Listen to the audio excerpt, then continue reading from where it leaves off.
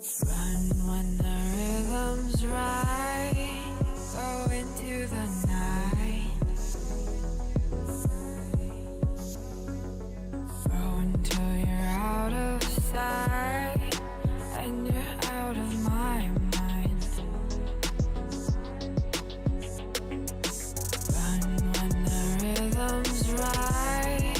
Go into the night. Floating as the river flows, easy as it goes to the ocean. So walk on by, I've got no reason to love you, but I do, I do, I do.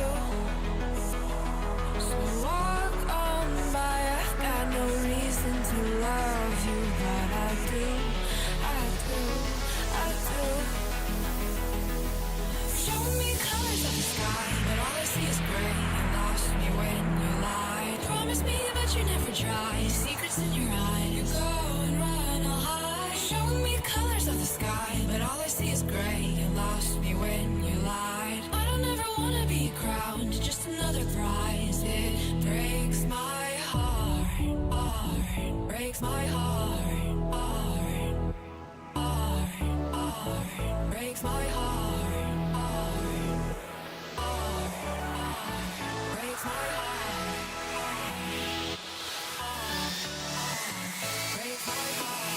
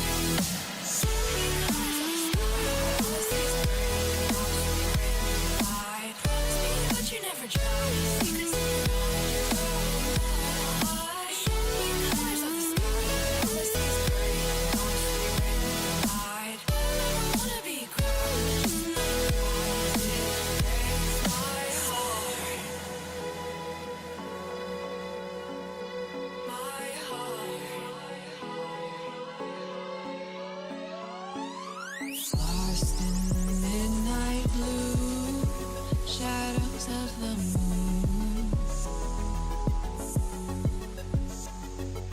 Here with open arms for you, feeling something so new. Said with me you'd reach the sun. Oh, but we were so young. Love me till the summer's done, but keep me in your heart, so I hold on. So walk on by, I've got no reason to love you, but I do, I do, I do. So walk on by, I've got no reason to love you, but I do, I do, I do.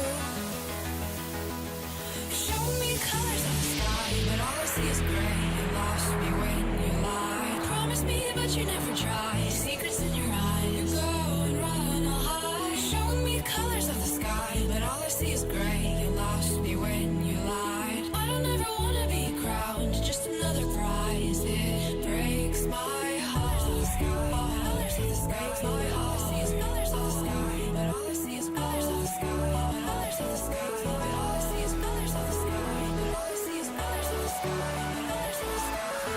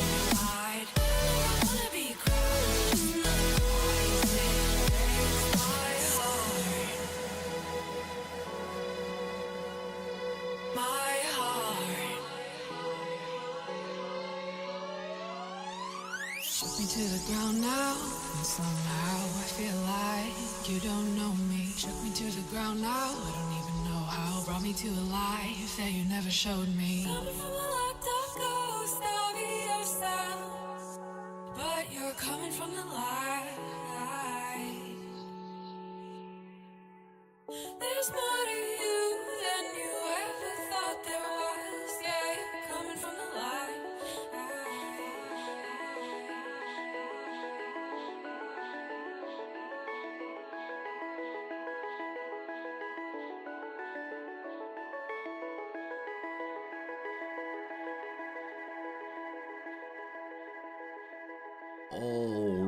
All right. Good morning, good afternoon, good evening, and welcome. My name is...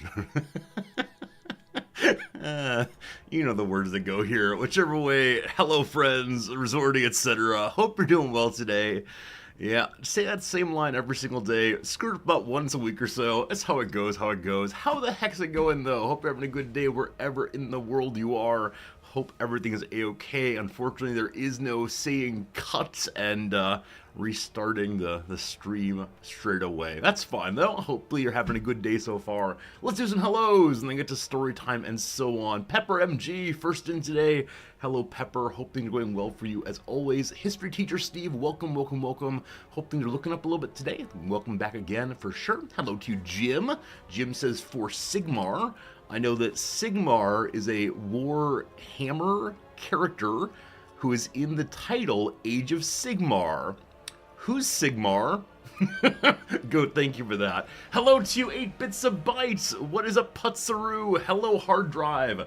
Welcome in, HPG. Hello to DJ One Violet Imp. How's it going? Welcome to the channel for sure. Good to see you, College CS Prof. Hello, Ellisville. Hello, Marks. Hello everyone, I'm glad you're here today, and thank you for taking time to just be with me as we get started on yet another Warhammer 3 playthrough. Sigmar is the God of Order. Okay, thank you very much. God of Order is Sigmar. Have we seen a statue of Sigmar maybe somewhere? Have we seen someone calling out for Sigmar? The name Sigmar feels familiar in a way that many other names you all mention do not. With that said, if you're new to the channel or new to my Total War playthrough, this is the level we're working with. This is the level of knowledge we have on offer here. We have some words, and then who's that guy again? What's going on? I did not grow up in the Warhammer family, unfortunately, but I'm trying, but I'm learning. Things are getting figured out gradually. Hello, Klaus. Klaus says for Narnia. You get back in your wardrobe, sir. Good seeing you, Klaus, for sure. I have been playing Vermintide, though. In Vermintide, we've learned about 5 characters. They are like some fire woman. She's a superhero. Her name is Fire Woman. A mercenary fellow, a dwarf guy, a witch hunter, and then an archer elf person. I don't know if these 5 characters are canonical. The particular names, one's named Victor something, one's named Marcus. Not sure if these are totally understood characters that are part of the wider universe, or if they just exist inside of the Vermintide universe. Whichever way, it's been fun playing that. It's fun to once again head into a world I want to know so much more about. This will probably be our 3rd or 4th playthrough of this game. Today I've decided we're going to do our first ever Empire playthrough. All I know about the Empire is that they have an emperor whose name is vaguely German. I've forgotten what it is. And they seem made out of humans. Past that, no idea. Oh, I think last time also we saw they had a lot of machines and cannon and so on. But we got the new DLC. The new DLC has 3 new leaders in it. One of whom is an Imperial person named Elspeth. I know nothing about her past that. Except that she is part of the Empire. So we're going to do that playthrough and see how it goes. Emperor's name is Karl Franz. That sounds pretty German to me, yes indeed. But should be a good playthrough. So darn excited for it. I am curious, those of you who are also playing this game though, which playthroughs are you choosing? What are you playing along with me today? I'm a little sad that we're saying goodbye to our last game. Our last game was Stellaris. It was such a fun playthrough, but in the end, things didn't quite work out as we wanted them to. That said, we played it for about 2 weeks. It was a great time. We learned a lot more about the game. We went deeper into some systems than ever before and accomplished some things. That said, I find late game Stellaris occasionally a little bit boring, so I'm okay moving past it. Such a great run. That ending, yes, it was a very, very sad ending. Did Mother not love me? Unfortunately, she shows her love in her own way. So, either she was lying the whole way through, or the developers not planned for a player like me who wanted to accede to space mother robot Buddhists' demands about the world. And unfortunately, this particular crisis, this endgame scenario, has a timer. And I didn't know that. So I spent a very long time thinking and preparing and building ships and massing ships, etc. And then suddenly, kind of out of nowhere, it popped up with, "You have lost." And then that was a pretty bad moment. Especially because we play on Iron Man difficulty, so I couldn't reload a save. There was nothing to do except to accept that, yes, indeed, we have lost. There was that. I went ahead and made a little post over on the subreddit, on Stellaris subreddit, saying, golly gosh, it would be nice if there were other ways to go on this crisis. The community seems split on that one. The one hand agrees, for RP purposes, it'd be very cool to be the loyal knight of the evil queen. That's what I was going for. The other portion of the community seems roughly to be saying, you don't understand what a crisis is. Of course you have to fight. If not, what's the point of crises? And so, a little bit split, but I had a nice time. Anytime I post on any of the Paradox subreddits, I tend to get that kind of response. Some people are totally on board with what I'm selling, and the rest of them are pretty well convinced that I actually am a deficient gamer. That's how it goes, though, how it goes. Redbeard, good morning to you, my friend. Hello, Mike. Welcome in, Garvin. Good to see everybody today. As you well know, my wife's best friend is in town now. She arrived yesterday afternoon at the airport. She was supposed to get here at about 3:10 or so. She did land on time, but immigration took a very, very, very long time. But we didn't know this. She didn't send us any text saying she was having trouble getting through. So we stood at the entrance to Japan, / the exit from the boarding area or disembarking area for more than an hour, looking at every single person who came out. Now, because I am fairly tall and Nams is very short, it was my responsibility to identify Nams' best friend. And so over the course of an hour, it was, not her, not her, not her, back and forth. And after an hour or so, we get a text message saying, I should be out in half an hour or so. Having wasted all of that time, and more importantly, energy. It is difficult to stay on top attention, identifying everyone as best you can for that long. Just looking like a weirdo. I'm afraid you're right. Yeah, probably an absolute idiot.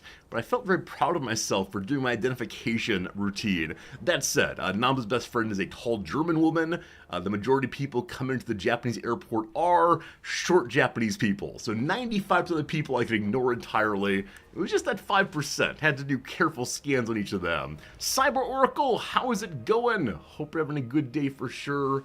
Hope things are good for you. That said, with Nams' best friend here, one would probably think that Nams is off doing fun things and hanging out with her friends.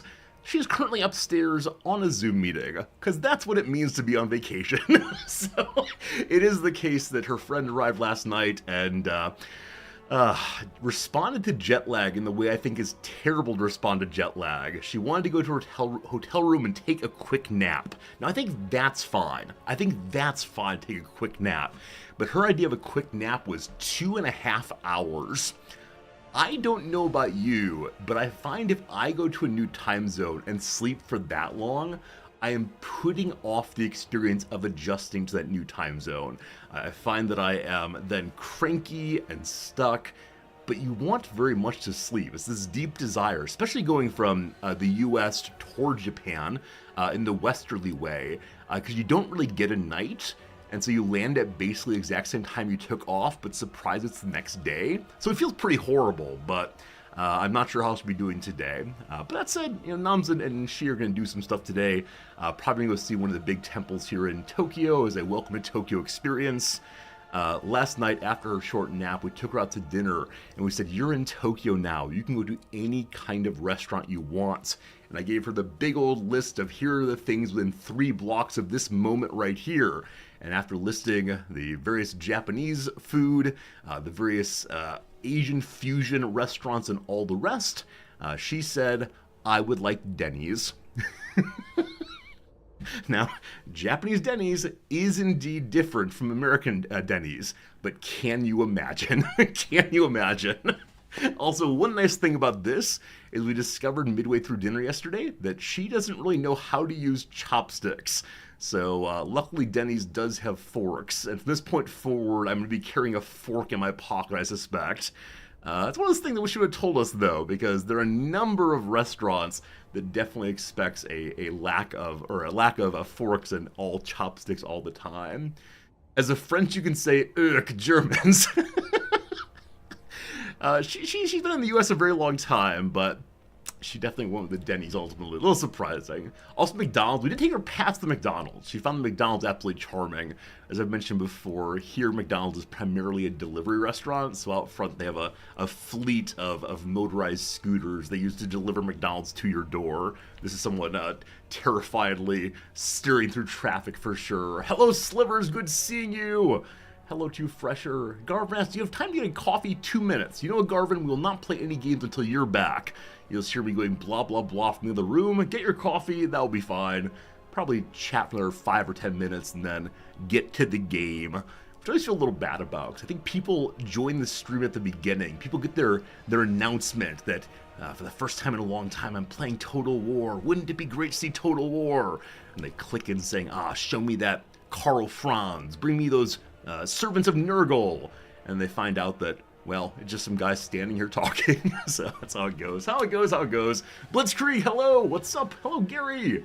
Hello. So as many of you know, next Monday I begin teaching. Teaching is returning in earnest very soon. Excited for it, etc. That said, last night I began getting the emails. Many of them just fine. People wanted to join my class, whatever, all cool. One student sent me a message saying that after 3 or 4 weeks, she is going to need to take a day away from the class for an interview. Cool, whatever, you do you. And then this one student. This one student emailed me saying, "Hello, Professor, I'll be missing the first 2 weeks of class." I would like to remind you, this is the summer session. The summer session has only 8 weeks in it. 2 weeks of class, math majors, go. 2 weeks of class is a tremendous portion of 8 weeks. And so it's for her sister's high school graduation. She's going back to the US for her high school graduation and thinks it's silly to go back for only a weekend or so. So wants to take a whole 2 weeks while she's there. And on the one hand, my response as always is, you do you. On the other hand, I just don't know. I just do not know what to say about that, because that's a lot of material. And though it's the case that I would normally say talk to friends you have in the class, work with them to pick up what you've missed, it's before the first day. It's before the first day, so they have no friends in the class. They have no one to connect to at all. It's very, very strange. Placebo, thank you for the kindness. I'm glad you're enjoying hanging out with us. It's good to see you for sure. For you to say, talk to the dean. If they say okay, then it's okay. I mean, in my case, I'm okay saying, look, I don't have an attendance policy, but this one really is on you. I'm willing to give you the kind of help I'd give any student who misses a day, but I will not re-lecture. I will not tell you every single thing we talked about. I'm happy to chit-chat about ideas in some sense. I'm not happy to just replicate my lecture. So I sent her an email saying as much, saying, you've made a choice here. Let's see how it goes. I wish you the best of luck. But I think one thing the students often are surprised by is I don't have a PowerPoint deck. A lot of professors at this school and many other schools have these PowerPoint presentations. I sound very old right now, but here I go. PowerPoint is have these PowerPoint presentations that they will give to students who miss as a way of giving them the lecture in miniature. Unfortunately, the way that classes like mine work, though, I can't really predict day to day what we end up doing. I have our general topics I want to cover, but we follow the ideas where they go, and it's impossible to replicate that kind of thing. And occasionally I'll have one PowerPoint as a demonstration of some topic. I'll have an image to discuss to get things going, but I don't have things laid out more than that. If only I recorded the lectures so I could put them up on Twitch and y'all could watch me. If only. Exactly exist. I've said 1,000 times that if you use PowerPoint, there's a chance the students will only care about the PowerPoint and write down everything on it very, very quickly and then ignore everything else. So that's how it goes. Now, there are probably some fields that PowerPoint worked much better in. Back when I was thinking about going into medicine, I took some biology classes, and the professor in that had a very clear PowerPoint that he went page by page, step by step, all the way through. The part that was funniest to me, but to no other student, I was a professor already at this point, at the very bottom of his PowerPoints, there was a line that's been like, "This presentation prepared by McGraw-Hill as supplement to whatever textbook we were using," which to say the professor didn't even make the PowerPoint. They were just using something that some company had made and just kind of clicking through it, and it felt like death. But I think it probably works better in fields like that where there are very close and careful definitions that one is constantly working with. In classes like mine, there are important terms, there are definitional elements that really matter, but they're ones I can quickly sketch on the board, as opposed to every few minutes a new clear word we have to work on. Instead, we tend to take one key idea or two key ideas, then unpack them more slowly than just memorize this and on we go. But that's what's coming up in my semester. I haven't met any of the students yet, and I already have a slightly negative attitude towards one of them. So that's how it goes. Yeah, let me ask one last time before we get to the game. Anything you all would like to share? Anything going on in your neck of the woods that you'd like me to talk about or engage with? Things you want to say are good news, bad news, neutral news. Whenever that part's done, we'll go play our game. I'm pretty excited for that, but I do want to check in, like most days, to make sure that you feel represented also. Claro says your supervisor's an idiot. Whew. I'm sorry you had a bad run at work. Hopefully you become the supervisor, or the supervisor replaced, or otherwise you find yourself into a better position. That's awful, though. Redbeard started playing Town of Salem 2, and you're bad at it. I didn't know there was a Town of Salem 2. I played the first one. It's very similar to that party game called Werewolf, in which a portion of a party is against the other portion. There's lying, there's falsehoods, things are not great, and ultimately you try to discover who's working against you before they kill you all. It's fun stuff. Hello to you, Snoot. It's good seeing you. Absolutely. HPG, you're doing well. Try to have dinner plans. Oh, HPG, regularly you mention that you get massages. I don't know what I've done.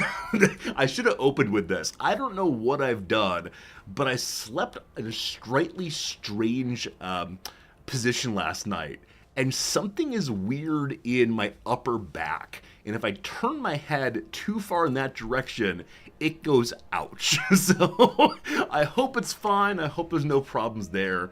But yeah, I think it's the kind of thing that, it feels horrible. So luckily the majority of my streaming is leaning right here, watching this part. You, of course, are over in this direction. You all are in this direction. I'll just need to turn all of me instead of just some of me. Try to warm shower. Yeah, I always shower just before stream. So in between waking up about 2.5 hours ago and streaming, here we are. Or I was showered in between, and it didn't help, unfortunately. 29 days until Elden Ring DLC. Hey, congratulations, Slivers. Hopefully it's a good one. I still have not finished the base game of Elden Ring. I probably got 15 or so hours into it, and then life got busy. I think that was when we moved to Japan initially. I was playing it during the packing period, and it just moved, unfortunately. Dogberry, you get injuries like that every few months. Take a month to get your back or neck back again. Welcome to getting old. Oh, that's just the truth of it, isn't it? That is just the truth of it. I had a professor years back say, the moment he knew he'd gotten old is when he could not wake up in the morning without something hurting. On the whole, I'm not quite there yet. Most mornings I wake up feeling generally okay, but I know it's coming. I know it's coming for sure. Now, maybe I need to go to a Japanese massage parlor. Maybe I need to get some, like, they call it bone setting here. It's similar to chiropractic, but more traditional art called bone setting. Maybe I need to go do that and bring you all along as a live stream for sure. I don't know. Hello, Noms. Hello. Do you want to say hi or are you busy? Noms will come and say hi very briefly. That will be a good thing. You're playing some Ghosts of Tsushima. Awesome. That's a new... Hi, very briefly. How about hi very shortly?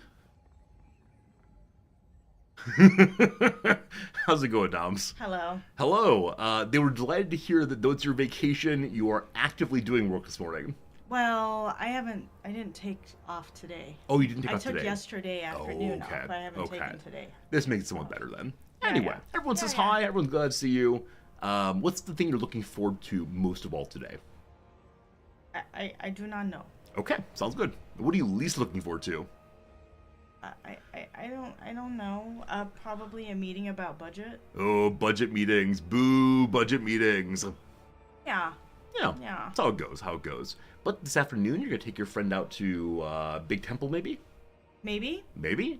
Or many other things. We'll see where she wants to go. Many things here in Tokyo. Gonna be good. There are many things in. There are quite a few things, including Denny's.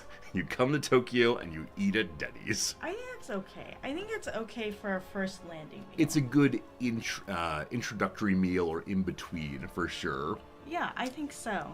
Because you don't want to, like, I don't know. In the last week, we also had experiences of, like, welcome to Tokyo, here's a bunch of sushi. And, like, Yeah, for people who are not into sushi, it's a bit of a push right away.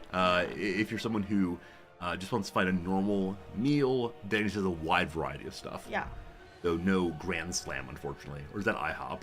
Oh, yeah, that's right. Yeah, all the funny names in the States, right? Moon's over my hammy. Does not work in Japanese, unfortunately. Yeah, there is none of that. They're probably better puns, though. Maybe the Denny's Corporation will work on finding better puns in Japanese. Yeah. Anyway, hello, Klaus. Klaus is unfortunate. Klaus is a journalist. Klaus is writing hard-hitting stories with the local city council and getting in trouble with the mayor. They're never going to talk to you again. Oh, that's how it goes. Anyway, Noms, I hope you have a good day at work. I hope things are nice for you. I'll see you this afternoon, maybe. Yeah. Okay, I'll be here until I'm not here, and then I'll be here. Okay. Very good. That's very nice. Absolutely. Goodbye. Goodbye. Thank you. Appreciate you. Appreciate ya. Anyway, friends, good chat with you as always. Cyber, I saw you're interesting in good news. I'll message you that off stream, but congratulations and good luck to you indeed. And HPG yells bye, Noms. Bye. There you go. Noms yelled a response to you. Hopefully you heard that too. Friends, it is time for us to pivot over to a little game called Warhammer III. Warhammer. It is time. Here we go. The blather is over now. Though many of you have good things to talk about, please continue chatting. Chat amongst yourselves if you want to. I'll be over here pushing the buttons and talking about stories. With that said, we unfortunately failed our last campaign. That's not quite true. We did some fun things. Things worked out. But our Enton Lord, what was his name? His name is not Argulon. I can't remember the giant tree guy's name, but I really enjoyed Giant Tree Guy's name, and our Tree Guy's playthrough rather, and I will miss him tremendously, unfortunately. Incidentally, ad break starting in 30 seconds. This ad break is 3 minutes of ads, I guess, and then back to the game. You'll only miss me picking an empire and reading all of their lore. That's how things tend to go there. Fozzie, you say you watched the VOD from yesterday's Stellaris. There was a progress bar at the bottom of her dialogue screen. I completely missed that. Do all crises have a progress bar at the bottom of the screen, or is that a new thing? Anyway, I definitely missed it, and I feel bad about that because I was so confused about why the game was suddenly over, unfortunately. Maddie B, thank you for the Prime sub. I appreciate it. It's just time for a new playthrough. We have done the Lost God playthrough. We've not done the Realm of Chaos yet. At some point, I should do this. Some point, I should do the Realm of Chaos and enjoyed that storyline also. Because I do really enjoy storylines. I enjoy learning more about the Warhammer universe and getting a sense of who these people are and what their motivations are. I understand the dwarves' motivation, grudges. I understand the chaotic people's motivations are like eating babies, possibly. Not quite sure on that one. What's the Empire's motivation, though? If we're playing Empire this time, is it to put order into the world? Is it having the law? Is it what? Let me know. I'd love to know. And I'm guessing each of the lords has a slightly different motivation. They're not monolithic, but I'm guessing there is something in particular the Empire is known for, almost certainly. Hello, Fernanth, it's good seeing you. Are there gnomes in this game? I don't know, because we had an engineer fellow in our dwarf playthrough. He may have just been a dwarf engineer, but if I were playing the World of Warcraft, he would strike me as being a gnome engineer, so I'm not exactly sure. Marks, everything you've heard about this game says the Realm of Chaos campaign is terrible. Really, really, really. That surprises me, because last time we were playing this, a number of people said, play Realm of Chaos. Now, I'm not sure if they were people who were masters at the game, or if they were instead people who just wanted to see a storyline as opposed to random clicking on random buttons. Once again, though, we'll be playing the big campaign. We've unlocked 3 new heroes with the new DLC, which I picked up this morning. I want to look at each of them just to see what we got exactly, but we'll be playing only one of the 3. Of course. One's a dwarf. The dwarf fellow is this guy right here. His name is Malachi Machiason. Not sure which one. He sets out to engineer his doom in a blaze of glory and adventure, taking flight from Krakadrak in the legendary Spirit of Grungni. So he's engineering his doom. Does that mean he's a slayer? In that he wants to die? He's wearing a shirt. I thought that the Slayers didn't get shirts anymore. Instead they got war paint. But I like his hair very much. Having some kind of like giant mohawk is absolutely fantastic for sure. Over on the right hand side you can see his special effects. Every lord has a few of them. His special effects are having the Spirit of Grungni's, maybe airship buildings. So that's special airships, maybe dirigibles, not sure. Also, deranged munitions. What are deranged munitions? Armor-piercing magical attacks. The experience might look like madness. Results unleash devastating firepower. Likely as a giant rifle, shotgun, I'm not sure what this is, but artillery cannon in hand. And lastly, a bonus to artillery and flying war machine units. You will recall in my last dwarf playthrough, we had one flying machine that we got at the beginning of the game, and it was destroyed. That made me very, very sad. The end. Mankind's motivation is the preservation of mankind or survival. It's like the HRE, German-themed Renaissance style. Very cool. With electors like the HRE, how often has Karl Franz been reelected? One thing I'm not sure about in terms of Warhammer is the duration of the big old storyline relatively brief, quite long? Is there a term limit on the emperorship? Is this game set only inside of the reign of Karl Franz, or are there different emperors at different times? Who knows? I want to know though about term limits in particular. Incidentally, speaking of term limits, yesterday I was reading about the Roman dictators. Because I was reading an awful politics post on Reddit, and the big discussion about do dictators give up power, and someone was insisting, look at the Roman dictators. And it's true. This great guy named Cincinnatus. You might know of him as the namesake of Cincinnati. He was a farmer who was brought in to be the supreme leader of Rome. He was in charge for 15 or 16 days, went and defeated the enemies, and then went back to being a farmer, which I think is delightful. I think I knew this guy previously, but I read in a little bit more depth. Now, I think that story, or at least some parts of it, may be apocryphal, but at least it's a large part of the Roman mythos. And even today, it's seen as being a moment of like being a good civilian and showing good civic virtue. Apparently, George Washington referenced him in his messages as well. So, delightful stuff for sure, for sure, for sure. Klaus says, Resorti was thinking about the Roman Empire. He's a real American man. Oh God, you're right. A few months back, there was that, how often per day do American men think of the Roman Empire? And I said, other than when I'm playing a grand strategy game, never. But no, yesterday, absolutely. I was all in on reading about the Roman dictators. So that's how it goes, how it goes, how it goes. Dictators of Rome were elected for 5 years and had to step down. I don't know anything about that. I will believe you. I know Caesar was given the rank of dictator for life to reform the Constitution and all the rest. But I love that someone would take absolute power for 2 weeks' time and then say, that's good enough, back to my farm I go.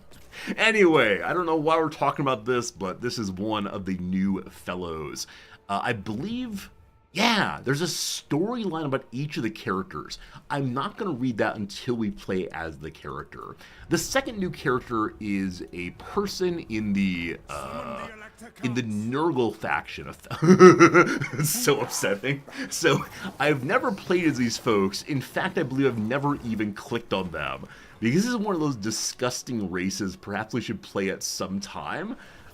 Disgusting race that...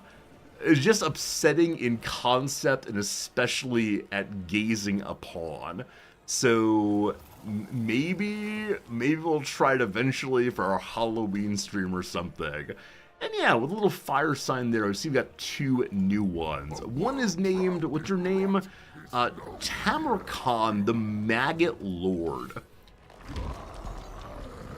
Why is his face that way? What? It doesn't seem particularly hygienic to have a split in one's lower lip. I don't know. The Maggot Lord is intent on proving his supremacy as Nurgle's most powerful champion. So Nurgle is the Chaos God, correct? Nurgle, gross. Other fellow is Epidemius. Epidemius ventures forth in the forest of decay. He has maggots on him. That's not good. I mean, maggots can be used for various kinds of skin debridement. Maybe he's on the forefront of medical science. He has the hope of cataloging the Plague Lord's many fetid gifts to the mortal world. So he rides around on his... what's that called? His litter, right? On his litter, trying to understand what his god has done. I'm actually surprised these folks are literate. I don't mean to say dirty folks just are illiterates, but it seems like they have more important filth to get into than reading the books. Nurgle is the chaos god of life, all life, perhaps even very small life. He loves every living thing equally. Okay. What does the word love mean when it comes to chaos? Like, is it genuine loving? Is it, like, desiring the affirmation of whatever? And if that's true, why are his people set on war? Right? Because if Nurgle loves everything, wouldn't he also love the Empire? Right? Wouldn't he also love... the dwarves, and so want them to be accepted as well. He's called Papa Nurgle. Why? So I know in some voodoo religions, Papa is used for names of the gods. Is this based on voodoo religion? Is it that he brings Christmas gifts? I don't know. I don't know. I'm just strange. Nurgle's the chaos god of entropy, everything rots. I mean, sure, top Monterey and so on, but I don't understand what the word love means in this context. Anyway, fine. These things are good. He loves life as decay, the return to primordial sludge rather. Okay, I get that. And so he wants to help them along the path of decay? Something like that, maybe. Something like that, maybe. Agellius, you're absolutely right. Absolutely right. Cincinnatus is very, very early in the Roman period, back when they're fighting the tribes still. Okay, well, that's some more characters we're going to read about someday, but not quite yet. These Lord effects probably make no sense to me, given I've not played as these characters. But it is now time to see who we will play as whom we will play. The Empire. The Empire. I've had no Empire play at all. We could play as the Emperor. We could play as Balthasar Gelt, looking like a little mage there. Fancy, fancy. He's the man in the Iron Mask. There's DLCs for hiring Marcus Wolfhart, the Hunt Marshal's Expedition. Also a fellow named Volkamar the Grim. Again, another mage type, possibly. Preaching from the pulpit of Sigmar. The person we will be playing today, Elspeth von Draken, or Draken. I believe she's on a dragon. I believe she is flying around a dragon. That is ridiculously cool. She's summoned to Nuln, wielding the power of the Amethyst Order to answer the Elector Countess of Wiesenland's call to arms. Alright, so those are a lot of words I only vaguely know what they mean in this context. In many of the factions and lords we've chosen, the person on the battlefield seems also to have political authority. Most obviously with the Dwarven King, he's the king, he's also doing the fighting. In this case, the Elector Countess is the political side, and she is the military side, it seems? Not quite sure. I want to read the lore, and then we'll look at the various effects of playing an Imperial person. So first of all, what is the Empire? Lying at the heart of the old world, the Empire is the greatest and most powerful of all the kingdoms forged by men. But it's a realm in constant turmoil, both from enemies without and strife from within, as rival Elector Counts vie for the throne. Whether fighting between themselves, the many exterior invaders, the greatest nation of man can muster a formidable army of disciplined warriors, magic, steam-powered wonders, and menageries of fantastical beasts. Now, the twin-tailed comet blazes across the sky once again, and a new emperor has been crowned. Surely an omen. The time has come to unite the Empire, secure its borders, and bring prosperity to its beleaguered citizens. What is the twin-tailed comet? Is this the time when the election comes? Is someone's term until we see the comet again, and then the emperor must retire and a new emperor comes in? Is it just an omen of good things? Is it, I don't know. I don't know. I'd love to know what the comet is, though. Apparently it does not give a -2 stability. Of the many characters, we're going to be trying Elspeth von Draken. I'm going to say Draken. This might be wrong, though. I'm not sure. For 3 generations, the name of Elspeth von Draken, Magistrix of the Amethyst College and Arch-Wizard of the Lore of Death, good lord, has been spoken of in hushed tones in the reeking tavern gutters and vaulted noble halls of none alike. An obsessive experimenter and mystic, Elspeth goes where she will, collecting and collating a storehouse of mystical artifacts and lore, which she guards jealously. Surrounded by all manner of occult items, Elspeth has become so saturated with the force of Shyish, the amethyst wind of death, that there are some who whisper she is no longer human at all. To her enemies, Elspeth seems to stand halfway between life and death, a violent specter in human form whose magic destroys all it touches. I assumed / believed that playing the Empire, we'd be, look, we're the good guys, we're fighting for light and justice, not we're secret sorcerers who may actually be undead. Strange stuff. The comet is a sign from Sigmar, the god of order. It references his warhammer. It's a portent of good things. Sigmar's symbol, this comet. Alright, so they see the comet, they say, God is with us still, and they then march to the fields. I got it. Wow. Alright, Amethyst Wind of Death is Shyish, which I assume is a demigod? Something like that? There are no good guys. Let me have the sense that there are some good guys. I need good and evil in my world, or I can't make sense of fantasy, because I'm a child. Alright, what does the Empire do?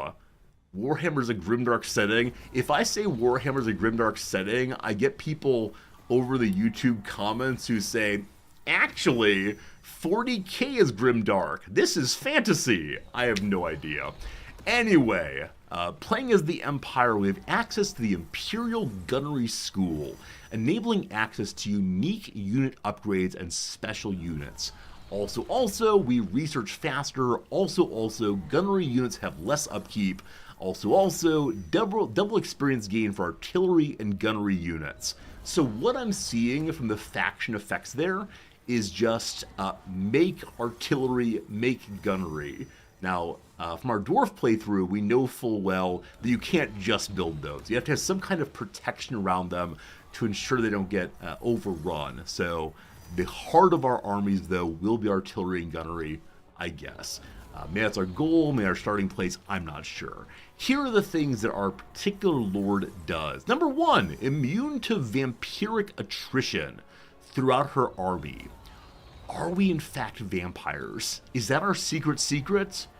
Because we did read that she has been hanging out for 3 generations. And she looks relatively young. 3 generations, I don't know, assume that people have kids at age 20 or so. That's like 60 years of people talking. And I gotta say, she looks somewhat younger than 80 years old. I don't know. Number 2, a cooldown for Lore of Death magic. We've done almost no magic playthrough at all. Almost none at all. We played as dwarves, they don't really have magic. We had in our other playthrough, our Wood Elves playthrough, some caster who was able to do a fair amount of healing, and I consistently forgot to use her spells. So hopefully I remember this playthrough, we'll see. Lastly, an ability called Dark Walker. It's hard to hit one that walks between worlds, straddling the line between life and death. Strider means speed and combat penalties caused by terrain are ignored by the unit. This is an active ability, so we have to push that button for it to happen. I don't know if we'll realize when she's being slowed down. I don't know if we'll realize when she needs more physical resistance. We'll try to figure it out. Alright, last thing to see, where does she live? She lives over here. Does the rest of the Empire live here also? Because I know when we played the dwarves, we had the one king guy in the mountain, and then the many other dwarf folks seemed kind of disparate on the map. The same thing with the Wood Elves. When we played as the Tree Fellow, that's right, the Tree Fellow, we had to go and take care of many other trees that were scattered all around the world map. Is the Empire together? There's a comment about trying to secure their borders. And so I assume that they are unified already, or quasi-unified. I got no idea. We'll see how it goes. The one thing that the good people of Warhammer did not send me was a map. What I really need is a mapless world, and I'll learn all of it. Anyway, Weishenland and Nuln is right there. Let's push the start campaign button. Enough blather. Been blathering now for nearly an hour. Here we go. If you're new to the channel, thank you for being here. If you're new to Warhammer, thank you for being here. It's time to read. From the icy sea of claws in the north to the soaring black mountains in the south, the individuality of the Empire's provinces is much defined by the landscape. Vast forests provide food and the materials of production, while wide rivers and traversable valleys facilitate trade and transport. Yet at times, the land itself seems to strive against progress, concealing monsters and enemies of all sorts amongst its craggy passes, and dark groves. Peril awaits within and without, but the nations of men have thus far proved equal to the challenge. So we resist progress because there's dark and terrible things out there, and hopefully we can find what will unite us all. I'm so pleased that this time the game loaded slowly enough that I could read the whole message. Anytime there's a big block of text, I have a moment of saying, will I get through it? One never quite knows. Alright, let me give you a second to ban an account in chat. There's the ban button. Be gone, bots. Be gone, be gone. We're at 98% loaded. The last 2% is always the longest. Percent there. I smote that bot for Sigmar. Will that be the theme of the playthrough? Will for Sigmar be what we say? This character is a magical artifact, an hourglass called Death's Timekeeper. I look forward to checking that out. Oh, video time. To die is to find Quiet video time. sanctuary. Can I pause you? Oh no! I pushed the escape key to try to get the options menu up. WIII shall embrace their mortality. Well, that's too bad. I want to watch that video. One second. We're going to start fresh. Obviously starting fresh. My apologies. Must see video. Must get myself out the screen. Oh no, it's going to have to reload now. It's going to have to reload now. Oh no. Alright, anything you want to talk about while the game reloads? Anything you got? Maybe it'll load faster as next time. Alright, let me go ahead and put myself away so I'm not offending us during the video time. How's the weather? Not terribly rainy, but still a little bit rainy. We're heading into the rainy season here. It's a little humid. I don't like going outside, but it's actually not bad, right? It's the part of the spring where things are... I don't know. Things are pleasant enough with the hint of unpleasantness ahead. We'll see. You can see it in the menu. Oh, content. Is it possible to just replay the cinematic? Well, too late now. I've made the game volume as loud as possible. Hopefully you can hear the voice. Also, there is a line of closed captioning at the bottom of the screen. So you will be able to read along, even if too quiet. We'll see. Swarm says you've got a friend from Japan recently. I swear that natto is very tasty. No, people who don't grow up on natto think it's not very good, especially me. It's fermented soybeans and it smells terrible. Anyway, continue button. Here come some videos. To die is to find eternal sanctuary. Safety from the horrors of this land. But to study death, to know its secrets, is to venture down a path that few dare tread.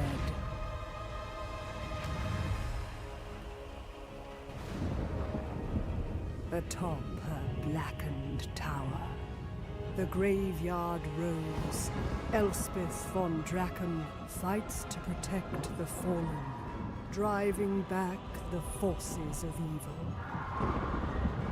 A perennial guardian of the Empire. Beneath death's shadow, our enemies fall.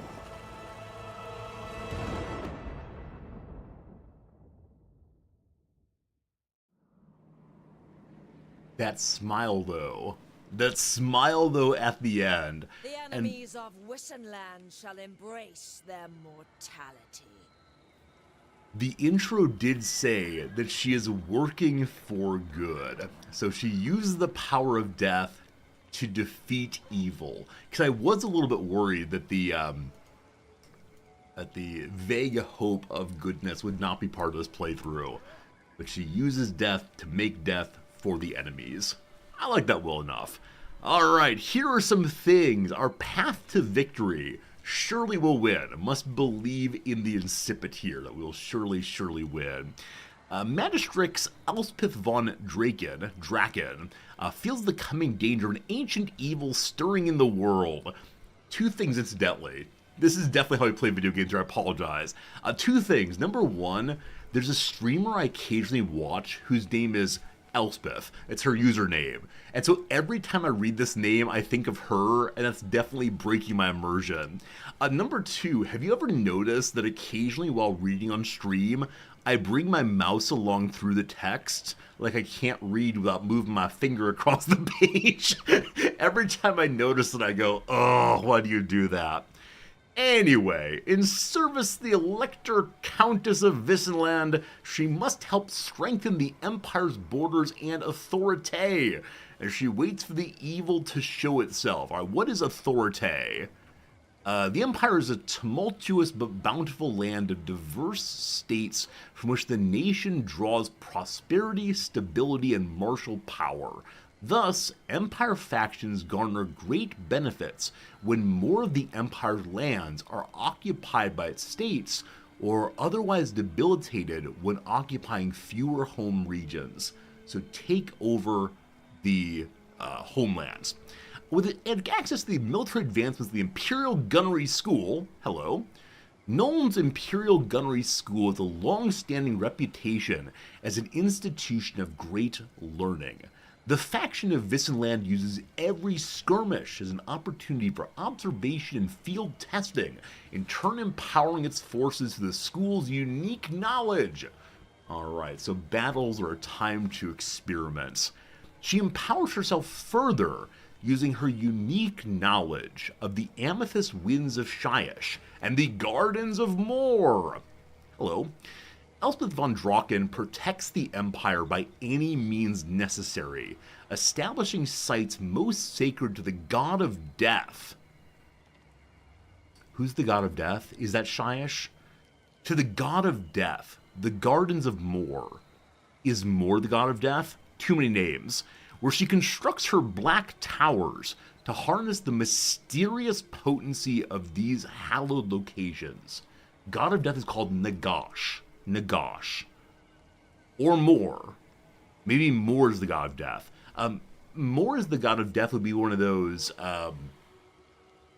names this game feel very close to normal languages a la Latin and so on, Mortis, right? Okay, so the God of Death is venerated to the Empire. So Sigmar, lead god of the Pantheon, then Moor and Shyish and so on. Got it. Securing the Empire's borders and ensuring the Imperial Gunnery School reaches its pinnacle will earn Wissenland and Nuln their campaign victory. So, big school, big borders, win, win, win.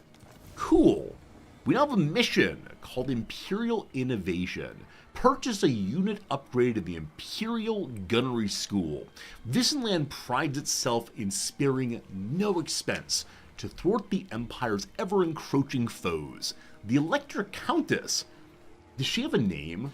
Every single time we've heard her referenced, she's called the Elector Countess. She must have a name. Maybe the true way we win this is discovering her name. Turns out it's Rumpelstiltskin. She decrees full access to the Imperial Gunnery School's advancements granted to me.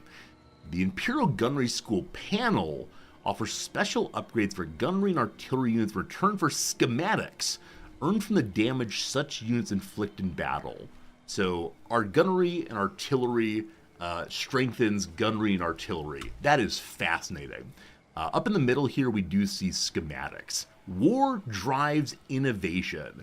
With every live fire exercise and field test, the Imperial Gunnery School's blueprints are updated to keep the Empire's workshops at the forefront of technological advancements. Alright, schematics gained in battle, schematics are spent on improving gunnery. Additional schematics are earned from special post-battle options when fighting against other factions that utilize gunpowder weaponry. Welp, time to go destroy the dwarves.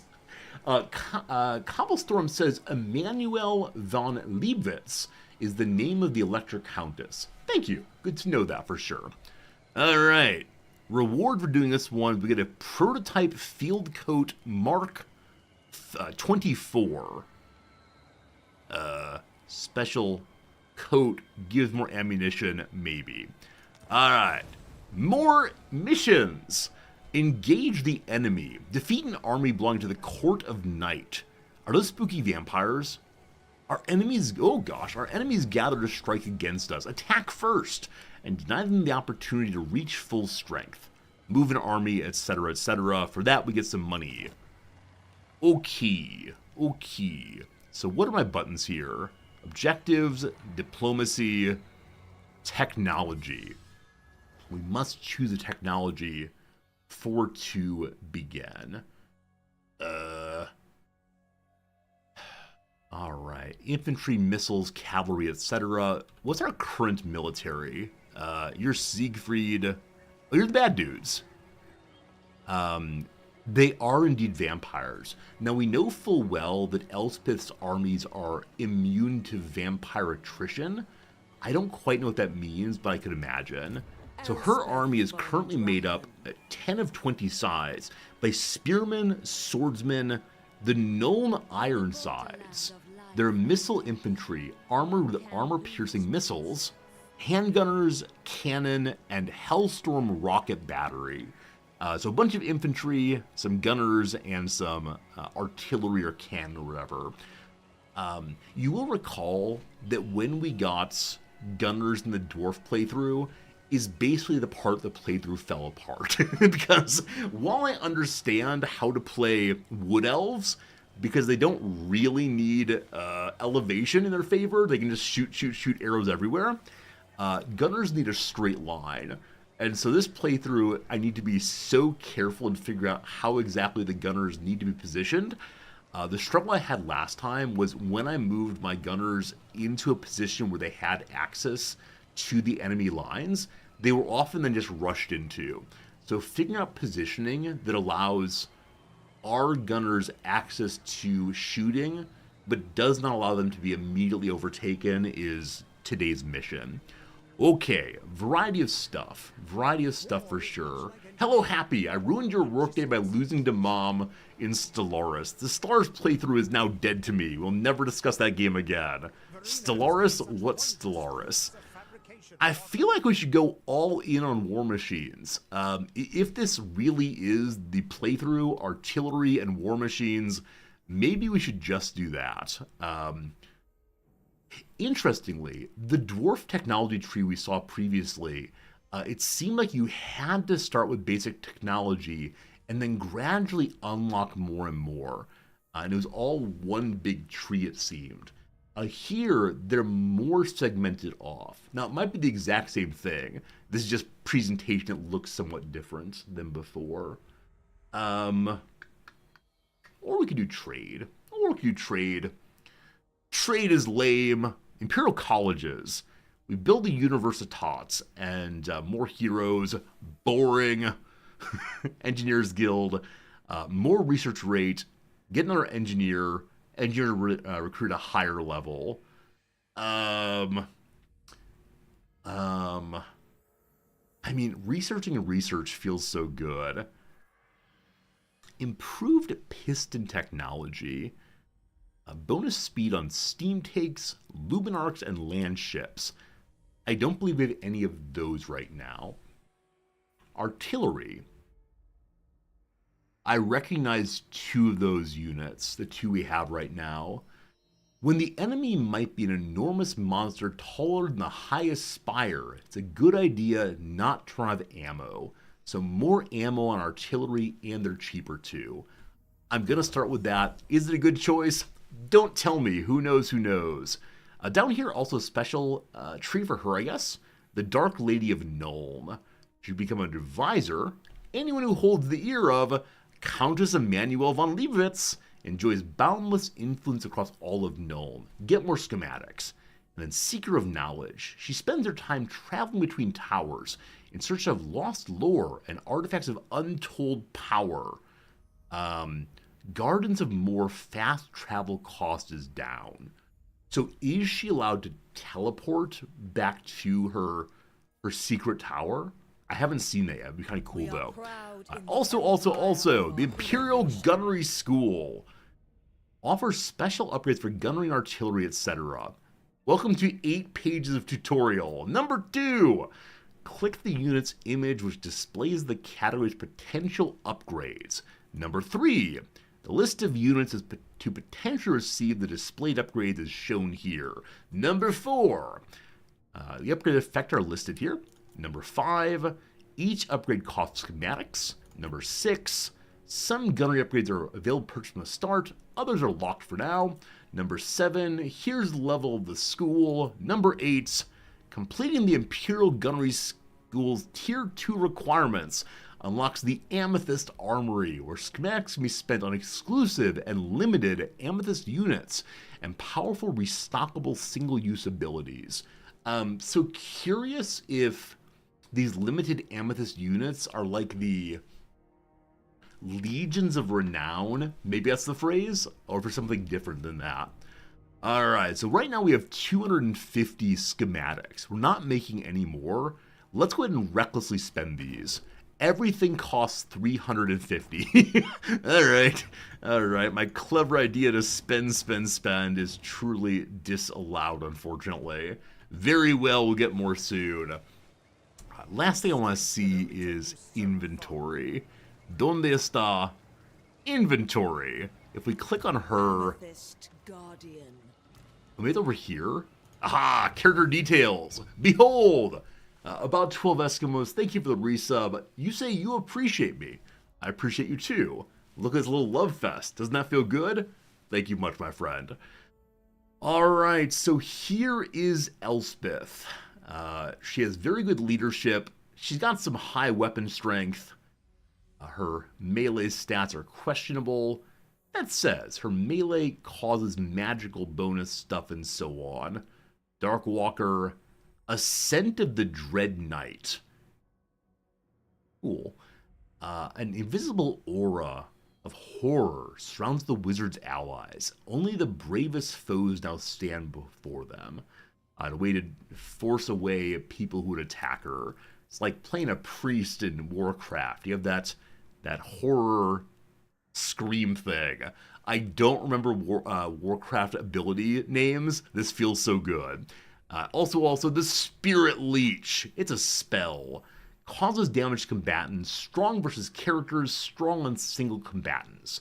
The wizard extends an ebon hand towards the chosen foe, leeching its spirit through tainted sorcery. And we have no items right now. I believe someone said there's a special item for her. Maybe we'll get that a little bit later. But she'll level up. That'll be nice. Looking like we can get horses and such. So even though the opening picture of her showed her riding a dragon, maybe we don't get that dragon for a while. I will forever yearn for that dragon we saw. And then she has some quests, apparently. We got a Pale Scythe and Death's Type Timekeeper eventually. A mission at rank 12, a mission at rank 15. We are currently number 1. Our other character's name is Lupio Gosser. Lupio Gosser. He is a man with a gun and a plan. He has abilities called Nothing Real. So he can encourage people nearby. As of right now, he appears to just be a shoot guy. I'm sure we'll learn some new abilities eventually. He has a sword also. So this is a question I have based on my playing of Vermintide also. Why are so many Imperial characters dressed like jesters? Like, do they have insufficient cloth? And so they're cutting down their curtains and just sewing things together like Maria in Sound of Music? Why is one leg stripes, one arm stripes, one leg solid blue? He looks like an idiot. The mercenary character in Vermintide looks just the same. Like, is it because the painters like painting them this way? It's the fashion of early modern German mercenaries. Oh, If any of you are part of early modern Germany, I strongly apologize for insulting your fashion sense, but it looks ridiculous. Alright, we also have, alright, Lupio, I'd like you to join Elspeth's army. Cool, we made a move. Here is Nuln. Nuln is where we live, that's what we do. We do not hold Dotternbach or Wissenberg, so we gotta head on down that way straight away. In Nuln right now, growth allows you to make bigger buildings, I believe. I can't fully recall. If we want to, we can upgrade our shooting range into a firearms academy. Military colleges such as this help prospective Imperial soldiers take their first steps toward becoming gunnery experts. We can get the Witch Hunter, as well as a variety of other characters. Handgunners, Outriders, our cavalry apparently, and then the Witch Hunter. Judge, jury, and executioner combined. A Witch Hunter will use any means necessary to burn heresy from the heart of the Empire. This is the second or third time we've seen the phrase, by any means necessary. This is super creepy, but I look forward to seeing what those means end up being as we drive back the hordes of not us. Also, there's a Witch Hunter character in Vermintide. I like him quite a bit. He has a fencing sword and then a pair of pistols. Pretty cool. Or we can build a new thing. So, these landmarks are unique buildings to the... Is it called a holding? Whatever these things are called. When you can build them, they're pretty good. Military recruitment, military support, defense, or infrastructure. I believe last playthrough, I did a bunch of infrastructure in my capital.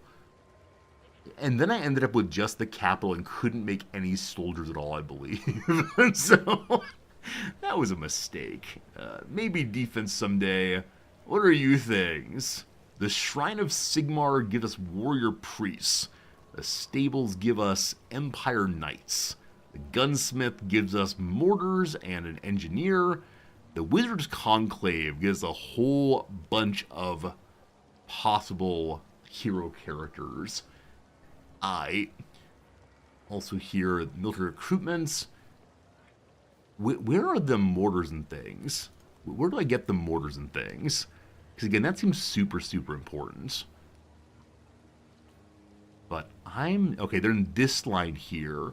Requires a level 4 city to get those. So until then, we just had ones we have. On a level 3 city, we can then get great cannons.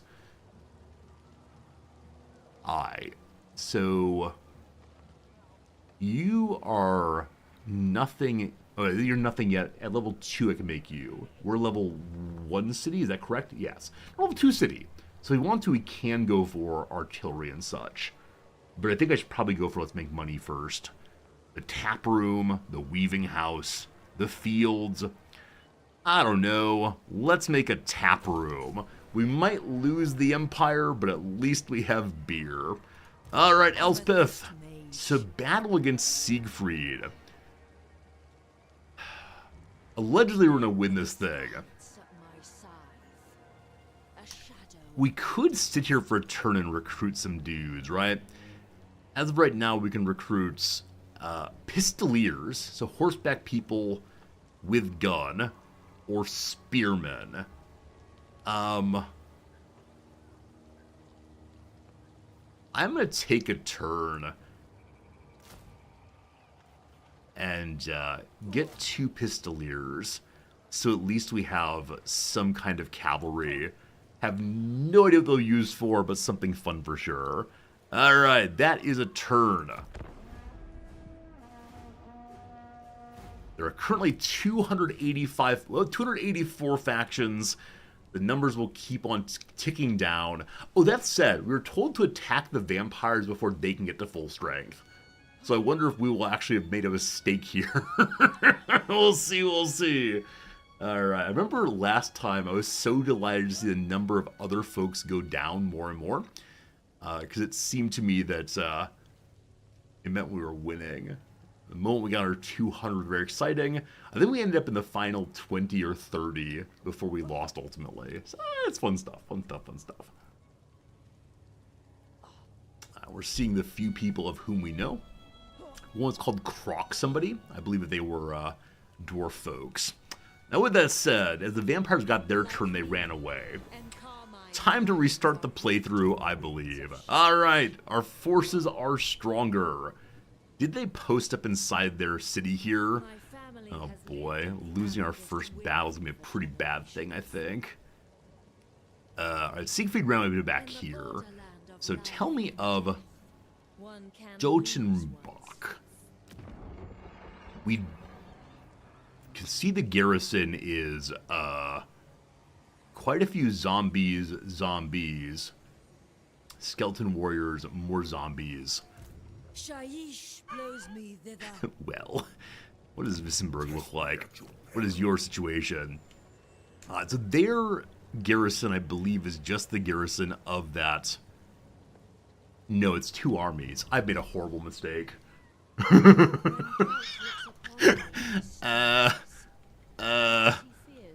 Let's go attack here. I'm sure this will be fine. I'm sure this will all work out. Don't you worry, team. We can't attack this turn. We can't attack next turn. That will be fine. Oh. If we end in dishonor, I promise we will restart the game with the same start and see what happens. Alright. 275. Down it goes. Now, if there are 275 factions, does that mean there are 275 different lords? Now, I know there are not 275 playable starts.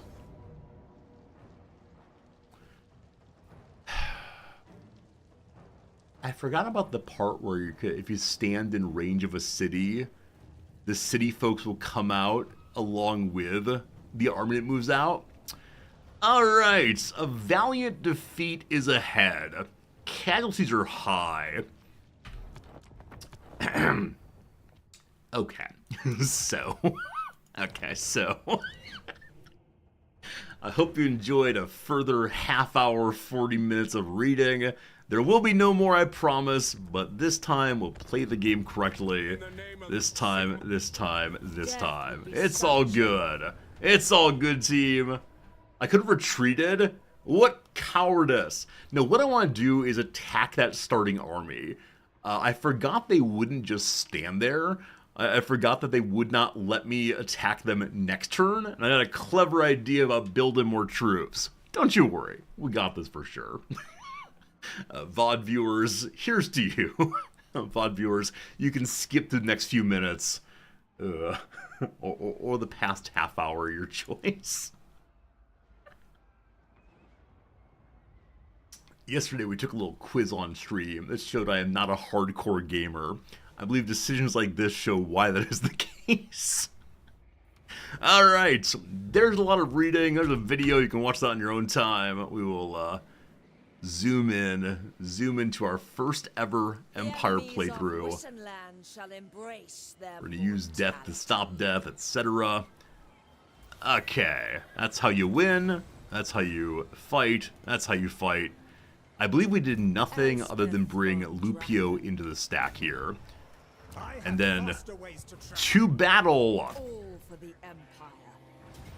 I built something also. Don't let me forget to build something. So if we auto-resolve, decisive victory, but no, we fight these things to learn how these forces work.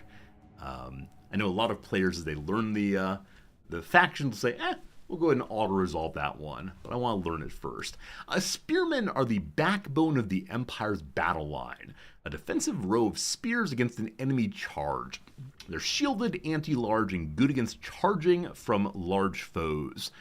Of these folks, 1 or 2 of them may be large foes. I think 1 is. I think this insignia here means that you are the big bopper. So we'll want to make sure that the spearmen, all 2 of them, take that charge.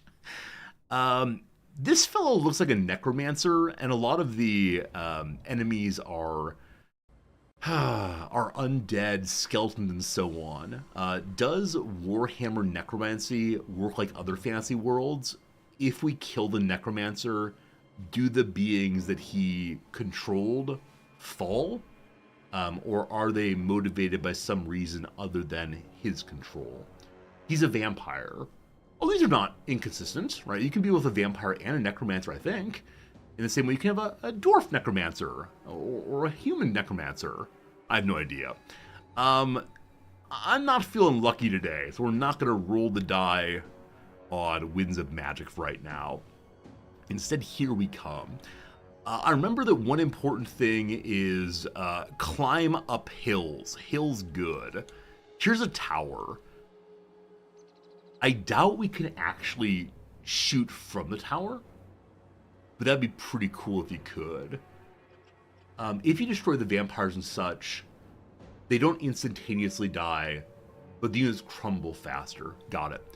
Got it. I know that's true for a lot of factions. Losing their general, big sad. I want to learn about the enemy units. I want to see who they are and what they do. So, you are zombies. Zombies have good binding. I assume that binding is relationship between the Lord and the Horde. That rhymed. Beautiful. And they're animated. Okay. It just says they're sword infantry. They actually do have weapons. Oh, I like their shambling. They shamble very, very well. Just having a little dance party before the battle begins. Alright, so that's group number 1. No special bonuses to anything. They're just sword infantry. Alright, beyond that, we have an army of skeleton warriors. They are not having a dance party. They're twitching a little bit. You can see them live at twitch.tv/skeleton guy. And they are sword infantry. Again, no special bonuses on them. Behind that, more zombies. In the middle, we have the Vampire Lord. Siegfried. Just Siegfried. That's all he's got. He's level 1. I thought you could see people's powers. Maybe just knowing he's a wizard should tell me something. These are the monsters, I believe. Crypt Horrors. Crypt Horrors. 16 of them. They're carrying clubs full of large teeth. Again, must take the charge on spearmen. Also skeletons. Skeleton spearmen. So not just sword people, but spear people also. And then over here we have a group of dire wolves. I remember from last playthrough that dire wolves come in very, very quickly and cause problems. I really thought that previously when you mouse over folks in the deployment section, it would say what they do. Like, is fast, is good against spearmen, but maybe not. Maybe not anymore. Maybe it never did, actually. Right, the folks that we have over here. I guess we just go fight up here. I think we can make it up that way in time. We could also drop back to here. This feels quite a bit more exposed. It's only once the battle starts you can see their cards. Got it, thank you. Okay, so, do you remember how to push buttons this game? The answer is no, we do not, just so you know. We have a group of cannon, though, and a group of Hellstorm rocket batteries. Wow. Pretty cool characters. Pretty cool. And they have a line of troops behind them for defense. We want to make groups. I recall that. So group up our leaders first. I'll put the leaders independently. Then the spear dudes. Then the swordsmen. Missile infantry versus missile infantry. Handgunners are Nuln Ironsides.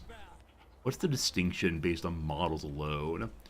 So these fellows have long rifles and attractive feathers. Looking good.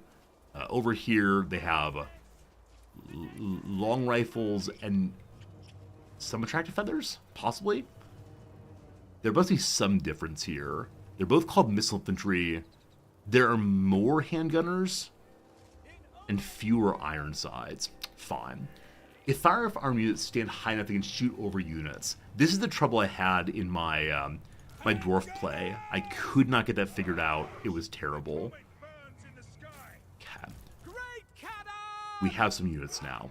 So, first things first. I'm looking forward to failing and climbing this hill. Gunners... not gunners. Artillery and such, I'd like you to roll up here. Wouldn't that be cool?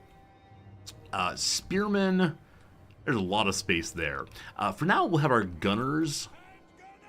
I hope this is sufficiently high for them to be able to shoot. I worry also that these need line of sight, but I'm not sure if that's the case. So I have my gunners stand in front of the missiles. I'm sure it's a great idea. I'm sure it's generally the best idea I've ever had. Okay. I don't believe enemies can come up this way, so I'm going to treat this as being not an issue. We'll see if that's true. Right. Also, spearmen. Your great duty is to take a charge in a while.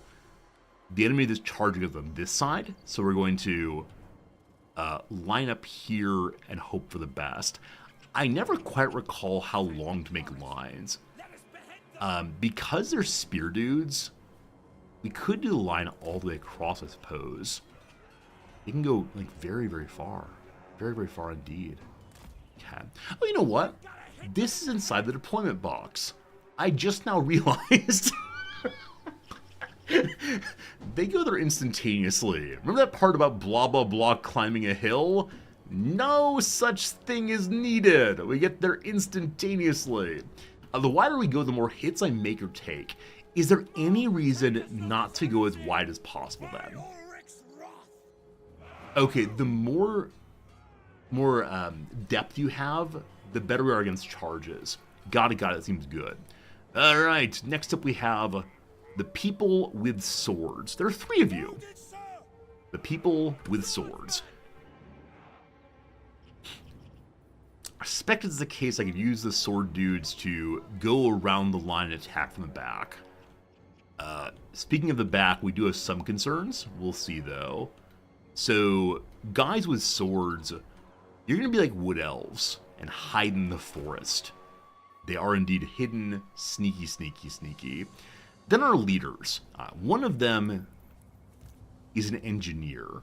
Engineer needs to have line of sight for his shooting. He doesn't have any special skills like dig in, which the engineer in the dwarf start did have.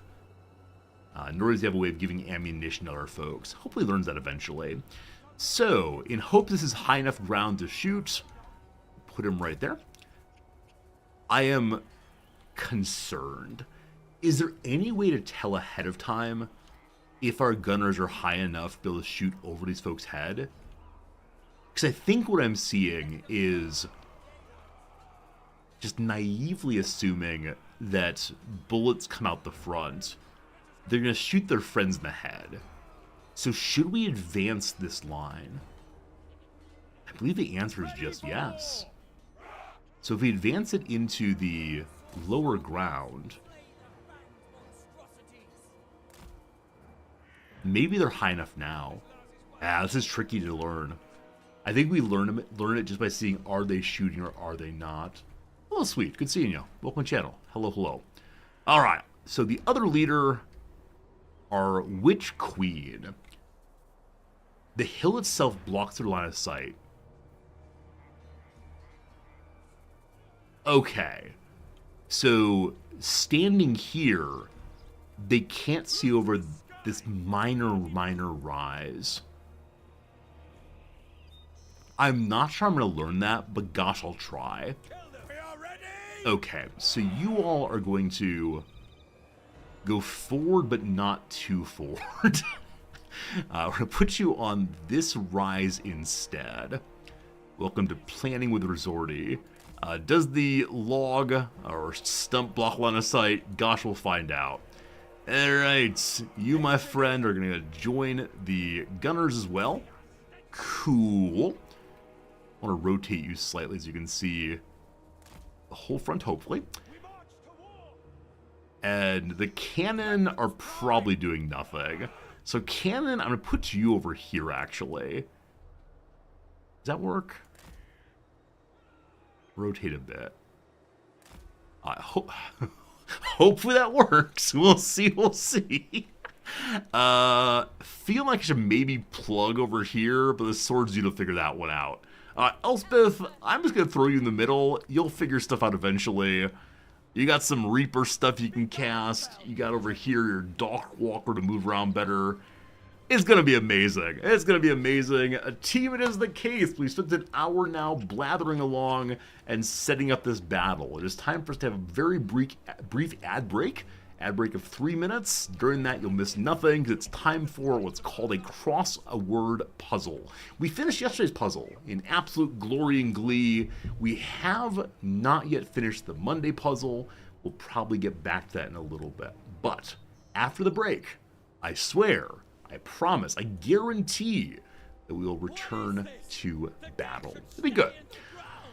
Alright, One Across resells at an inflated price outside the venue. This is probably referring to seats, it's scalps. Emulates Eminem, probably raps. Are you serious? I can't believe it, no way, no idea. Act like a ham, that's to overact, it's to emote, I believe. Big name in pop culture. Pop could be like soda pop, could be Pop Rocks.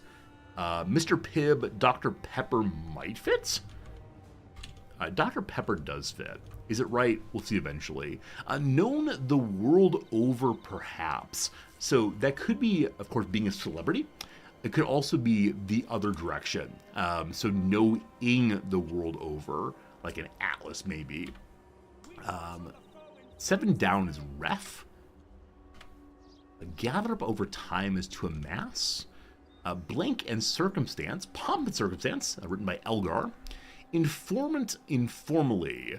I think that they're called stoolies. I think stoolie is someone who works for the police. I think short for stool pigeon. I wonder if that means like a person who sits on a stool and then talks about what they know. So knowing the world over is indeed famous. Dry as a desert, probably arid.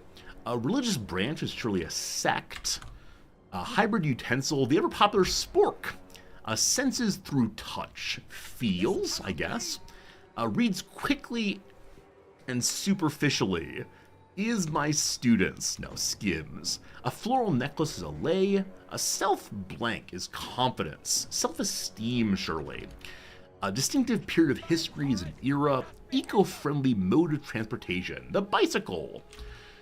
Filthy spot, probably a sty. That said, what is Dafes here? Bistros, cafes. So Dr. Pepper is wrong, and that's fine. The C here is correct at least. Alright, let's go ahead and do some downs so we can build off at this point. Dead Poets Blank, an 89 film. Is it really from the 80s? I thought it was the 90s. Dead Poets Society. One of the worst examples of teaching ever. It's good to have enthusiasm with students. It's good to inspire them. Do not rip up your books. Do not claim that you are special. Nursery feature me rocked. You rock the cradle. Part of a story or circle, those are arcs. Some July and August babies are Leos. Loses color is pales. One who tends to shirk work. The sickly. Are you serious is for real. So the slacker skips work. Coca-Cola, not Dr. Pepper. I think Coca-Cola may be the most widely known brand insignia in the world. It's either that or McDonald's. I can't remember which one it is. I think it's Coca-Cola, though. People recognize the distinctive brand. So the down here, common fairy tale setting is a forest. Good. Downs over here. What's the state motto of California? Eureka, of course. Winter athlete on a slippery slope is a skier. Long-winded rant is a tirade. Attach using needle and thread is to sew on, I'm guessing. Encanto songwriter Lin Blank Miranda, Lin Manuel Miranda. That is spelled wrong. Is it spelled wrong? I'm not sure it's spelled wrong. Membership fees are dues. Seems like it's spelled right then. Let me go ahead and do 2 more and then back to the game. Yiddish loanword for a real stand-up type. That's a mensch. Dynamite K-pop band BTS. Last one, I promise. Damage from normal day-to-day use is wear and tear.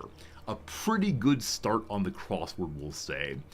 Book Club Alex, thank you for the resubscription. I'm glad you're here.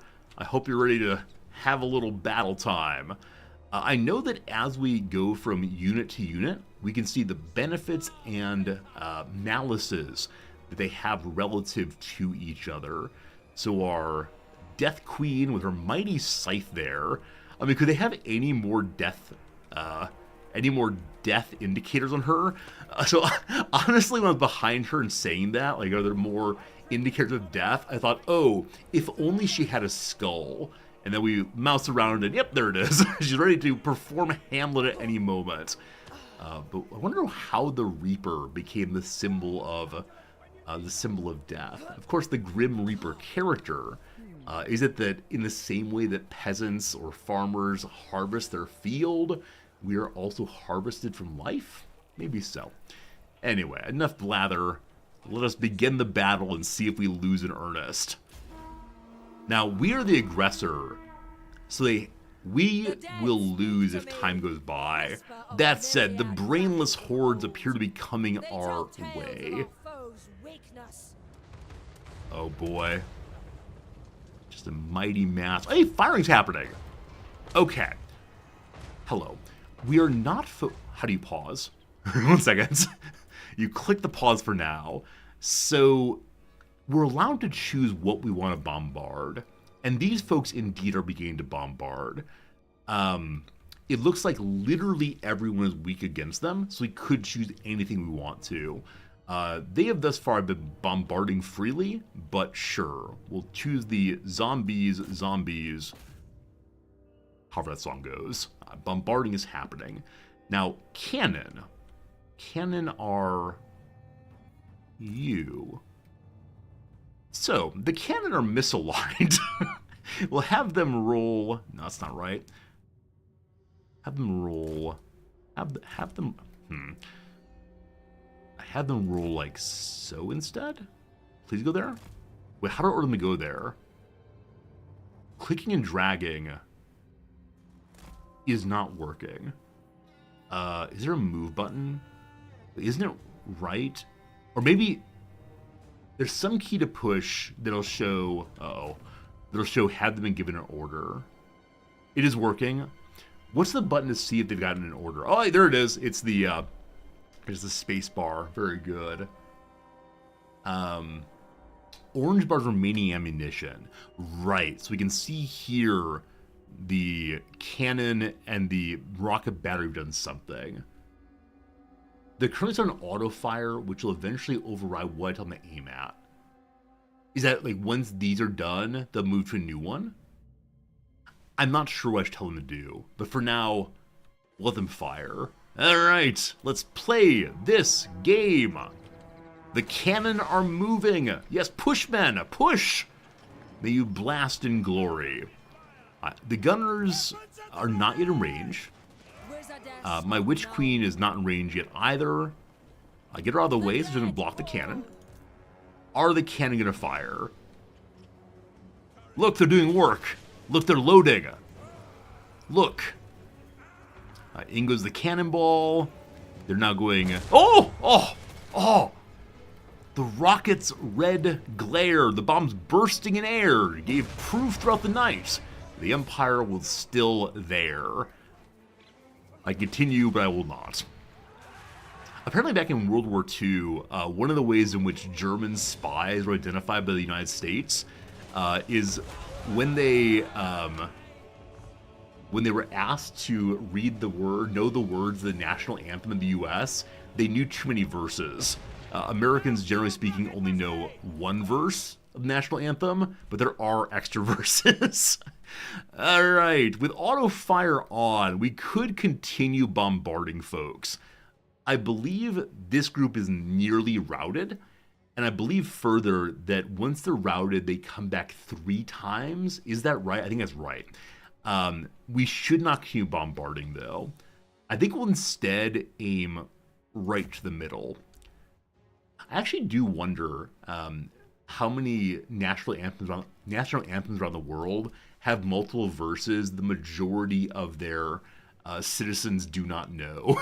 Because I know that God Save the King/Queen has many, many, many verses, including ones about rebellious Scots, which is my favorite verse for sure. All right. We're seeing now that some folks are coming around the side of our shield dudes. Oh, are these folks fearless so they don't actually rout? They instead crumble. Okay.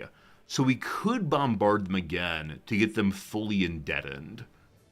Understood. Thank you for explaining that to me. With that said, they're already moving. I don't know.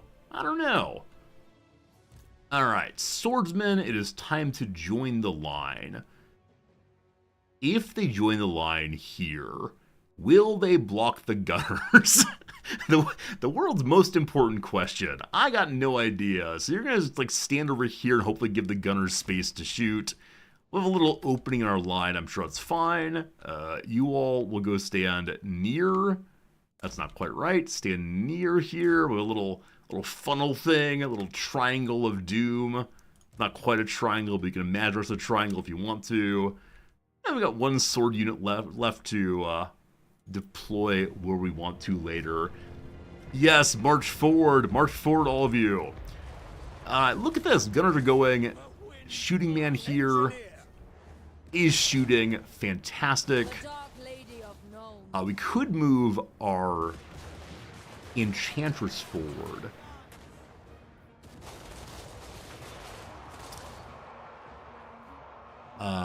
Spirit Leech is the one thing you can use at distance. So have her cast that. Alright, it is. Oh, that's amazing! Whoa! Whoa! I thought it would just be like a purple line between her and the enemy. But look at that! Look at that! That's so cool! Creepy, but cool. Well done. We heard a lot of yelling and a lot of folks going in directions I didn't expect. So the big boppers are not charging these spearmen. They're heading towards our swordsmen instead. Now the swordsmen do have shields and they are bracing, which I guess means that they are able to take a charge more effectively or something like that. We see, though, that the swords people are weak to the crypt horrors, while the spearmen are strong.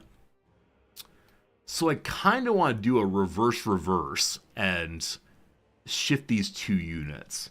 But I think it's the case that if we try to shift them, they won't get there in time. Bring me the batteries. Because I'm afeared, I'd like you to fire on the crypt horrors, please. Now, they have a red line.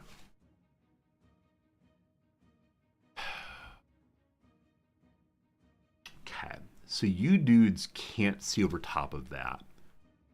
You can see there. Maybe they should be higher on the hill here. Or maybe as the crypt horrors get in, we'll be in better shape on harming them. I guess we'll roll forward. The more time spent rolling, less time spent shooting. It's horrible. Alright, what do we see? I have the swordsmen begin moving out. I don't know what we're doing. For right now, go stand behind your friends. We'll sort that out in a little bit. Rockets will arc over, but it's getting a red line. That's what I'm confused by. If I take the rocket battery and click on the big boys? Oh, it's showing a red line. Does red line mean I can't do this? Or does red line mean here comes death? Or what exactly? Because something seems not great about that. Not sure. We'll try that and we unpause and see what happens. Oh, not sure. Okay. What do we see? I continue to be afraid of these folks. I believe the blue shooting is the targets they have chosen. Nope, that's the target I gave them. So, are you all... So, if they're not ZZZ, I believe that means they're actively fighting. The only ones not fighting are the swordsmen, as kind of expected. Now, where are you folks going? These zombies here. These zombies here appear to be trying to work their way around the line. So I have another swordman unit here. let's go ahead and move them to try to support and see what happens. Okay. Only ZZs are swordsmen still. That is fine. Witch friend. It is time to... No, we can't cast again. Now, if I right-click off of her, does she run in with her scythe? She's a wizard, Harry. Can you shoot at distance? I'm going to watch to see, does she run in? Let's learn together. She appears to be running in. I don't know. I mean, she's a hero and such. Seems pretty good. But, probably pretty bad. Alright, show me what's going on. Alright, I want you all to hold. Stop your marching. Alright, so we did successfully block we want to there. Kind of. We'll have some attack in here. And it kind of surround thing. That seems good. Only sleepy person is my beloved queen. She can cast her leech again. Let's hit the worrisome enemies. They're strong against her, but I expect that no one is strong against the leech. Victory is in our grasp. The grasp of the purple hand is also the grasp of our win. Alright, so what I would like to have happen is for us to kill their leader. And P is pause. Great. So, if I want that, I can ask both of my gunners to begin firing on him in particular. They say red line, red line, red line, so I believe that means they cannot do so. As such, I'm going to have you just choose your own targets again. Fire at will once more? Does that work? How do I say don't shoot that anymore? Like, ignore that order, please.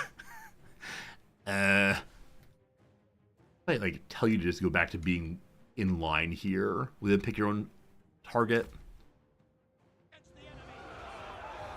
Going for the walk. Going for the walk. Would Halt do it? Okay, cool. This sword group is doing nothing. That's not true. You should be fighting the Crypt Horrors. Now, again, the Spearmen should be over there. It's not, unfortunately. Let's see what's happening now. The cannons are...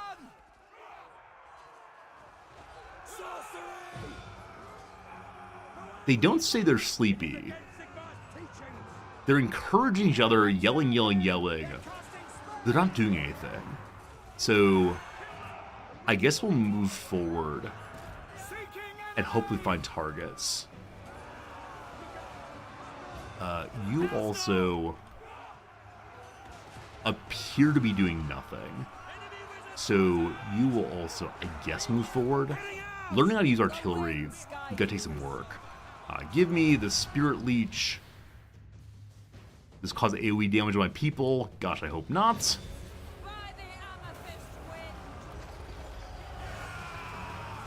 I think it's single targeted.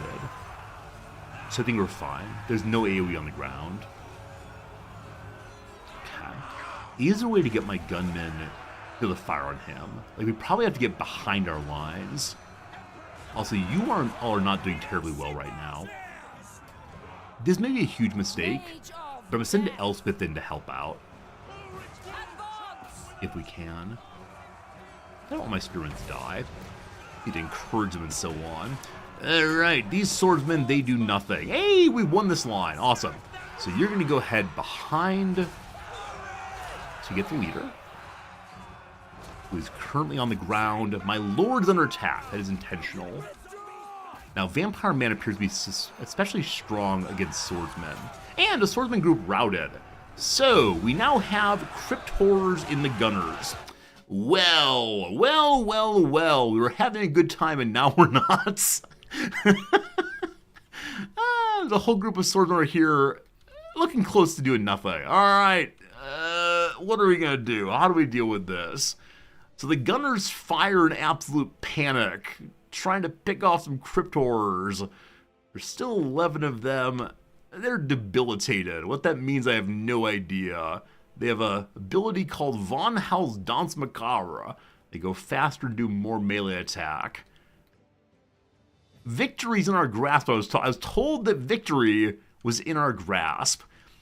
Cannon, I'm going to have you turn this way and fire across our lines. Surely that's the greatest idea I've ever had. This is good. This is all good. Don't you worry, team.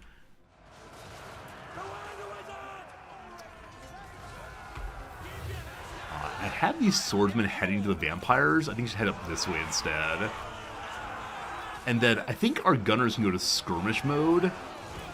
I think that means they like try to fight and then disengage. Though I think we already have our swords out, trying our best. Good to good. This artillery, I think, is doing nothing still. We have so much ammo left. That's frankly embarrassing. Like, frankly embarrassing is much ammo left. Elspeth can cast her... Oh, she can cast the fear thing. That's Darkwalker. Wrong button. She can cast her fear thing.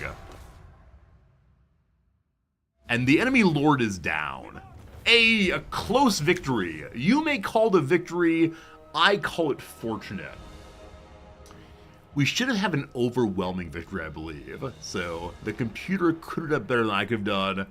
But that's fun. Big win, big good.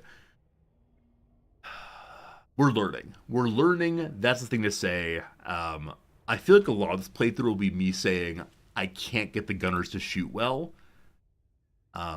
Having the charge go into my swordsman felt pretty bad. I think we need more spearmen if possible. Yeah, I think we do. Maybe I should have left my... if I left my swordsmen in the forest, they would have not been able to protect the flank, but I don't know. Anyway, it's a victory. I believe that no one died. I believe we did, and I say no one. No full unit died. Wait, we see 0. 0 kills.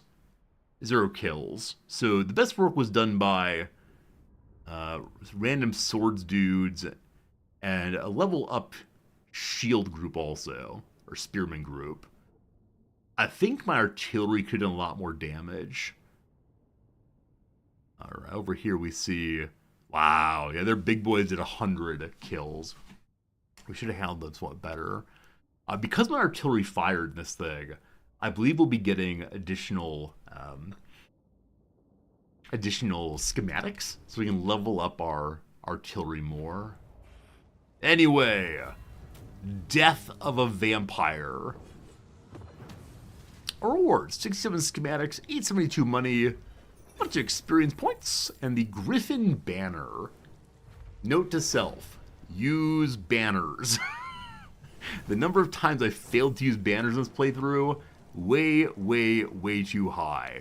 So, we can execute the captives, leave no captives alive. The foe and their allies will not look upon you kindly, but enemies will respect their decision. More experience to all the troops, I believe. Number 2, praise Sigmar. After a hard-fought battle, the surviving Empire men take time to praise Sigmar the God King for victory. Army replenishes. Pardon the captives. Allow the warriors return to their homelands for a ransom. Which men are those? Despite dipping into the treasury, the enemy will appreciate such a deed. I think I want to replenish so I can keep pushing forward. The Griffin Banner was a personal standard of Magnus the Pious, a symbol of imperial bravery and sacrifice. It has the opposite effect on enemies ranged before it. Gives the Griffin Banner bonus, lowering leadership passively in an area around the character. You can assign banners after the fight now, not just before it. Does that mean you can assign it right now, or when exactly? Got our first follower, a person called the Bone Picker. Any old iron? No. What about rags or bones? Ranked up in territory belonging to vampire counts. Ranked up. I didn't realize I didn't realize that followers could level up. I'm fairly sure I've had followers leveled up and didn't realize it. Anyway, more casualties post-battle. Capture them. Mission accomplished! Mission accomplished! We defeated some of the Court of the Knights. We got ourselves $500 dues. We still don't have quite enough schematics right now.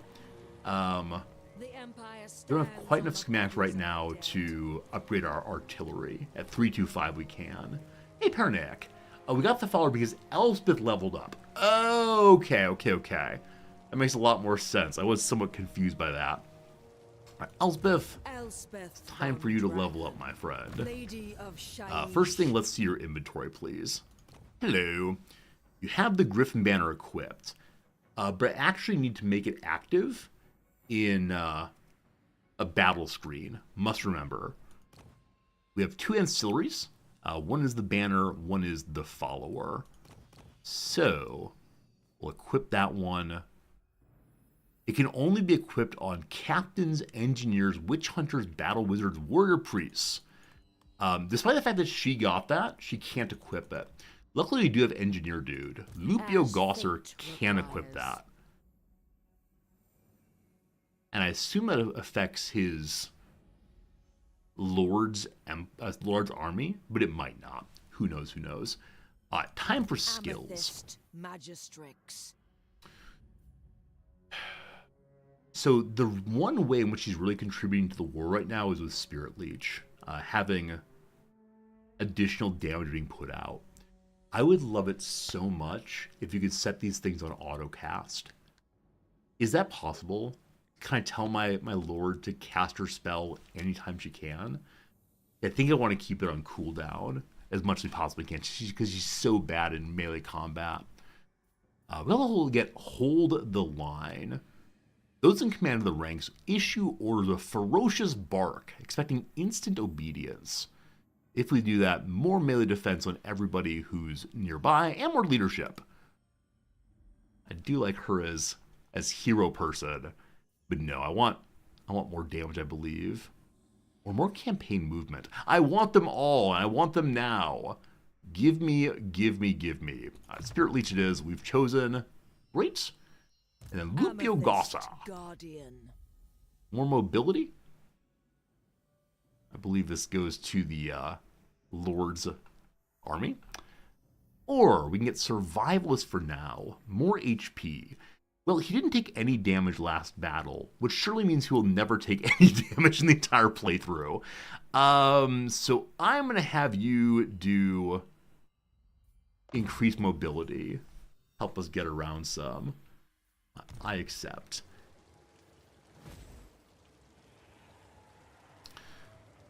Okay. We didn't get a new mission yet. I don't believe. Don't believe. So we have a bunch of money. I need to spend that on upgrading our capital. We'll do that soon. Hey, Snoot! Snoot, thank you for the resubscription. A 3-month sub haiku. I still like your stream, so I continue to sub. Thanks for being you. Thank you for presenting us with the wisdom of the Orient. Snoot, I appreciate your generosity in subbing here. I appreciate your kindness. Snoot left me a very nice message over on Reddit yesterday, saying that Snoot likes our stream, and that's very cool. I like your stream also, friend. Thank you for your generosity and being part of our community here, such as it is. Alright, like last time, we're beginning by building the tap room. We have booze, that's great. Number 2, we can upgrade our shooting range. Instead go to Firearms Academy. Military colleges such as this help prospective Imperial soldiers take their first steps toward becoming gunnery experts on the battlefield. We can get witch hunters, handgunners, and outriders. Cool! More guns, more good. Now, if we step back just one step, we'll heal up more quickly. We can also then recruit some more folks. So we'll do just that. Recruit amethyst units.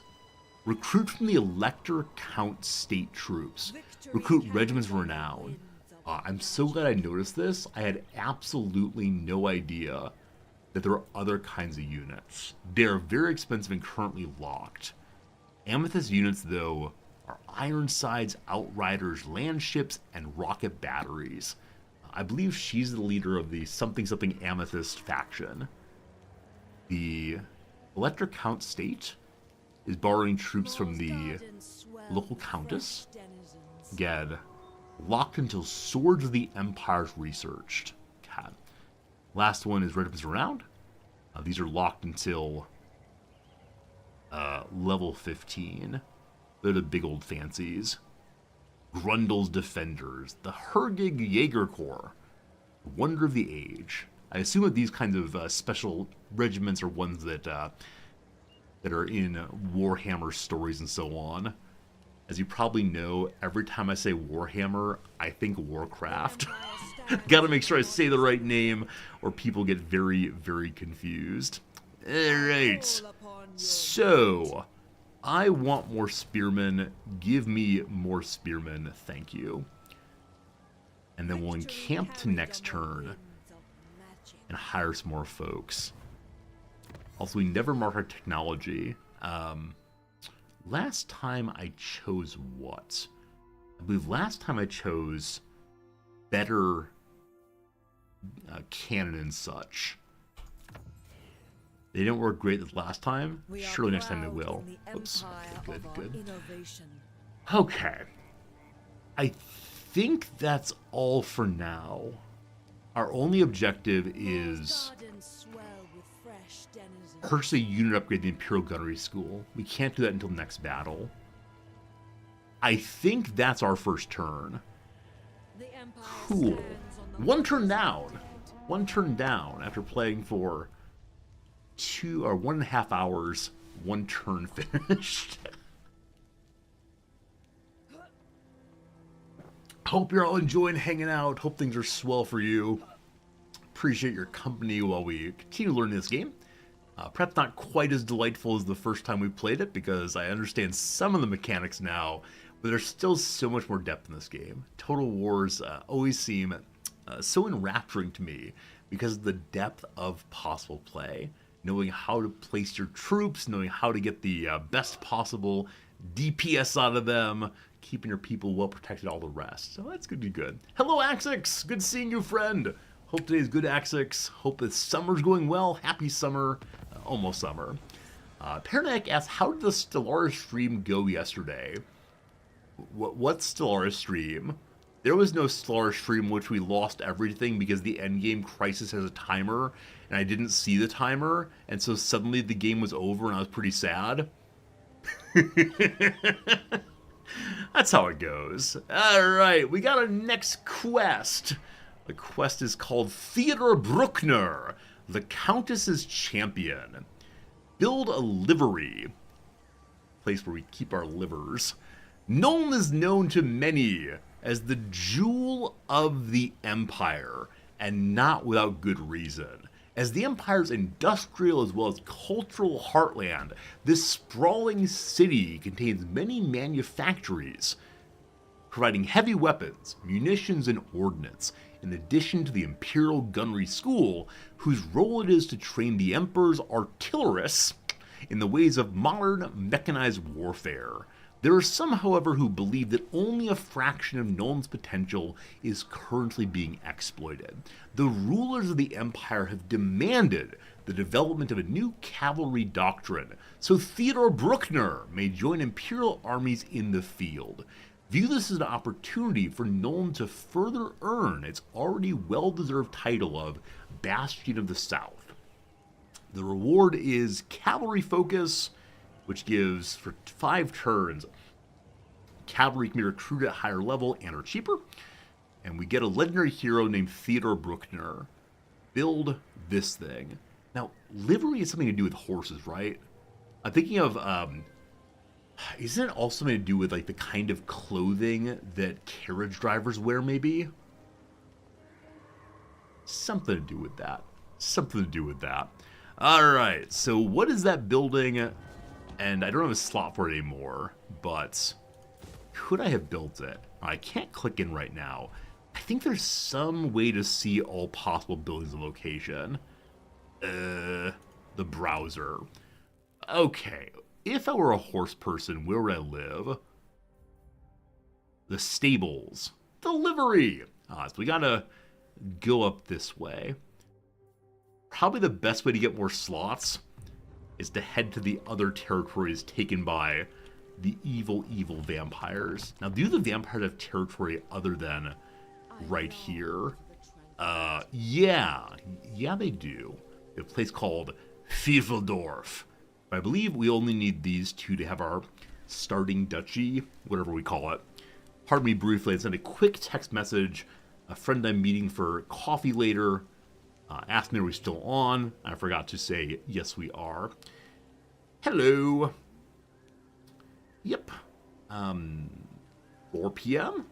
I'm saying 4 p.m. so I can stream longer today. Earlier is okay, too. Alright. Next time we can decide together what text message I'll send back. It might get weird, though. Okay.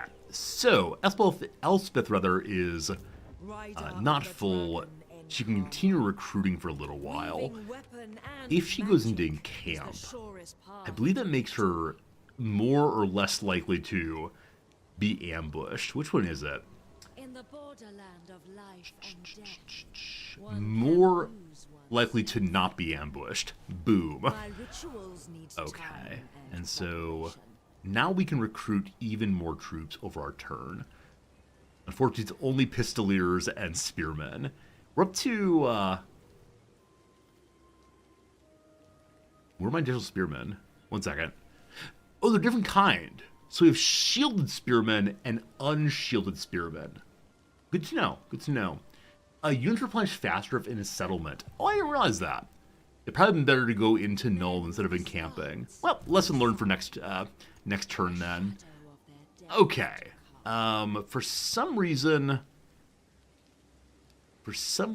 upkeep is lower on pistoliers than usual. Not sure how that works. Okay. I'm going to buy 3 of you.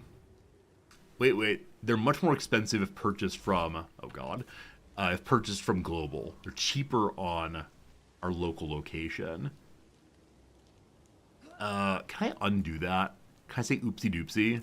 That's the oopsie doopsie button. Okay. We get 2 of you from there and a 3rd from here. And we'll say that's good. Nothing more to do. Let's end that turn. I'm sure this is fine. Now, I do worry that the enemy is also building their forces, but we'll see. Settlements gain more control of an army station. Oh yeah, I forgot about that. I forgot that your heroes can have different kind of bonuses to where they're stationed, where they're passing through. You can increase the economy and weaken the economy by walking through. Much like Stellaris, this is a game where my economy is constantly in flux, and I can never quite determine what has gone wrong. That said, we have a mission called Imperial Gunnery School Tier 1, the assessment. Ensure the following building be constructed: the Firearms Academy. The school watches students closely as the budding riflemen hone their skills. Their suitability to use the gunnery school's latest advancement is assessed. I believe we're actively building the Firearms Academy. 'Tis true. 'Tis done. Okay, mission is successful then. So we must have gotten the pile of money. Good. Good. That was probably a mission that was going to come in the future, but now came presently. Alright, in 1 turn, we get 1 more troop. And now we know how to get handgunners and outriders. It takes more turns to get them from the global pool. So, to go with the pistoliers, I'm going to get 1 outrider and then 1 more handgunner also. Next turn, we march forward. I promise. I'm recruiting globally again. Am I? I know there's 1 left. I think there's only 1 left in the global pool. I thought I clicked on the local one. Well, we'll find out. We may have to wait one more turn. That's all right. That's all right. 269. Will we get down to 250 on today's stream? Gotta believe, gotta believe. Are the pistol leaders from Global? Oh, son of a gun. That's fine. That's fine. I'll cancel them, I promise. Technology researched. More ammunition on artillery. Hopefully my guns enjoy that. Time for technology.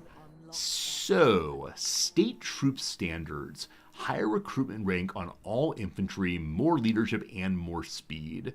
This includes my spear people as well as my handgunner people. I wish I'd researched this before I recruited them, but these things happen. Mass-produced small ammunition gives more ammunition to my gunners. That said, they didn't run out last time, so they'll be fine. Let's go and take standardizing the troops so they move a little faster. All right, everyone's recruited. Yes, everyone's recruited. We could heal more. We could recruit 2 more, but no. It is time for us to march on Dotenbach. Now, one interesting / surprising thing is that they moved their army out. The army of Ernst Stahlberg is no longer hanging out there. If I leave encampment stamping and go to normal stance, I can reach and attack Dotenbach, and Ernst is not part of the fight. He's sufficiently far away that he won't join in. What do we know about Dotenbach, if anything? We know someone named Richmond Lichmore there. What a creepy name. The kind of name that says, I am obviously a vampire. Lichmore. Love it. They have here skeleton warriors. They have here zombies. They have here more zombies. I think it's just skeletons and zombies. I think we can win that. Is that true? Let's find out. Forward to Dortenbach. It's a minor settlement, so it'd be an open field battle, I believe. What's this? Our winds of magic power. Also, they do have groups I haven't seen. The Fellbats, flying war beasts. They're weak against armor. I believe we got some armored folks. Maybe we're all armored except for the artillery? Not sure. Dire Wolf, also again a fast group coming in. Probably part of the story is me protecting the artillery from the bat. Maybe. Alright. We can circle and wait for them to die. Oh, the banner, thank you. Equip ye the banner. It's a passive ability around the group. I can put it on anybody. So it can go on the front line. I think it makes sense for it to be on the front line. Yeah, obviously. Alright. Here goes nothing / something. I'm hoping our 1 leveled up spearman unit survives to fight another day. Here are Fellbats. They fall upon their enemies in a seething mass. In numbers, they become overwhelming. They're weak against armor. We're on offense, so we may have to march in this time. Hopefully, we don't have to march up a hill. Marching up a hill with cannons feels pretty bad, pretty bad, pretty bad. Okay.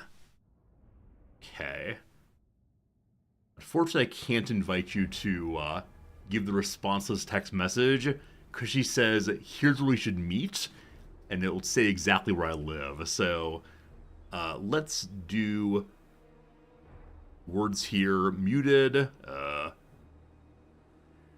See you then. Smiley face. People love smiley faces. That's the story here. Alright, we only have 7 points of magic. That's pretty bad. So let's go ahead and risk our magic and take the roll. I'm feeling lucky. Can't get lower than 7, can it? It can't get lower than 7. Welcome to 7. Dirk Iron Fist, thanks for the resubscription. It's good seeing ya. Hope things are going swell. 7 points. What kind of shenanigans are 7 points? Delightfully, we're actually high ground-ish. So, if they don't move in, we can just bombard. Let's get in position to do that. Where are the Fellbats? Their bats are right over top. Cool. So, looking from the side, I think I have to do every single time. I guess we want to have, like, really and sincerely our artillery and cannon at the very front line here. And maybe the gunners next door also. Pressing I turns the unit cards on. Hey! Hey, thank you! I don't know how I turned this off, but now we can see what the enemies are even during setup here. Cool! Cool. Good to see. Alright, so I want bombardment to come from this side. We're then going to have our spearmen such try to fight here. The only issue with that is there's a whole bunch of open space. So I might get flanked pretty hard. But it'll be a hill to climb up. We'll have time to get over there, I think. Alright, let's make some groups. So group 1, heroes. Group 2, heroes. Then spear dudes. I'm going to include the non-shielded spear dudes. Then some swordsmen. Then some gunners. This time we have horses also. So pistoliers versus outriders. What's the difference? The outriders can be deployed forward. As of right now, I don't want to do that, but maybe at some points. The pistoliers are also weak against armor. The outriders are not. They have armor-piercing missiles. So probably at some point, I want to upgrade the pistoliers into outriders entirely. Are the pistoliers better at anything? They have higher speed. They have a higher charge bonus. That's all. Fine. Sigmar calls. Okay. Find you all. Whoops. Emperor's might. You all, rather. And then the artillery goes together. Cool. Okay. Let's start by thinking about... Oh, the pistolers can also fire in any direction, including while running away. Do they do that cool move of being on the horse and turning around and bang, bang, bang? But you can't get your rifle around enough? I don't know. I think I can get my rifle around enough. My outriders are simply not very flexible anymore. Maybe they're wearing armored cuirasses, like that. Okay, good to know. So the pistoliers are the wood elves of the Empire. Great. So let's begin by deploying the big guns. You all will go here. Cool. I know these dudes can fire over top. Not quite sure how that works right now. The cannon should probably be located more in this direction. So I'm going to have them redeploy slightly like this instead. And see what happens. Okay. So, spear dudes. I want to move them in front immediately. I worry about us being flanked in this direction in particular. So I'm going to take one group of the bannered people. They will be the front. When they begin, I want them to march forward and down the hill a little bit. We'll see how that goes. We'll have with them a non-shielded group. The non-shielded group are going to hold this side. Again, we'll move them when the battle begins. Because I'm a big old coward... Is that true? Because I'm a big old coward, I think I need to have another frontier. And I'm not quite sure how the gunners are going to work. We'll deal with that in a moment. So, other shielded folk... I can't protect the flank. Again, I think protecting the artillery is the most important part of the story. So, actually, factually, I'll put my other shieldmen, here with her. And just in case, I'll have these spearmen on this side. Okay. So, if these folks are marching forward, I bet I can put at least some of my gunners here and here. So let's think about them now. Group number 5. Handgunners and the Ironsides. The Ironsides are one of my leveled up group. They will fire right here in order to be behind the better shield group. The other gunners will come over here somewhere. last group here. I don't know. I don't know if it's gonna work. We'll throw you here and then figure it out later. Good. Okay. Swords dudes. I don't know what we're doing with swords dudes. This one's weakened, so I'm gonna have them actually go stand in the artillery in case the bats land on top of the artillery, because the swordsmen are strong against actually everything, including the bats. These two units I'm just going to have at the secondary front. This will probably become the primary front, and I feel very bad about that. Alright, Lupio Gosser does not have any special bonuses yet, but he's a proud shooter guy. We'll throw him over with the other proud shooter guys and figure that out. Elspeth the Queen stands right in the middle. Sorry, she's not a queen. She is merely a wizard. And then we have our giant group of cavalry and such. I'd like to have the cavalry rushing from behind, so I put them on a low ground here along the road. And one of these days, these three are showing arrows straight in front. This one is not. I don't quite know what that means, but I'm sure we'll discover eventually. Oh, is it that Pistoliers can shoot forward while they're charging? I think there's a kind of... There's some kind of like basic archers in the Wood Elves that can only shoot forward while they're running. I don't quite recall. Anyway, everyone is placed.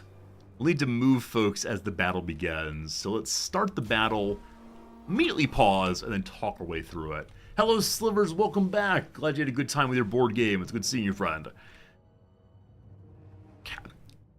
I know there's some people who play this game out pausing. I don't understand how they function as a human being. Okay, so we need to immediately move spear dudes a fair amount down the hill. To not be in the way, gosh, I don't know how far down we need to go. Possibly like so. Like, honestly and sincerely not quite sure on that one. Spearman group number 2, you will also go down the hill. You're close enough to in line. Spear group number 3, you're supposed to defend this front. So you're going to stand like this, and we'll see what happens with you in a moment. Sword dude, right, you're protecting the artillery just in case. Gun dude, we'll figure you out in a while. Line number 2, behold some spear dudes. I'm sorry, I shouldn't say dudes. I'm sure some of them are non-dudes. Spear dude, dudettes, and non-binary folks as well. Do you know you can set horseman stance to avoid melee combat? Nope. I was, in fact, unaware of that fact. But that's been a good idea. We don't want our swordsmen to get little swords out. I mean, they have swords. They look like true Napoleonic folks. Wait, in fact, these folks don't even have guns. Wait, how do you call yourself a pistolier? You're an outrider. Wait, do the outriders not have guns? It says armor-piercing missiles. Do they throw their swords? Is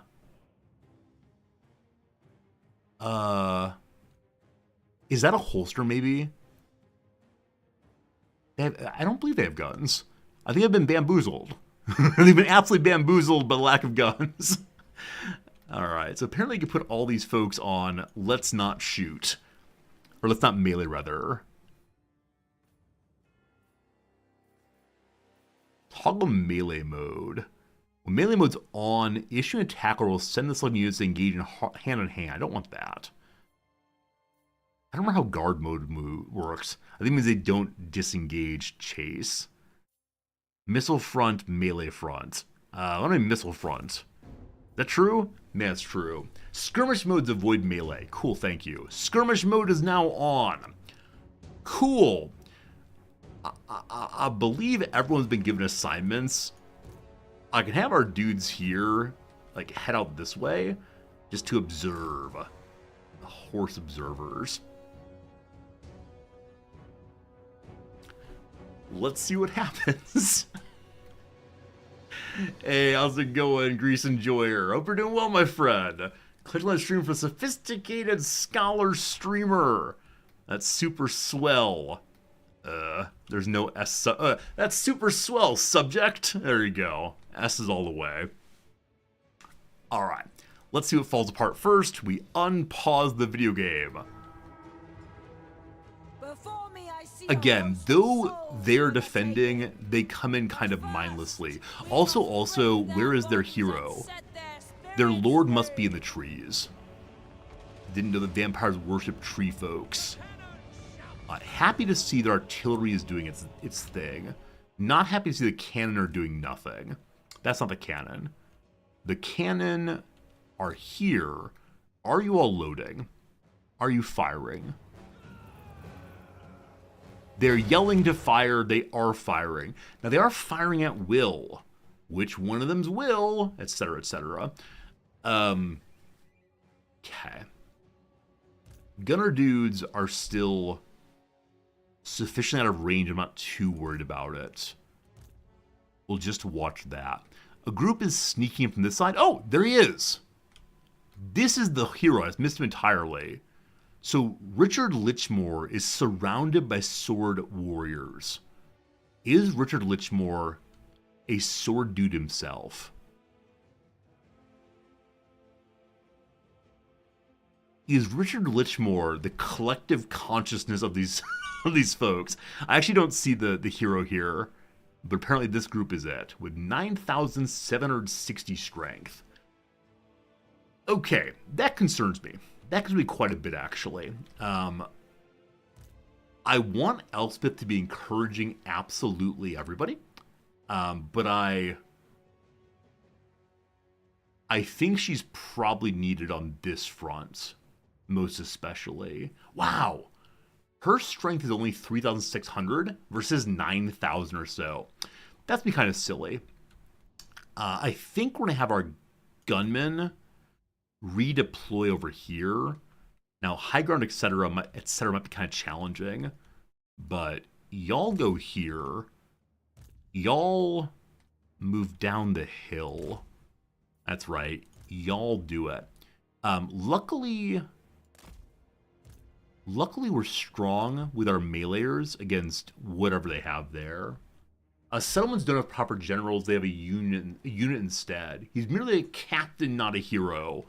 Well, they're all... I mean, is Captain America a hero? Ha! Got him! Sorry. Elspeth, you move here to encourage those dudes. Goody good. On this side, one of our spear groups... Yeah, this spear group here has a special aura, where they lower leadership whenever nearby. That said, these folks don't really have leadership, do they? Excellent! The dire wolves are charging into shielded people. Oh, the stabbing! Did they stop the charge through? Close to stopping it. Alright. The Fellbats attacked here. Not expected. They're weak against armor. Now, the spearmen do not say they are armored. But they gotta be armored. Who knows, who knows? Okay. Y'all are moving. That's cool. Cannon shooting wildly. Battery shooting wildly. I said these swordsmen are meant to help with the bats. They're going to move forward to do so. These spearmen I want to catch a further charge. We'll see. Everybody's moving. Everybody's moving. Our gunner is sleeping. He found targets. Good job, gunner guy.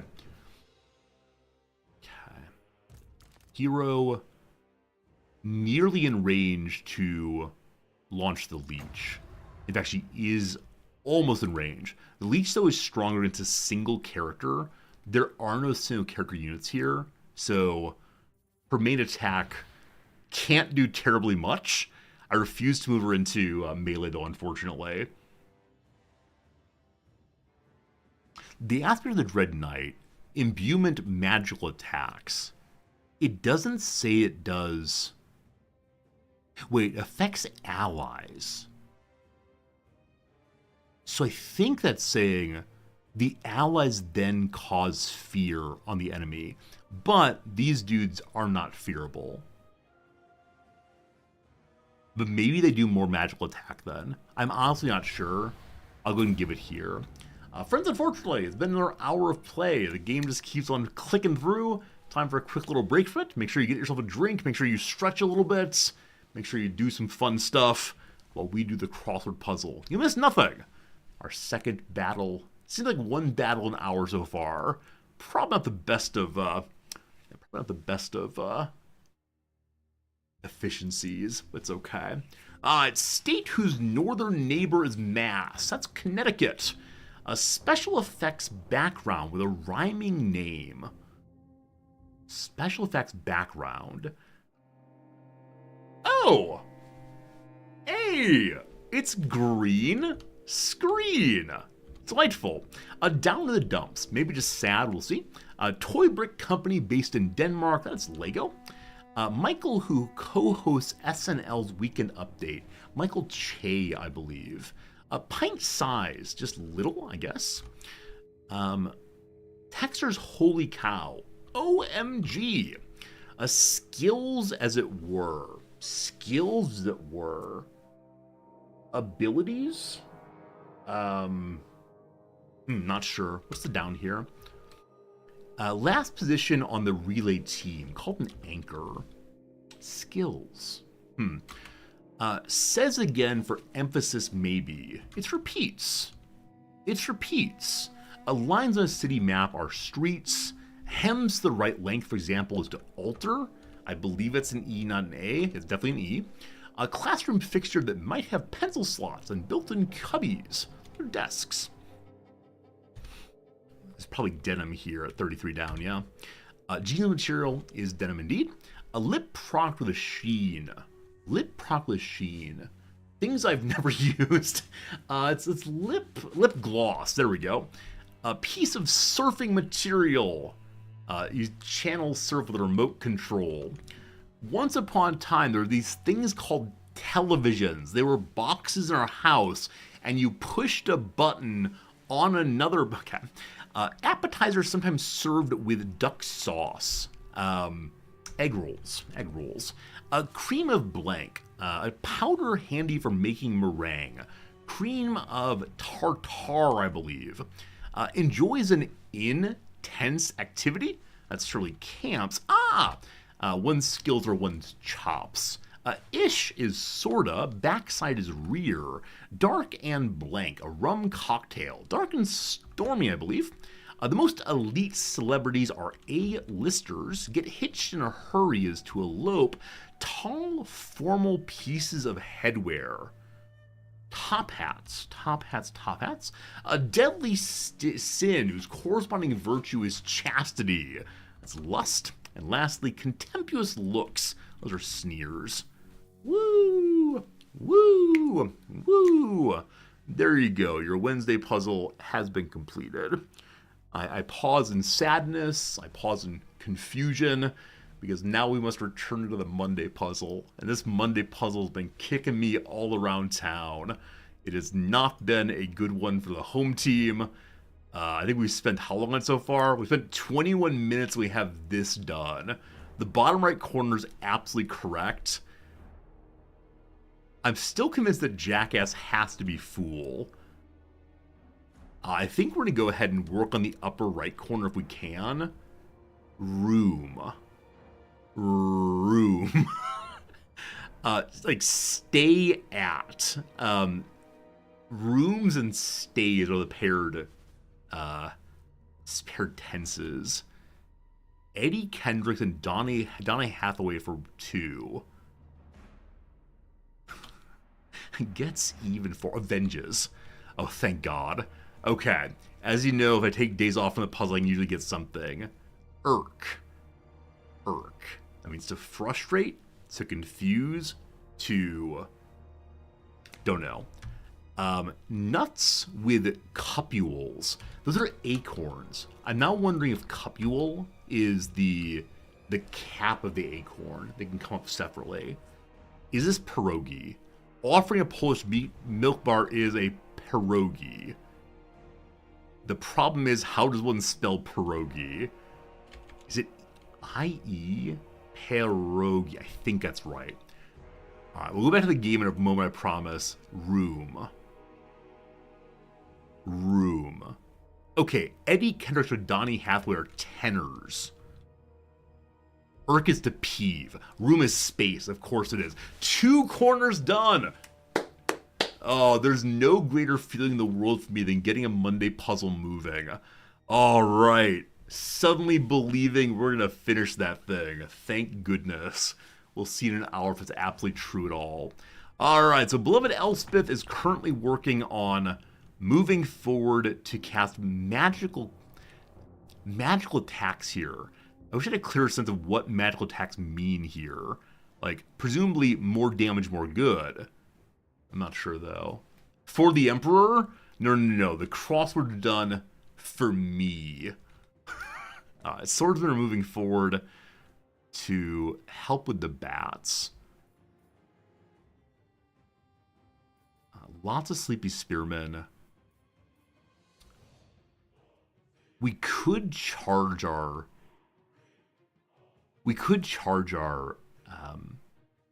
cavalry now. I think I'm going to wait just a second longer, so I'm going to more fully engage our lines. Cannon. Can you fire on the bats? The bats are on the back side here, not on the front side, so I doubt you can. You cannot do so. Alright, hold then and stop that. You'll find target somewhere. The rocket battery are freely choosing. These swordsmen are moving forward. Good. If you hover magical attacks, iron or unit card will show what it does. Okay. Hover over magical attacks. So I understand it does damage, it skips physical armor and such, but does the imbuements mean that they now have the ability to make magical attacks? I guess in this game I'm wondering, what does imbuement mean? Hello, away from keyboard. Is this legendary / very hard? The fact that I'm asking the question, what does imbuement do, should give you your answer. This is my third playthrough. I am not very good. It's our first Empire playthrough. I suspect if I went to legendary very hard, we would just lose. So it's on default difficulty. I'm trying to learn the game still. So if you want to watch only the hardest of players, you will not find it here. If you're a friendly person, though, and you're just chit-chatting and playing, this is your channel. But learning is fun, okay? Let's see how the dudes do as they move about. Go, swordsman, go! We discovered hidden foes. Shenanigans. From the forest, we find more zombies. That is fine. That is fine. Okay. Elspeth can now cast her Spirit Leech on the bats. Let's not do that. Let's not do that. Let's have her move forward to encourage these spearmen. I do enjoy watching the troops move around. This group was left here in preparation for the possibility of a flank. The flank never came. So I guess we go ahead and just move them forward. Now, there are many more troops on this side than expected. Also, we have a hole in our lines here. So I'm not sure they can get here in time, but let's see if they can do so. If nothing else, we'll help out in going about and fighting with someone. Yes, cannon. Yes, cannon. Slay Queen Cannon.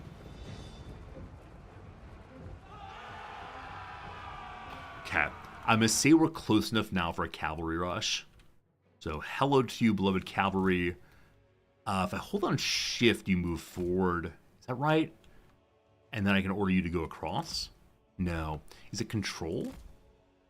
What's the key to lock in one spot and then the next one? There's some hotkey for that. Because I want them to move here and then go through so they don't rush into the front of them. Is it alt maybe? No. Control? No. Bueller? Bueller? I can look up the key bindings and see.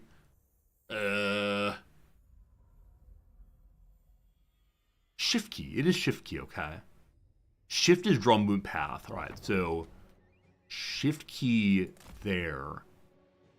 Shift key. Hold on, shift go there. Does that work? Are you going somewhere?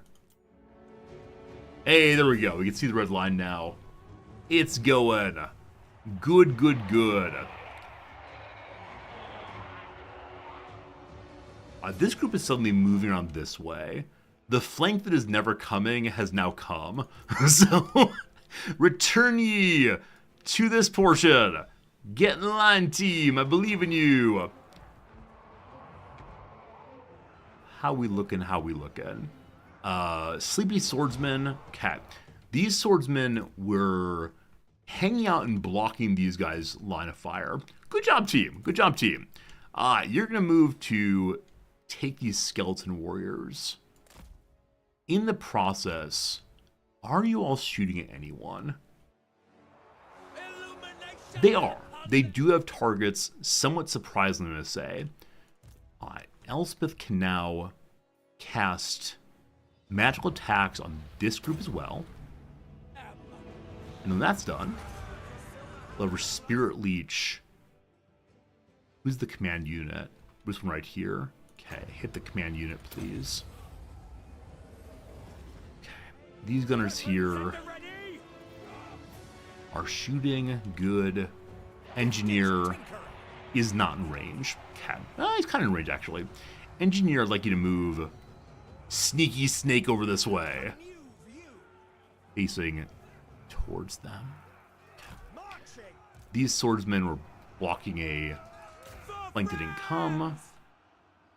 Cavalry has begun shooting. I don't know what they're shooting at. They're shooting into the forest. Don't you waste my ammo. That belongs to the Emperor, don't you understand? So, I'd like us to turn now. Cool. We're actually factually going to charge straight through like that. And we won't stop from melee combat. Yes, charging up the hill. You can do this. I believe in you. Everyone's currently engaged except for Elspeth. That's fine. She can cast again. Get you your magic attacks. We are now out of the winds. We need to have 8 points to cast Spirit Leech. That's pretty bad, actually. We see some flagging, unfortunately. So, wait, no. The flagging's on the zombies. That's good. That's great, in fact. We like that a lot. You, my friend, can you find targets? I have to continue pivoting you. You found targets. Good job, good job. Right. Is there any way to tell if people are shooting other than by zooming in to see? Because I'm consistently concerned that my gunners are not doing anything.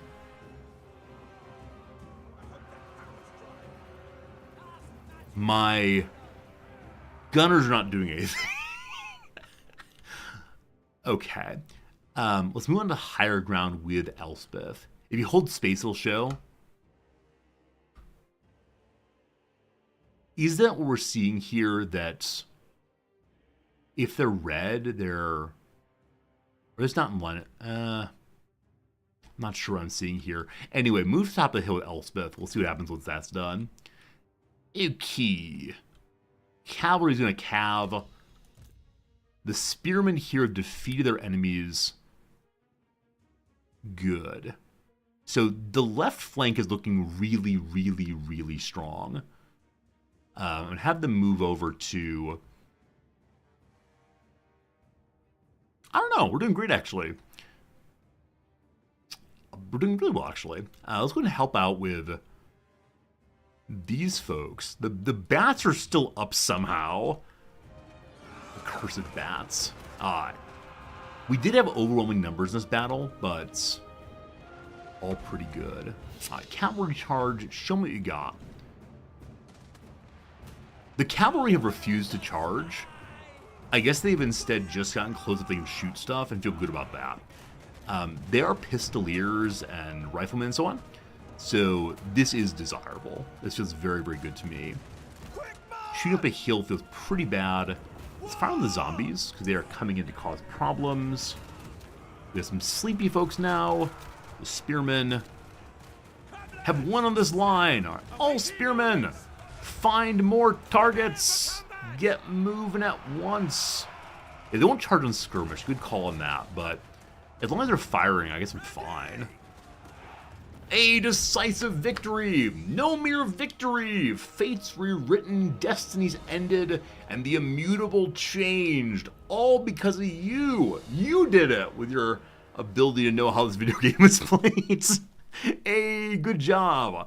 I feel like we've done better in that fight on artillery and gunners than before. Is that true? I don't know, but it felt like it at least. I would like at some point to figure out how to use my gunners to focus fire down groups. If I'm separating them, that's a little harder. I guess like some kind of what's it called? Fusillade? Some kind of like separate out and boom, boom, boom. I don't know. I'd like to do that though instead of randomly firing. But with terrain, it's a little challenging. We'll figure out though. A battle has been won again. We've taken over a settlement. No one died. Some people leveled up. Only 1 pip for now, but that's really great. Province Overview Panel. The Province Overview Panel appears when a settlement is selected and shows the setup of buildings and settlements within the selected province. Goody good. Now, the Court of the Night Commander is looking like he's still alive. Maybe he only disappears once you're out of that battle. Maybe. Yeah, full losses. So I'm guessing the vampire captain's been defeated too. Glorious. This is such a fun game. Every time I play this game, it's actually my second time streaming it, it just feels comfortable. I mentioned last time we played this that I'd never played a Total War game because I was so afraid of playing it. It felt overwhelming. I didn't know where to start. And now I feel like I'm getting the basic hang of the game. That feels pretty good. Feels pretty good to have overcome some earlier fears. Anyway, we have enough schematics now. We can upgrade one of our artillery choices. One gunner choice, maybe. We saw the same upgrade on the last page. So we see who gets unit ranks up there. Good. We captured 350 enemy also. We didn't get a choice what to do with the enemies, but we got a choice of what to do with this settlement. So, we can occupy it. We can loot and occupy, we can destroy it, we can sack it. We're the good guys. This is our territory, we just occupy it. A city is now ours, and we got a camp follower. No army travels alone. Who else would cook, sew, or loot the freshly slain? Wound recovery time is faster. We'll never get wounded, but cool to have a follower anyway. Alright, let's go to our Elspeth character von screen here. Dragon. May you equip the camp follower. No, you may not. What on earth can she actually equip? The Queen of Death is uninterested in having any friends at all. For nouns So the and- engineer can equip it. That said, are engineers allowed to take wounds? Okay, they can take wounds. I thought they just died if wounded. Maybe not, though. I think they just die if they are knocked on the battlefield for right now. I think if he's level 20 or something, he can stay around longer. Anyway, Lady what's of our next Shaiish. skill we're to unlock? So, we didn't use Spirit Leech a lot that battle. Again, not having a single target to fire upon felt kind of bad. We could go for life leeching, etc. So what's life leeching do? Spellcasters who practice death magic can channel the life force of foes into spells. Augments the wind. Reserves per second goes up. So I guess this is a way in which one gets more spell mana back more quickly while fighting. That sounds pretty cool. Soul Blight. Harnessing the sickly power of Shaiish, the wizard weakens the foe's will to survive the battle. Again, all these things involving weakening the will are useless so far because nobody has any kind of loyalty. So base weapon damage goes down, armor piercing goes down, armor goes down. Cool. Or lastly, Doom and Darkness. Spirits of the departed assail the wizard's foe, sapping their resolve and causing dread among their numbers.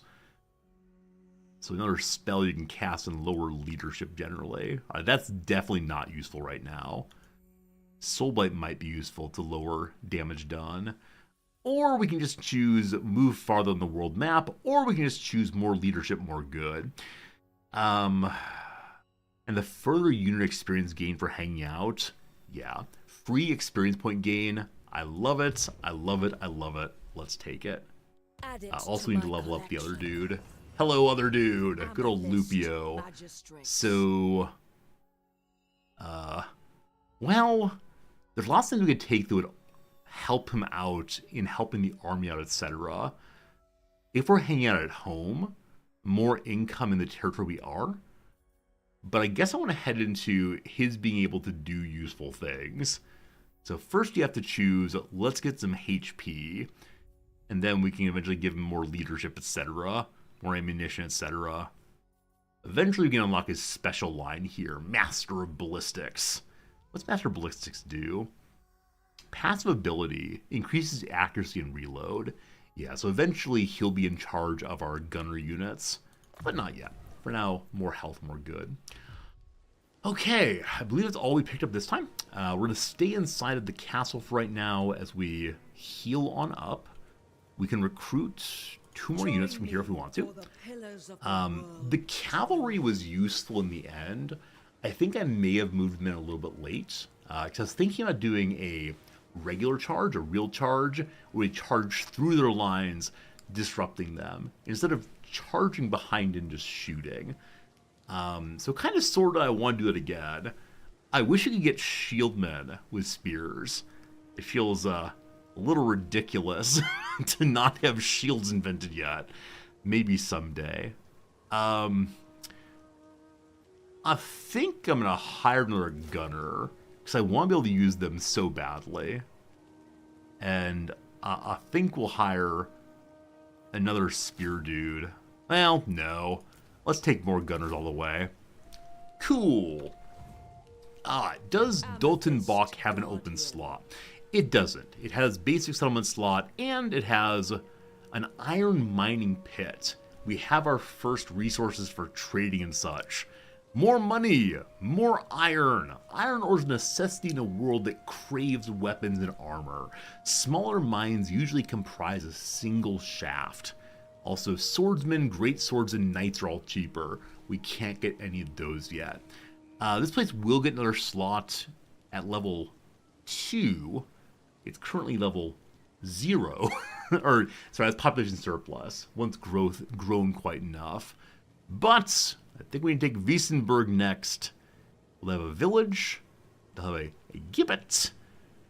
Maybe these are only for vampire people. Gibbet? I think it's gibbet, actually.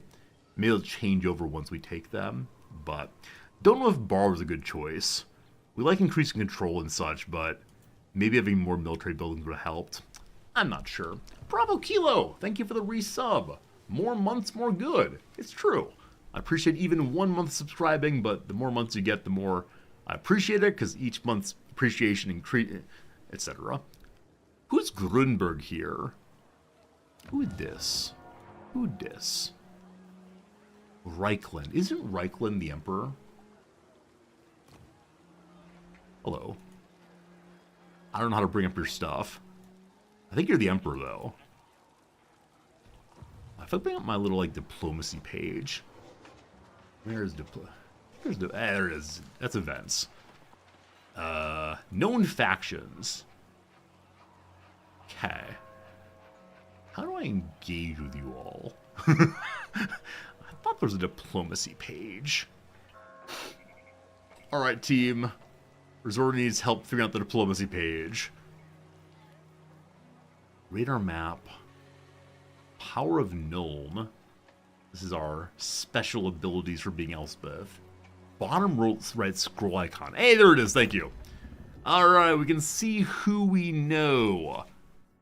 Hey, it's Durthu. We're right next door to Durthu.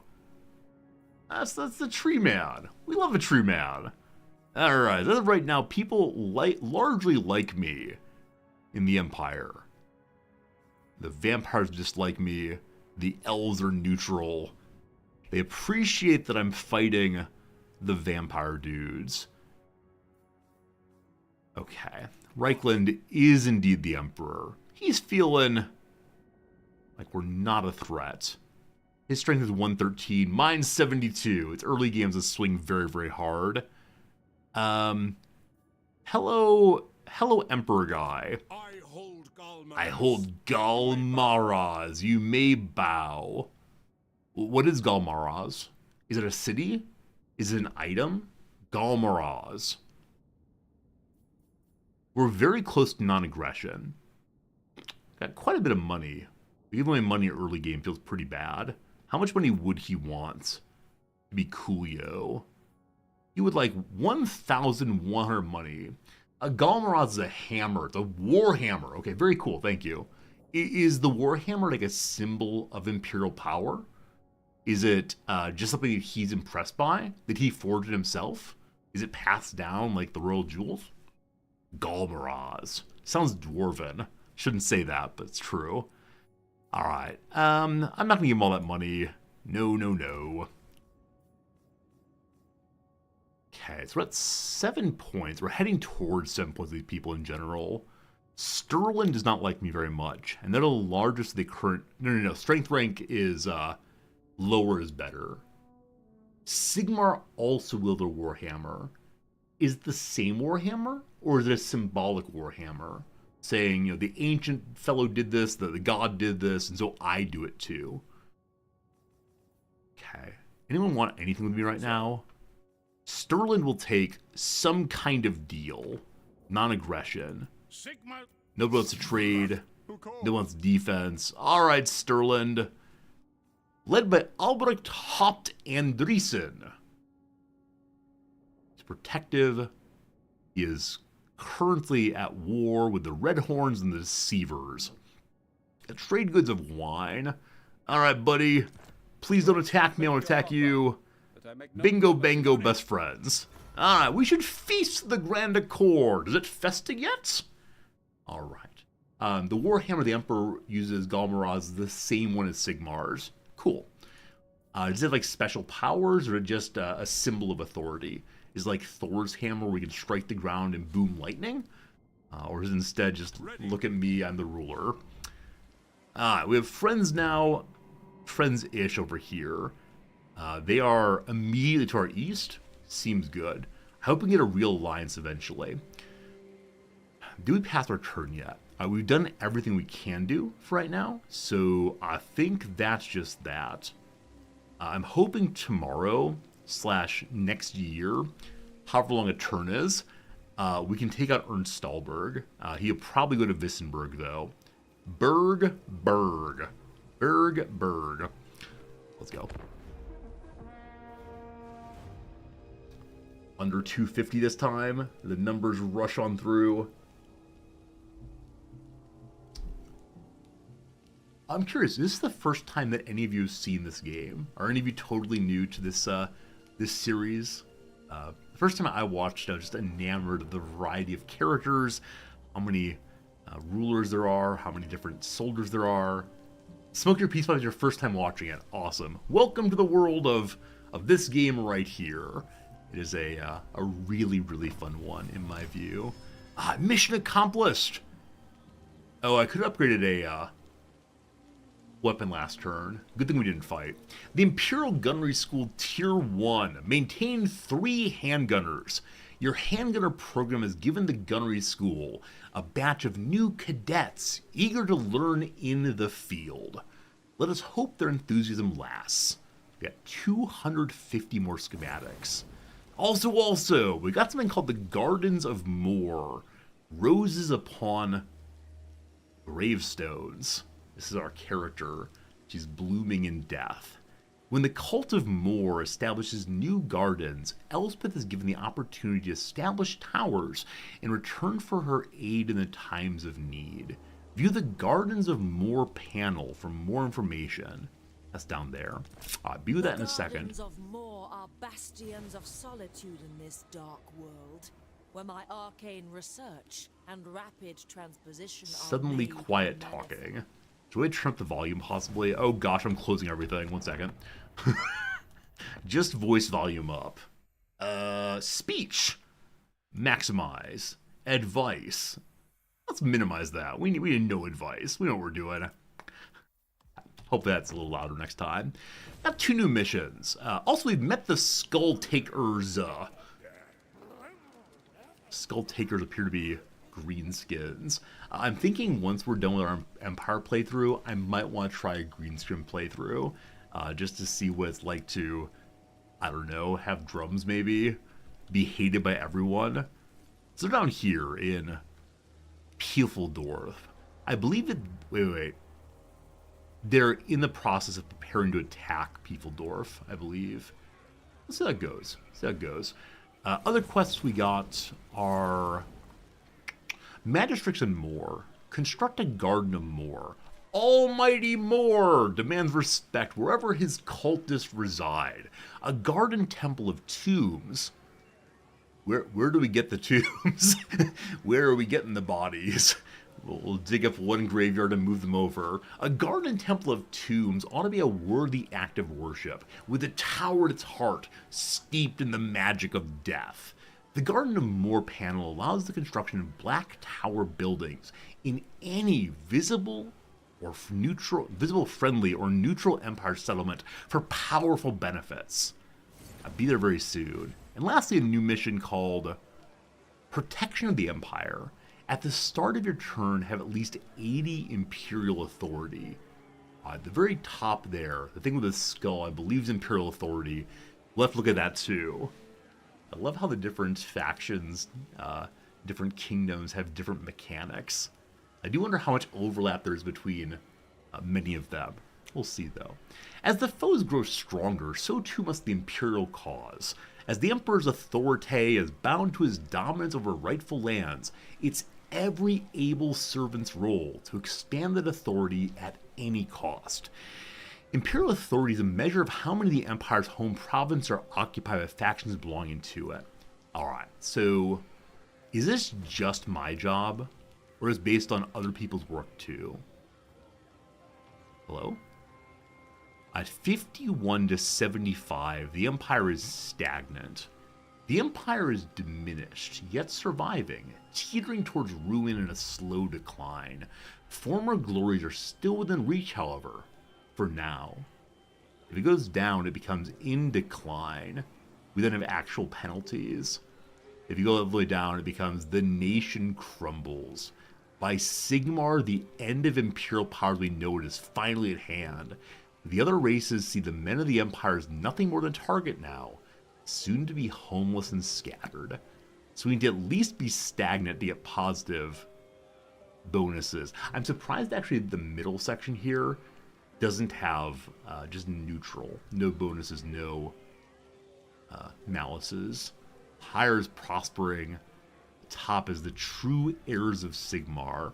So this is the work of all the Empire. So those are the quests to get to 80 authority. That's not only based on what I do. Got it. All right, bring me the gunnery. We can upgrade one thing.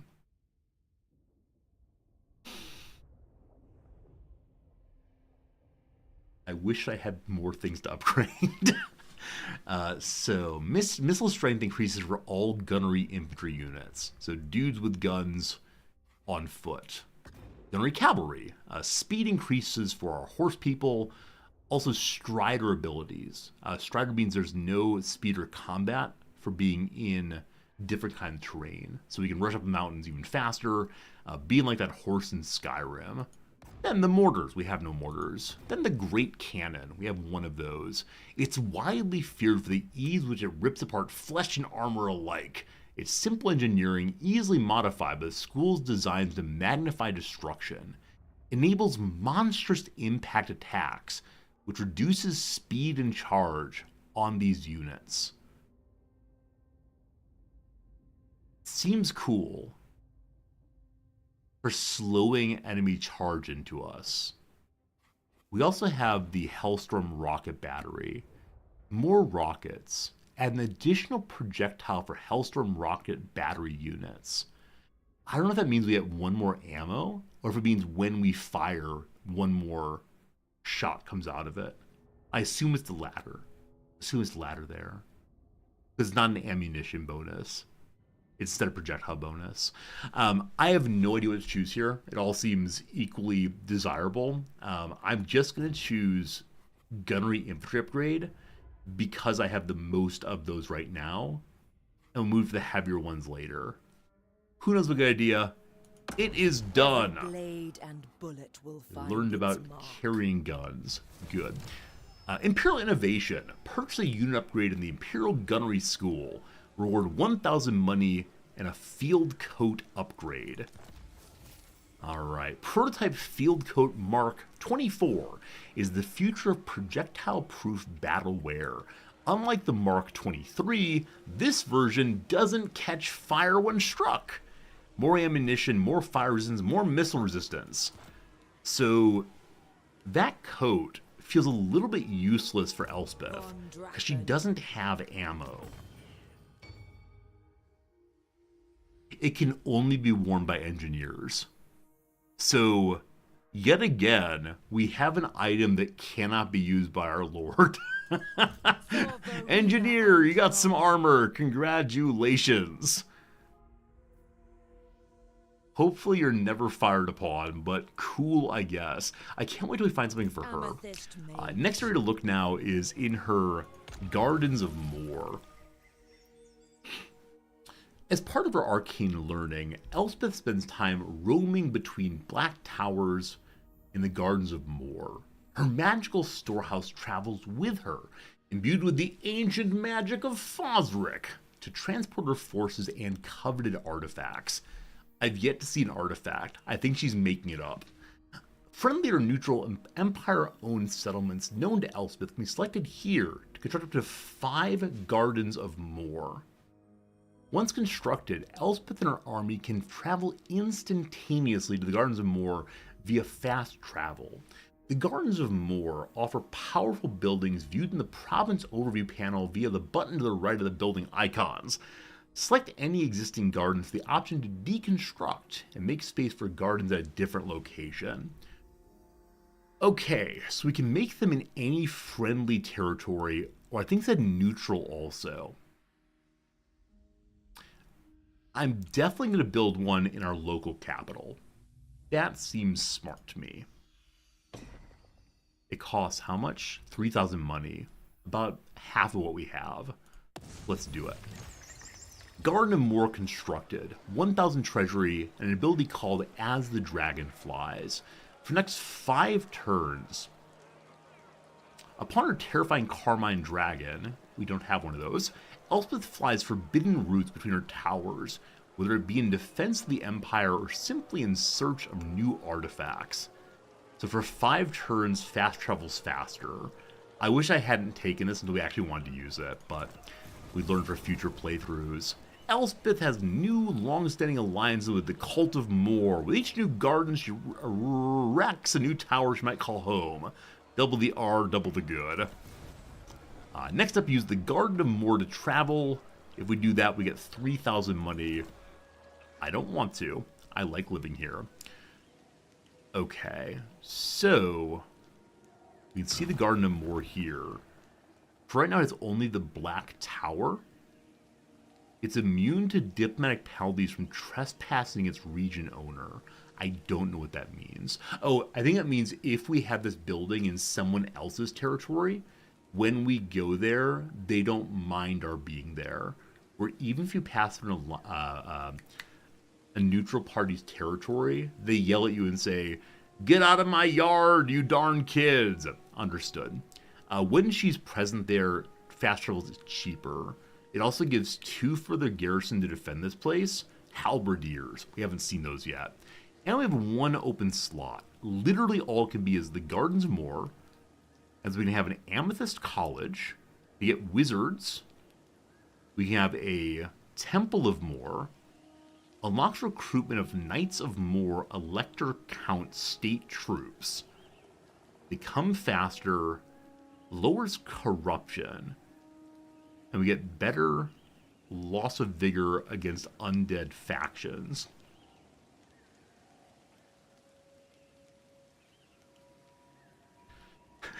Or, the last one is Militia of Moor. Not even death could stop the dedicated warriors of Moor from defending the lands they call home.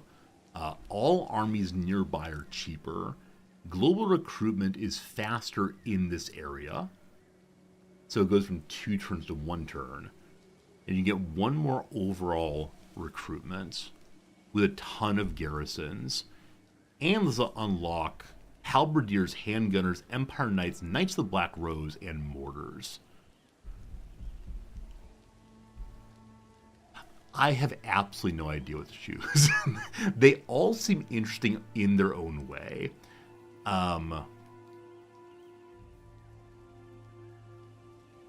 Being able to unlock these gives us another kind of recruitment window. So we can recruit from 3 different places. From worldwide, from local, and from elector. I like that. That said, the last one unlocks so many things. So many things. Especially mortars. And knights. Probably knights who actually charge. I could choose none and build other buildings first.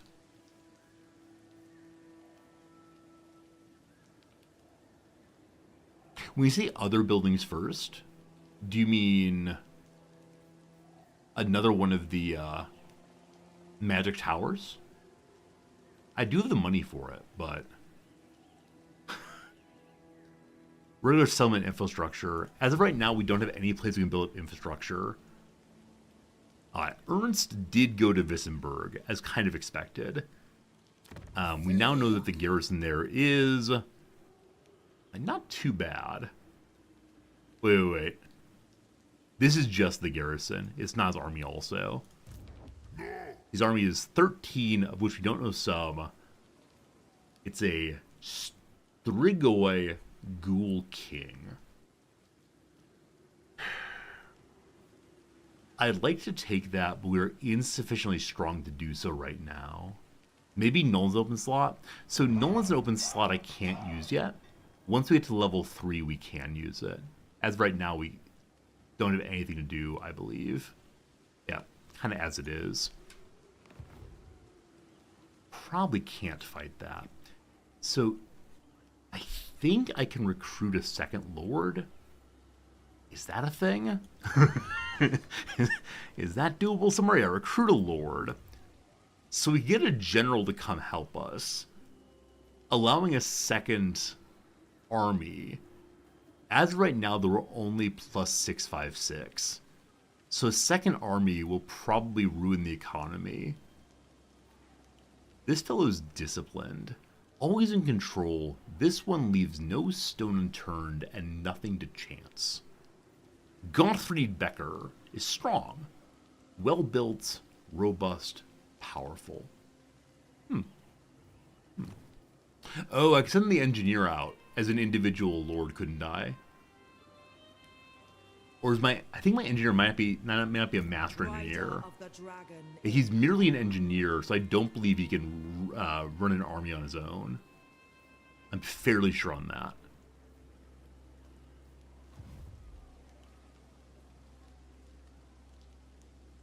So we could go surround these folks and try to get them to trit down.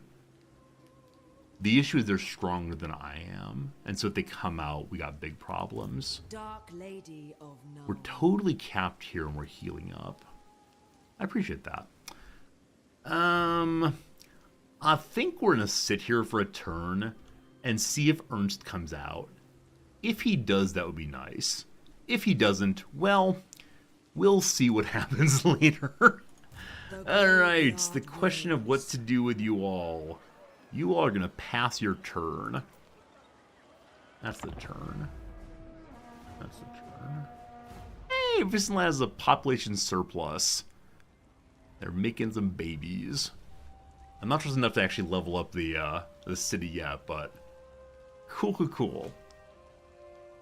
259 folks out there. What's this thing up here? Little exclamation point. New outpost available. Look at it soon. We see up here that Karek Osgaraz is in ruins, probably full of Skaven. Potent weaponry, honed and enchanted in the All right. shall bolster our strength. New mission. The new mission is to upgrade the Imperial Gunnery School to Tier 2. The Imperial Gunnery School possesses many schematics meant to improve a weapon's firepower. It would be worth acquiring some. The designs are as expensive as they're useful. Some Imperial Gunnery School upgrades are available to start, etc., etc. If we do that, we get a lot of nice bonuses. So to upgrade to level 2, the requirements of the previous stage have not been met. The requirements are have 3 handgunners, make the Firearms Academy, have 3 upgrades. If you do that, you get something called the Experimental Explosive Ancillary. You unlock a Tier 2 gunnery, and recruitment of gunnery is cheaper. So what we need to do is do more upgrades here. Is each one still 350? Okay. I was worried they might become more and more expensive if you do each one. I'm guessing they are more expensive if you go to next tier, but each of these is 350. So the story is just do more battles. I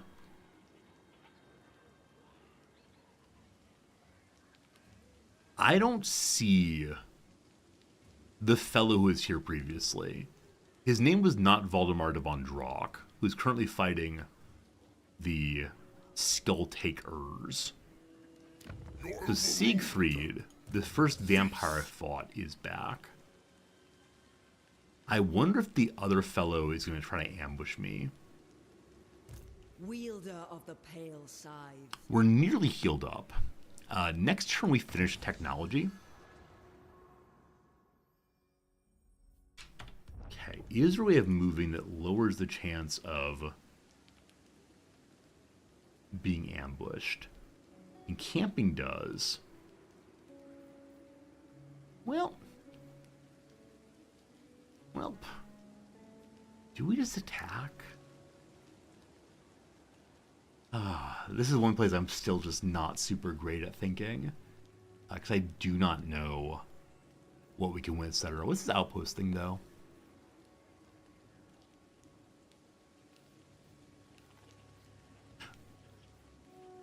I don't know what outposts are. Oh, it just means building upgrades available. Okay. So here in Dolthornbach, from a hamlet instead to a village. This gives us 2 construction slots. Awesome. Good upgrade, very nice. So outpost means there are upgrades to do, apparently. Contested province. We don't hold all of it. Okay, put that away. I want to see if anyone else wants to do diplomacy. As of right now, So, no non-aggression, right. no trade, what? no nothing. Nobody likes me. We could peace out with the Court of the Night. I refuse to do that, though. Alright, this might be pure foolishness, but let's go ahead and do it. Lady of Shaiish. To death and glory, all of you! Requires. No ambush, no ambush, no ambush. Cool. A close victory, allegedly. They do have 2 groups. I don't know where the other lord is. Not a big issue. Tons of bats. 1 direwolf. Lots of zombies, lots of skeletons. There's some shielded skeleton warriors also. I believe that we will win. I believe that we will win. Look, I know chance. Let's go to a basketball game. Skeleton warriors, little more than shuffling bones with swords and spears. Skeletons from a dutiful, if not exemplary, job in the battle lines. Do you have a favorite unit in the army yet? I mean, I enjoy watching the cannon fire very much. Still learning angles, but if the cannon works consistently, I love them very much, yes. That said, they're all very special to me. The cavalry seems like it could be incredibly strong if I use it effectively. What in the Sam Hill is this? I believe we're allowed to start with like up to 30 Winds of Magic. And we got 7 last time and 5 this time. Roll that die. 5 again. Maybe we're not allowed to start as high as I thought we could. Is this pure shenanigans? Have I gotten very unlucky repeatedly? I think maybe so. Alright, they got plenty of dudes out there. Probably some in the trees there. What do we see? What do we see? What do we see? We see we already have high ground, kind of, sort of. We see there's higher ground here. We could, like, live in the forest, possibly. I don't know if trees block guns. I can imagine they do. There's over here also, but it's not super high groundy.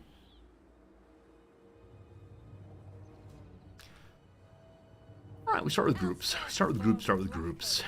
Shield dudes looking good. My main shield group, which is now level 2 and has the banner is in kind of rough shape. I don't remember that. Swordsman, you're looking fine. Gunner's looking fine. Actually, factually gonna put Lupio in with the gunners here. Good. Wide variety of cavalry, cannon and such. Okay. So, it slopes up this way. So I'm thinking what I want to do is cannon and gunners firing down this way. Though we do see there's a tremendous amount of troops that could just march in that way. Oh, man. So this is the high point, actually, factually. So maybe cannon and such here, and hope we don't block them out. Alright, gunners and such, y'all go here for right now. Search out in a minute. Cannon and such, y'all go at the highest high points, which is, I think, roughly here.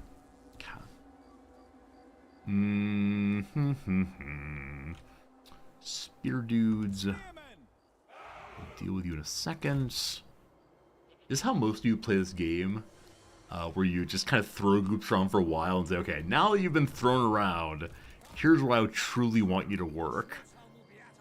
I'll just throw it initially. Alright, cavalry have the ability now to stride, is that correct?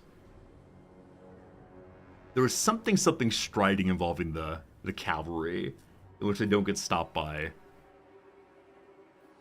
terrain. Maybe it was a reward for some quest, I'm not sure. Alright. Winds of Magic is like weather. It's stronger in some areas, weaker in other. There's a map overlay showing wind strength. Are you being serious right now? Like, are you telling me the truth? I don't disbelieve you, but no one has ever mentioned that before. I thought the Winds of Magic thing was just a random chance of do you get less or do you get more. I didn't realize there was actually a rhyme or reason to it beyond simply a roll of the dice.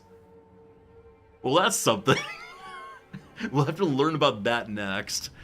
Oh, goodness. The depth of this game every single time. Alright. Sword dudes, you are the ones not deployed yet. Okay. As before, we worry about bats. Bats. Hey, Zarius, how's it going? You put my vids on to sleep thanks to my voice. Zarius, I'm glad you enjoy falling asleep to me. That's pretty cool. I'll try very hard not to get too excited or yelp, okay, or clap too loudly. I'll keep it all good and quiet. But Zarius, thanks for stopping by. Hope you sleep well tonight. You are not the only person to fall asleep to me. That's very generous of you. Okay. Good. I'm gonna stretch out my... Yeah, I'm gonna stretch out my spearmen as much as possible. Zarius, thank you for the Prime sub. You're very kind to you.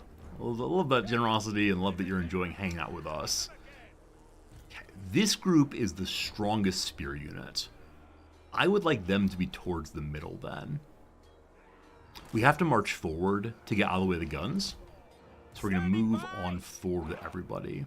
So many generous subscriptions today. I appreciate every single one of those. Appreciate you hanging out with me. Especially when I'm playing a new game, where there's a lot of, we'll call them foibles. A lot of pushing the buttons and hoping for the best. Yeah, we got here. Okay. Swordsmen hang out. If we notice flanking, we'll figure out in a little bit. Engineer guy. Engineer guy over here. Let's hang out and do engineer stuff. I believe that's the start. So one difference I'm seeing this time, is that true? No, never mind. I would say one difference I'm seeing this time is that my gunners are neutral, I guess, to the enemies. That's always been the case. The swordsmen are strong as everything. The spearmen are pretty strong also. One nice thing this time is that the enemy lord is a single target, so we can bombard them with our caster here. That'll be neat. Okay, next up, artillery placement. Just, you know, whatever. Next up, big old rockets. You know, put you over here behind them. Looks good. And then in a moment, we'll march all you forward. Gotta believe it's gonna work out. Hey, Edel! Any opinions on this DLC you're still thinking about it's worth buying? So I'll give you like my honest answer and then a further answer afterwards. My honest answer is I've been playing it for about 2 hours so far, this DLC, and so I have no strong opinions. The one character we're playing has some new mechanics, including a kind of fast travel across the world, much like the tree guy does. She seems unique enough. There's a cool intro video. She can eventually fly on a dragon. But I haven't been playing enough to have any real opinions. Also, I don't really understand this game well enough to have strong opinions on DLCs. I don't really understand what's been changing. I just keep playing and hope for the best. Number 2, though, this is one of the only DLCs for this game that has a very positive review over on Steam. As many of you know, people rate DLCs very, very harshly in a lot of cases. So that, though it's because it says it's very highly reviewed and the people who play the game enjoy it, I assume that it is worth checking out. But I have no opinion past that. So maybe people in chat have some strong feelings about this DLC, but I myself do not. Okay, let's see how this one goes. We begin the battle and see what horror comes for us. Okay. Dudes are moving around. Y'all coming this way? We could try to kite them with our cavalry. Cavalry is supposed to be going behind. But shenanigans are afoot here. I'm not sure how I feel about that. Pause it up and see what's happening. We did see our initial cannon fire. Who dat? Who dat? The direwolves are coming. Okay.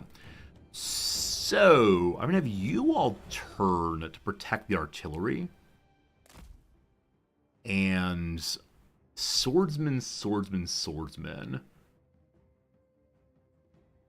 Swordsman, swordsman, swordsman. They're really stretched out. I realize that we are also, but how long does her buff thing last? Her magic ability? Only for 16 seconds, so we should hold off on that till we get closer in. Okay, gunners can't do a darn thing. The enemy is still pretty far away. That's fine. We're gonna need to move the swordsman somewhere. I'm gonna reinforce the holes in our line there and there for now. I'm gonna take one swordsman unit. If it's in just one swordsman over here, it's not gonna do a darn thing. So, unexpectedly slash strangely, I'm actually gonna pull my cavalry back and see what these folks do in response.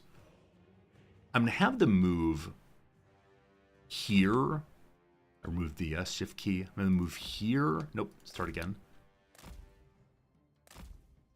And then here, and we'll think through it afterwards. I think that makes sense. We may be giving up a flank, but I can move swordsman to support that if need be. Also, one nice thing, because we knocked out Siegfried earlier, he's only level 1. So he's not as swell as Elspeth is. I also do worry that I'm spreading out my troops too much, in that Elspeth's range is only that large right now. We have to get her the stentorian voice, where she cries out. I think it's bigger range then.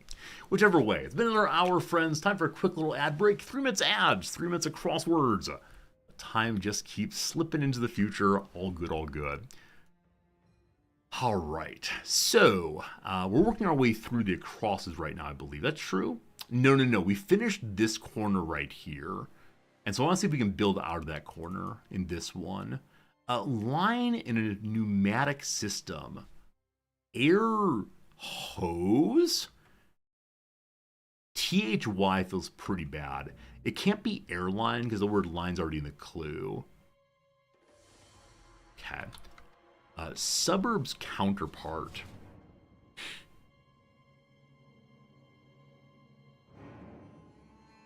I mean, I want to say like downtown, urban sprawl.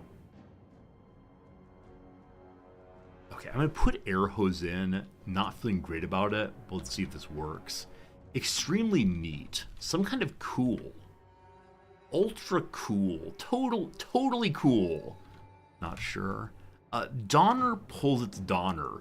I said Santa hat. It's actually Santa suit. So rolls is incorrect.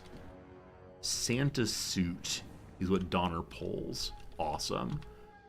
Rattle off is to list.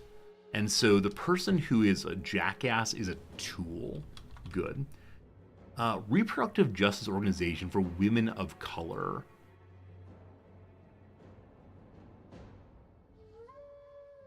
I don't know. It could end with an S for sons and with a G for song. I don't know it though.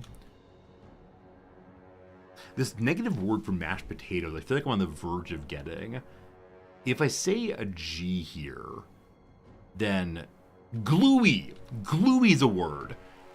Williams is not Lon Williams, it's Lou Williams, who came off the bench regularly to score points in the NBA. So it is song of some sort. I have no idea what kind of song, unfortunately. There are no small blank, only small actors. I thought it was small roles, but definitely is not. Okay, let's see if we can do the crosses. Suburbs counterparts. I keep saying suburbs thinking, am I misreading it? Does it say Subarus? It does not say Subarus. Sending thoughts.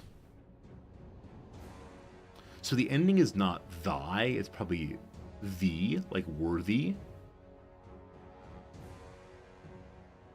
Is your definitely right?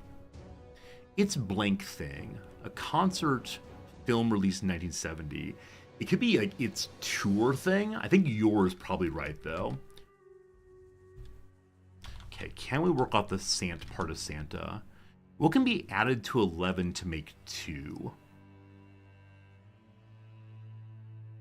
I have no idea.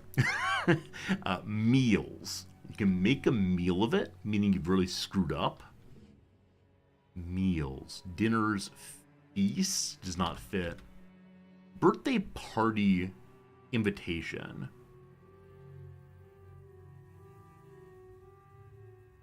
Come on down. Let's celebrate. Oh, it could be an invitation like blow out the candles or open your gifts. Open it is a possibility. Not sure on that one. There are no small, I don't know. I think open it's good though.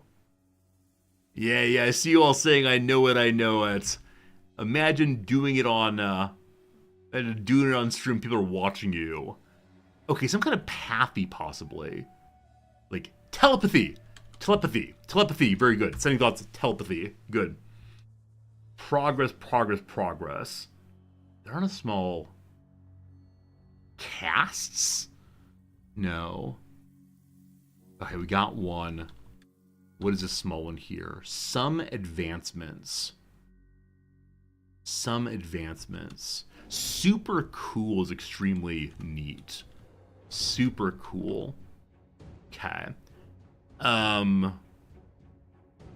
T's are not advancements. Ties, not advancements. Rant could be incorrect for say a lot. Be tell, possibly. Whichever way. Ad break is done. We made some progress in the middle. Hey! Hey! Well, we add to 11 to make 2.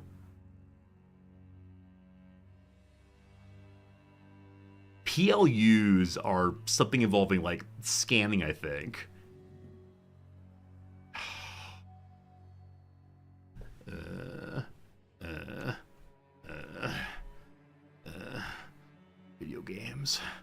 Video games. Okay. We return to our war. The enemy is splitting away. I find very distressing. We're pulling back to what they do. We're giving up a flank. We'll see how that works out. Dire wolves are coming in. They might be taking a fairly wide berth. There are the bats. The bats are spooky. We can't see where exactly they're going. They're just coming on in. All right, let's see. Is Gunner shooting? Not close enough yet. These group, I think it might be low ground. I think we're being blocked. Well, I think we're being blocked by the hill itself. So Gunners, which is group 2, we're gonna have you step forward to here. And then these sword dudes need to go somewhere. I'm going to move you forward in case... shoot. I want to move them forward in case of bats, but in case of the flank, we need to move back. We'll watch the flank and see what happens. Now, I feel very in control at the moment, but I guarantee at one moment very soon, we're going to find ourselves entirely overwhelmed. Okay. Dire wolves... So it looks like almost no one's coming through the front. I mean, these groups are, but I expected this group would be coming up this way. Seems like they're entirely pivoting around. Is that a military tactics word? Pivoting? Probably not. It's the only word I know, though. I don't want my middle to get stuck in skirmishes when we actually need to take this line. Okay, we'll watch this more closely for just a moment. Okay. So one thing is I moved my cavalry here, anticipating the ability to flank around this way. That's not going to work. So I'm kind of thinking my cavalry could go straight up the middle and then pivot around to the back, but going through trees feels bad. So cavalry, I'm going to have you return to here now, and we'll see in a moment what happens. Yeah, they're flanking to the high ground. It's absolutely true. So their charge is going to be hilarious. They have no ranged weapons, which is a nice way to start. Not having to deal with those. Not sure what to deal with ranged weapons, but... okay. So... this spear line, I'm going to move over this way. This spear line, best spear line, I'm going to move over to this way. And we'll see what happens. Okay. Dire wolves are still back. Bats are coming in still. Elspeth, I want you to cast on them. I don't know how long a second is. We're going to say it's roughly a second to cast that, and then 15 seconds of battle. Hope that works. Okay. She can also cast her Spirit Leech. Again, better on an individual. Weak versus multiple combatants. Undead do not feel fear. They crumble, though. So unfortunately, our auras of scaring people away, I believe, does nothing. It does give a bonus to magical attacks, though. That's why we're using that one. Okay. Though weak, it will do some damage. So, hello, other back group. Let's hammer you. Here comes the hand. The hand. Okay. So, now, gunners are gunning. Are you all gunning? Spacebar to see. They're not complaining, so I believe they are gunning. Can we see that? Fire arcs. So there's no battlefield overlay that will show me, are they currently shooting? We just have to zoom in and see. Engineer's probably blocked out though.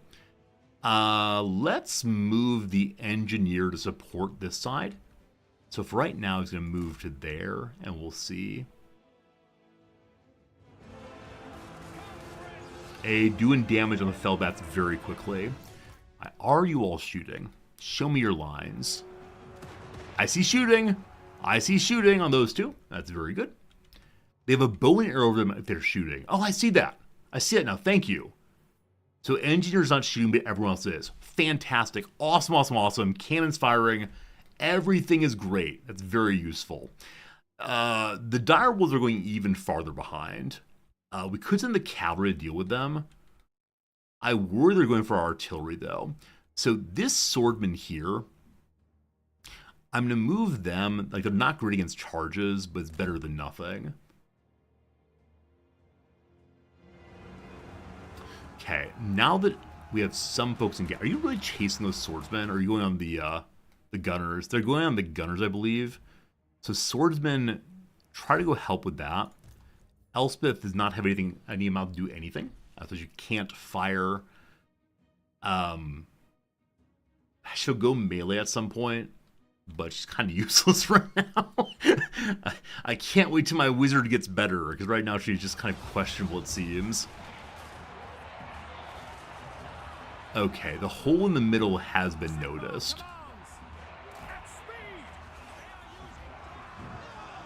The skeleton warriors go how fast? 31 versus our 30. They will catch up. Oh no, we bombarded ourselves. Oh, cruel world. Alright, so the problem with having... Which one of you is in big trouble, mister? Which one of you did that? It's pretty bad. It's pretty bad. You're all fine. Don't worry. The Emperor still loves you, and I do too. Where are those bats? The bats I no longer see, actually. So it seems like those bats may have been defeated. Toot sweet. Holy cow, we're getting flanked. Alright, we'll deal with that in a second. For now, the cavalry must do something. So cavalry, cavalry, cavalry, cavalry. You're in charge to here. A charge to here. I want you to go skirmish, so you try to stay out of battle. This is fine, don't you worry, team.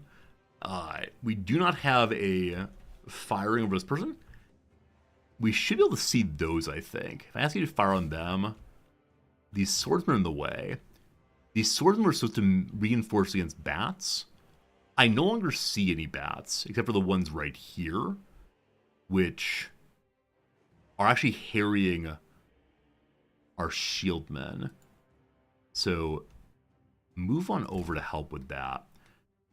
Can the gunners shoot the bats?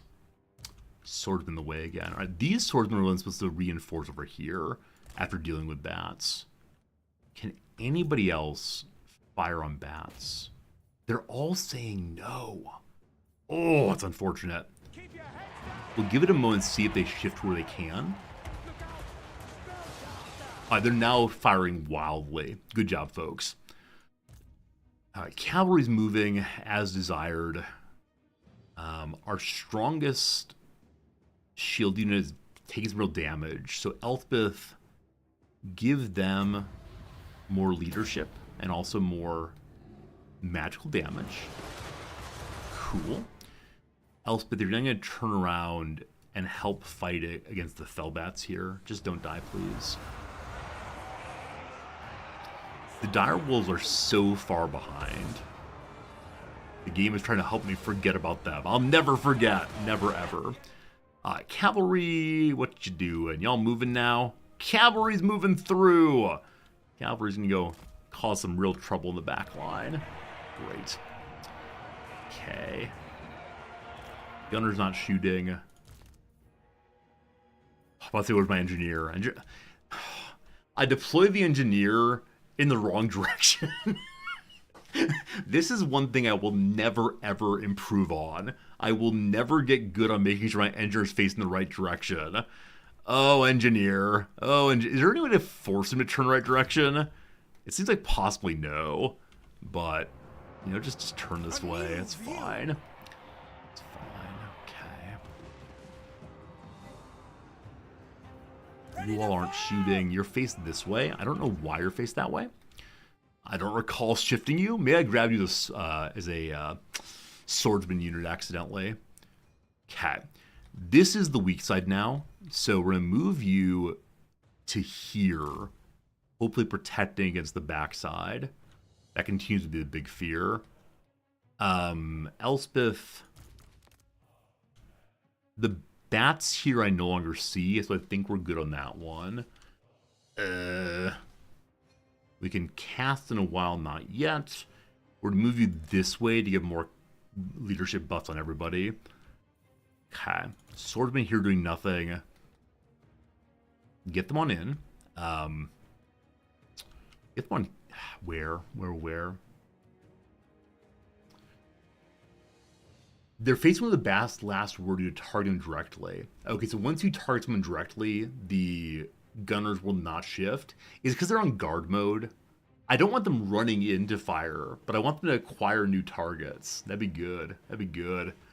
All right, soldier dudes, let's get on to the Vampire Lord, please. He's only level 1. You can do it. Gunner dude, you are facing that direction. Swell. I can never focus target ever again. Leads to absolute sadness. Dire Wolves, right? You all need to pick up the Dire Wolves. How fast do they move? 95 versus 60 versus 30. Good God. Maybe it's better to shift across this way. I can learn to hold formation somehow, right? Isn't there a hold formation button?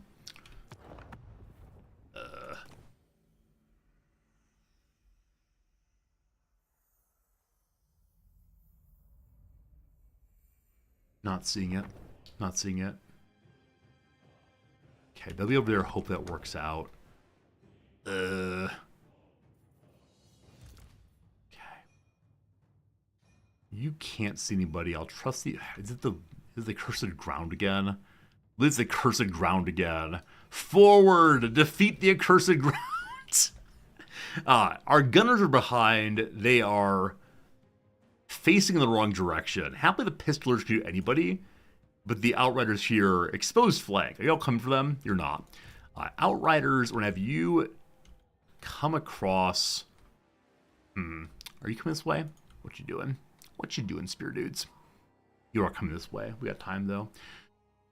Okay. For right now, you all just turn?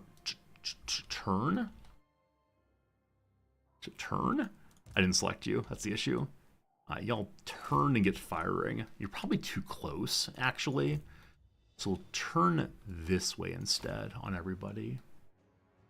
If you press Alt left and hold right mouse button, you pivot with current formation. Awesome, thank you. I think that will do it. Okay, they're coming actually right at us. So hold your movement. Hope they're turning that direction. Oh, you're not. Oh, you're not. Good luck, swordsman. Good luck. Hey, they charged through, but just barely. Well done, folks. Well done. Cannon not firing. Rock battery is firing. All right, cannon. Okay. Is this how it works playing the Empire? Do you just have to like do a lot of fiddly aiming? Or is the case I just don't fully understand terrain and so I do more fiddly aiming than otherwise? We're turning this way to fire on those, hopefully. Swordsman doing nothing. Yes, they are. Don't worry. These ones... Turn that way and fight, please. My troops have found hidden foes. Bum, bum, bum. Bum, bum, bum. Okay, that's fine. Enemy wizards They're coming across the swordsmen. Great cannon! Gunners are moving this way. That's what's desired. Hailstorm! Okay. Engineer Brother Man.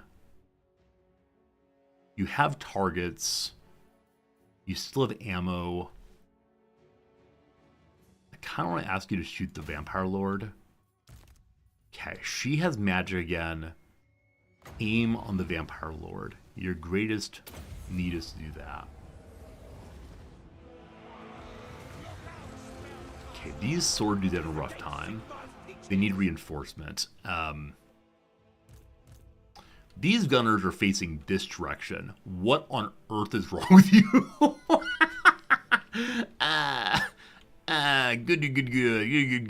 Good. All right, men, go over here. I trust you. That's not high enough. Go over here. I trust you. You're facing that way. You're shooting A+, yes. Everyone has target, but for these guys who are currently moving. Also, you have nothing, apparently. Come on, you can see something. I trust you. We're going to turn a little bit this way. That will help, I think. You allegedly are shooting at something. I don't believe you. Turn that way. All right, the leadership continues. What fine leadership it is. There's the hand. You're good. Cavalry's doing nothing. They should be firing, but they're big sleepy. They're just out of range for firing. That's fine. So select all of you. I think as we charge across, we can pistol shot. It'd be better just to move forward a bit, I think. So charge.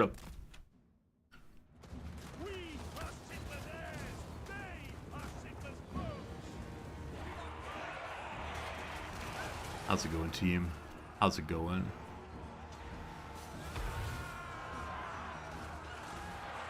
Our strongest spearmen are winded. They've taken damage. Everyone do something. You are sleepy. I'm going to turn this group's guard off because it's just not advancing into whatever is genuinely right next. Just keep moving a little bit. I'd like to reinforce these folks, actually, so very awkward movement. I'd like the gunners to come help with the same, whoops, because I do not want to lose these spearmen. They're my preciouses. So you all, shooting uphill, move to here instead.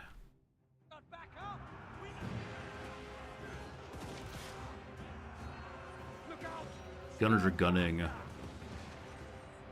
Everyone's engaged. Things are good. Elspeth can cast again. She can cast her magical attacks. Get some leadership also. Good. The back way do me in skirmish mode, they should just stay out of range of melee. But so far, the lines have not moved in the direction of melee. Dude, I'm asking you to fire actually on... Yeah, these folks are crumbling. Oh, don't run in. Can you not see them? They are firing. I thought red lines mean you can't see. Can you see? Oh, Jose, can you see? I'm very confused. All right, drop your whatever you're doing and fire at will. You figuring it out, team? You figuring it out? They're not figuring it out, apparently. Victory's in our grasp. Allegedly, we might win this thing. Good job, team. Keep going. There's one group that's currently wavering. Where are you? You're over here. Bring me Elspeth. Go encourage them. Go say nice words. And maybe even go into melee. I don't know. She only has 3,000 health. Are the gunners gunning? Most certainly not. Just run up to here. I'm sure you'll find someone to shoot. Come on, team. I want to see bullets. You have a lot of ammo still. Fire at will is off. I have no idea what fire at will is off.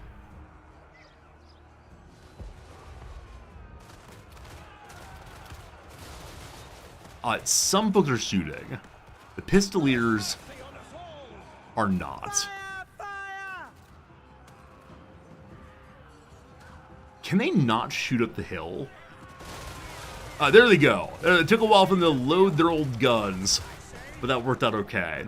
Alright, over here. What you doing? What you having a pretty bad time? Gunners are gunning. Good job, folks. Everyone's shooting something. Not sure if good. Cravens, our warriors flee! You cowards! You such and so's. The swordsman fighting the boss has some trouble. The Reaper is giving their due. These spearmen doing nothing because their line's been defeated. Go help Elspeth. Elspeth, rather. Cavalry. You're doing well. I think. Maybe. Outriders do anything? Hey, you're doing stuff. I think if they spread out more than good shoot.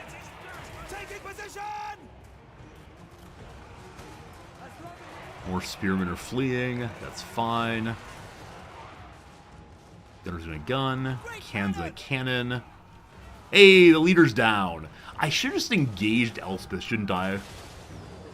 I'm so scared of her dying because she's a wizard. But the minute she went in and fought against the enemy lord, the battle was basically over. I know some of you said previously I should just focus the enemy lord. I play a really conservative style, which I think is causing the battles to be a little worse than they need to be. That said, decisive victory. A winner was us somehow. Cool. Cool. Alright, we had some losses. That said, they had infinite losses on our side. No more skeletons around.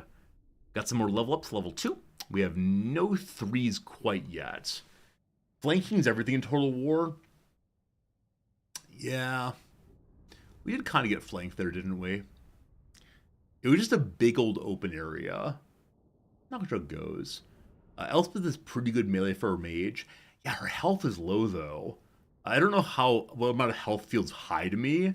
I think part of it is the commander unit we saw at that last settlement was, I think 9,000 strength, so 3 times hers. That concerns me. I think she does have kind of like mage magic or something, or mage shielding. Whichever way, we took over another little holding. We now control our starting duchy. That's pretty good. I'm so glad our best units stayed alive. We got an arcane item called the Scroll of Shielding. Will this be the first item that she can actually use? Level 5, 2 levels up. Hey, we occupy this place. This place is ours. Hey, upon the Scroll of Shielding's a crude drawing of a warrior shield, displaying an unknown crest of a kingdom long lost. Ability Scroll of Shielding. It is active. It gives her damage resistance of 20%. You can use it 1 time. As it was 1 time per battle, not 1 time it explodes. Also a zealot. Whatever their case, nothing is left for these men and women but religion, and the swift dispatch of the minions of evil and chaos. We ranked up a territory belonging to vampire counts. So because you get the followers for doing special conditions, I always wonder which conditions have I not seen yet. You know, I'm kind of randomly doing things. There's probably some great follower you can get via doing an interaction I'd never think of. Also the pit fighter. Men fight better when their livelihood, not their lives, is at stake. Use the kill captives post-battle captive option. I didn't do that intentionally, I don't think. Anyway, hooray! Pit fighting. The entire province is secured. We have complete control of Visenland. We can now make a commandment across our land. Cool. I think that increased our imperial authority by 1. I think it went from 57 to 58. So I wonder if there are 100 holdings that the Emperor wants. Or if it's partially based on effects other than just what you own. I think it is just what you own. Okay, 58 it is. So, first things first, let us see the leveling up Elspeth possibilities. von Draken. Hello. The arcane item she can actually use. She has one scroll with her now. And new ancillaries, the Pit Fighter and the Zealot. She's allowed to use, they're already equipped actually, so auto-equip there. Lowers corruption in her province, causes more casualties post-battle. So I want to make sure the Zealot is on whoever's going to stay back at home and keep our territory in good order. Alright, leveling up has not unlocked any of the specials yet, except over here, Brass Lunged, bigger leadership aura, hold the line, passive ability, melee defense, and leadership. I mean, in that she's a leader, if I take both of those. Or we can go down the Inspiring Presence line and get more defense on our spear dudes, make our horses go faster, better charge bonus, pistol core increase, more missile strength for various missile cavalry, that's awesome also. Honest Steel, more weapon strength like great swords and demogryphs. Don't know that quite yet. Part of me wants, I mean, truthfully, part of me wants to do everything, right? Because I want her to have better magic, I want her troops to fight better, I want to move faster on the world map, but I think it makes sense for us to increase her aura, because that will help everyone out there, no matter who they are or what they're doing. Mage. And good old Lupio. So Lupio's unlocked this line here. He can help with mobility also. Let's choose that. And then, Indomitable. More leadership around him.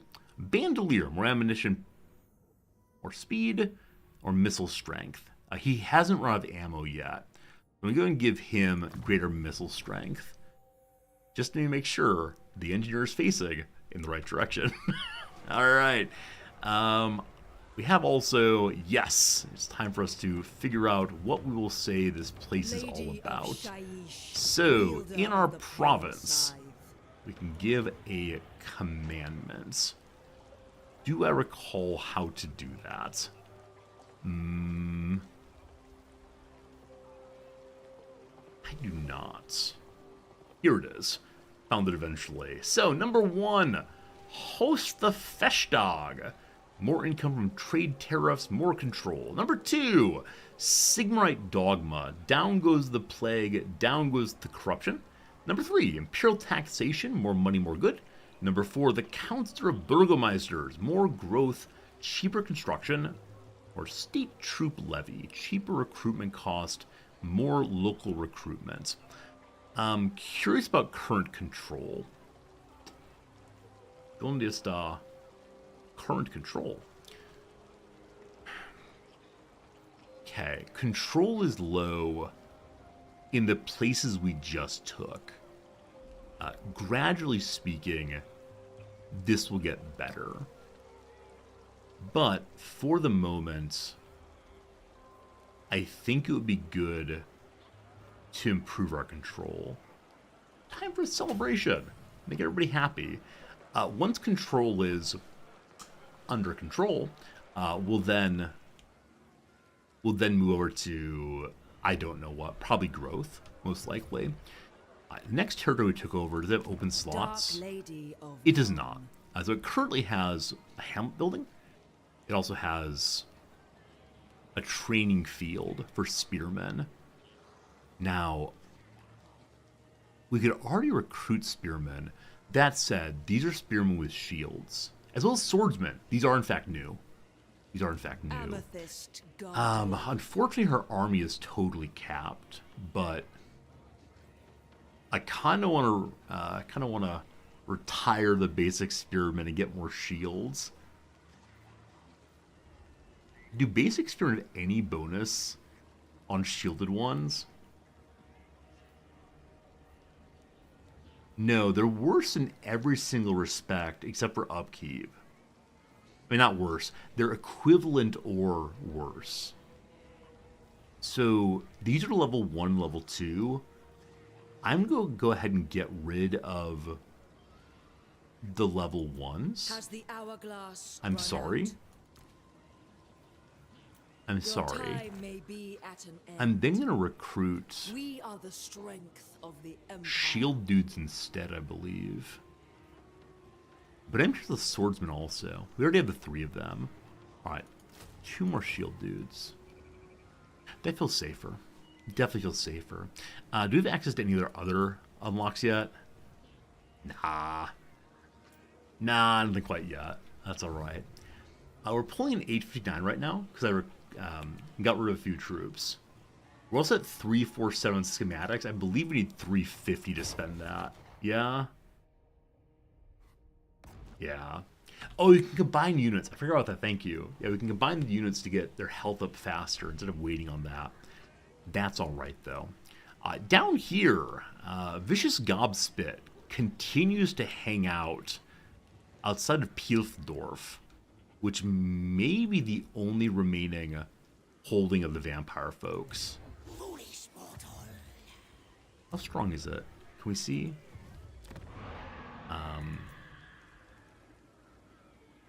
Grave Guards are new to me. Crypt Ghouls are new to me. Black Knight's new to me. I'm guessing this is the Redoubt, the capital maybe, of Vampiredom.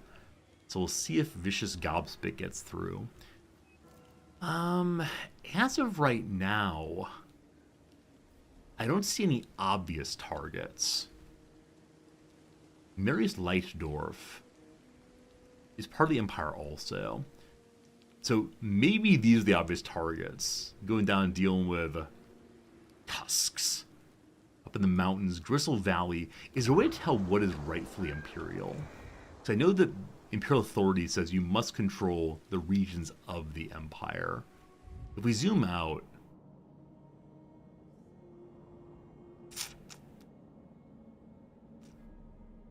I have no idea what's rightfully the Empire. That's a problem for the Emperor, of course. I assume these green screens being here. Maybe the Gardens of Moor overlay will show it. Is this the Empire then? I feel like it could be. The Nordland, Ostland, Ostermark, and so on. We're not on the front, it looks like. Except insofar as the section down here is held by folks other than us. So I guess our duty is going to be to head down this direction and see what we can take. And trust the other lords to take the northern directions. Probably have to help them eventually. I believe that is the turn. Technology next turn. Gonna be good. Can't wait to have a second army. Get a general out there. Someone who actually has decent melee ability. Cool. Cool, cool. Things are going well. I think if we fix control, we get more monies. That may not be true. It's at least a malice-like resolve, though. Maybe a little cross by the summit name indicates part of the Empire. Oh, this here. Thank you. Thank you, thank you, thank you. I didn't see that before. We now have state troop standards.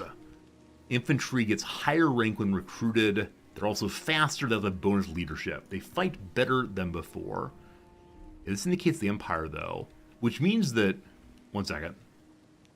Which means that these are not rightfully Imperial. But these are. So Steingard is held right now by the Black Venom Greenskins.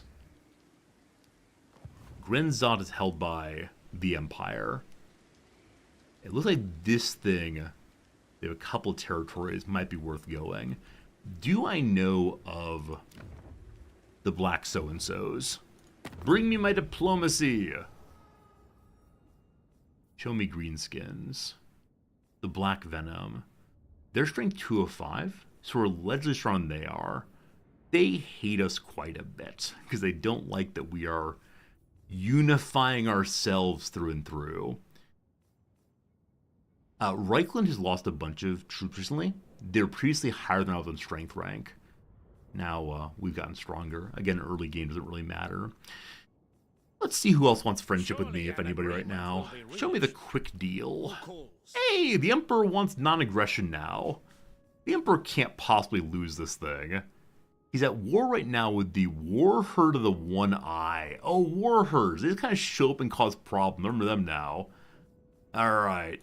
Yes. Nobody wants trade. Nobody wants anything. I think allying with the Emperor seems good, or non-aggressing. I'm not sure if I want an alliance. I don't want to get drawn to his many problems. But sure, let's be friends.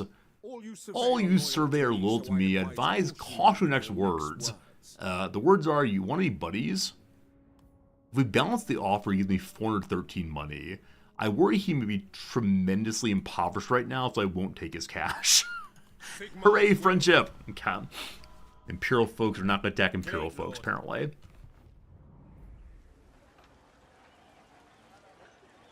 Good. Alright. So, new technology. If we want to, we can continue increasing our infantry strength. Fancy armor, fancy weapons, so on. Part of me wants to do this, and the reason why is the longer we hold the lines, the better off we are in allowing our people to pick off the enemy. With that said, if we go for other upgrades, then the enemies will pick off faster. Both of these keep my line alive longer. I'm not going to go cavalry yet, because they've yet to take any real damage at all. Eventually we will meet people who have range weapons, and then we have problems. Over in artillery, we can go for refined schematics. Artillery is cheaper and more missile strength. Or the firing drills. We recruit artillery at higher levels, and they reload more quickly. Kind of like that. Unfortunately, all these do take longer periods of time now. The small ammunition would help our line gunners. It's teaching of Teclis. The Warden of the White Tower is known to many as the most powerful wizard the mortal world has ever seen. Fortunately, he imparts his wisdom gladly. Spellcasters gain more experience. Construction is cheaper for battle wizard recruitment buildings. Does faction-wide mean everyone in the Empire? This would help the Empire get wizards faster? I can't remember what's a faction exactly. Faction, Empire, confusement. Confusement indeed. For now, more ammo for the missile folks. Everyone in my empire. So I am a faction, as is the Emperor himself. Cool. Okay. Need 3 more schematics. Son of a gun. It's gonna take a while. Who's up? We continue healing. I would like this to resolve fairly soon, because it'd be very awkward to go down and around that. We also haven't established how strong Steingard is. I think I looked and then forgot immediately. So back to diplomacy again. Of the greenskins we know, the Black Venom are a little weaker than us, but they do have the settlement bonus. The Skull Takers are interestingly a horde. I actually didn't know that. So they have no home. We could do the we could do the vampires a solid. I could declare a war against them, fight them, who I believe I can take, and then steal their home. The only issue with that, though, is if I go into Vicious Gobspit and fight him and win, I believe then that Hans Barkemir and his garrison come and attack me. So I want to stay out of that for right now.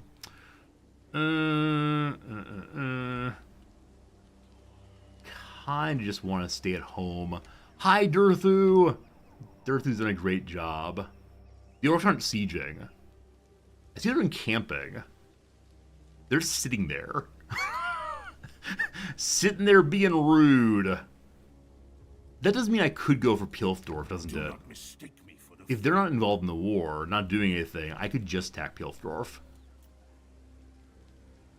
Again, they do have troops here I've not seen previously. Notably the Crypt Ghouls, which are a cudgel infantry.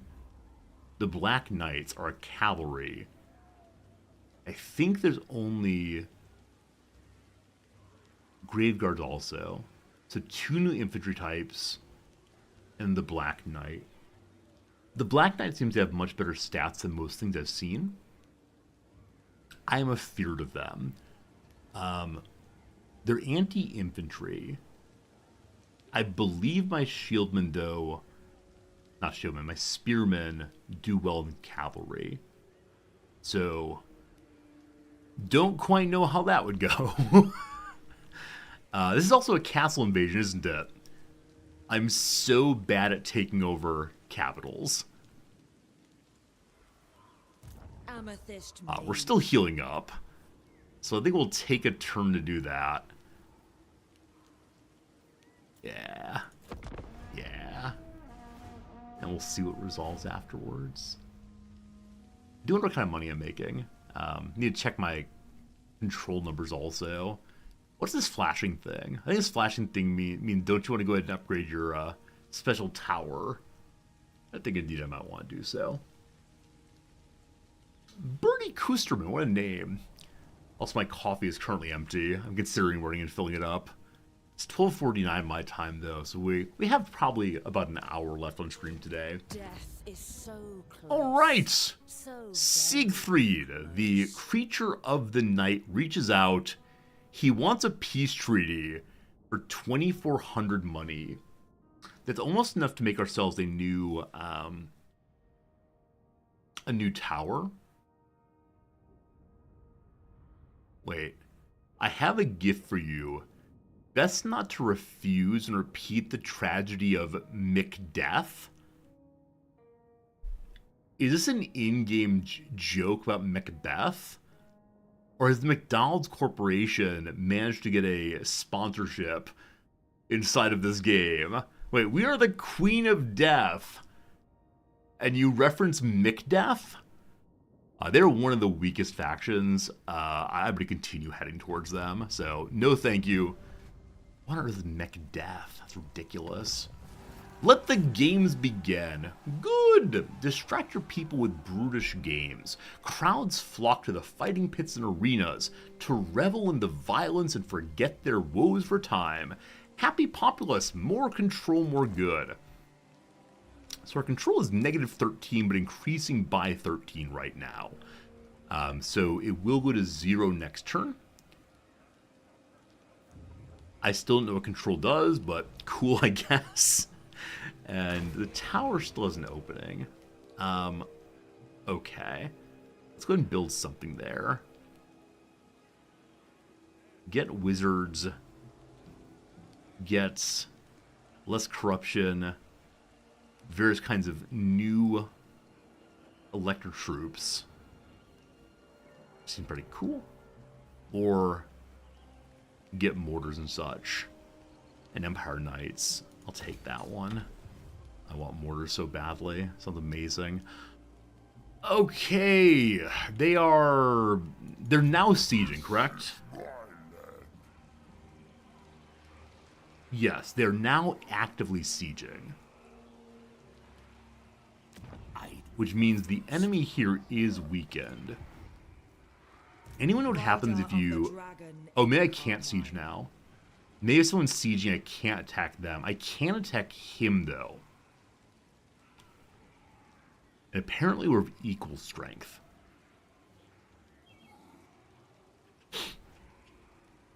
So there's no double sieging, unfortunately. Huh. I don't know what to do with that. I don't know what to do with that, frankly. We could ride around some and see what we find. Like, we see what's happening in Gristle Valley. Assuming Skaven. That said, it's definitely not inside of Imperial territory. I don't know. I don't know. I need more quests. Someone give me more quests. Who's this belong to? Yeah, against the Empire. Empire. I don't know. Sometimes two factions can team up in a battle against a common enemy. Unfortunately, I can't click the right now. I don't know if I want to ally with a greenskin army.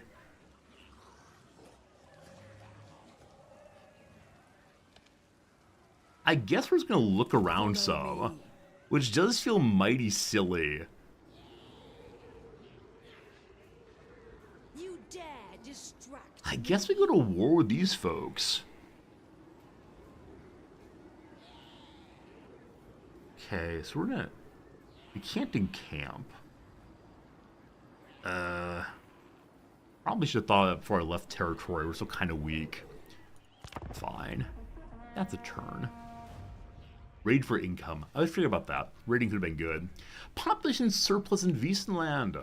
We can maybe level up one of our little towns. Get a new building slot, maybe. That'd be great.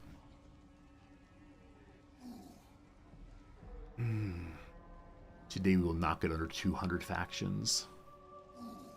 I do enjoy these modes of strategy. Like, I'm sure that some of you know instantaneously, could I take that fight? But for me, it's confusing. Well, something has changed here. Something has changed. It is better that I am alone. They stopped sieging. It looks like they lost an attack. Your last mistake. The garrison is so weak. Do I be, what's the word for it? A vulture? Is it time for me to say, the carrion of my enemy shall be mine?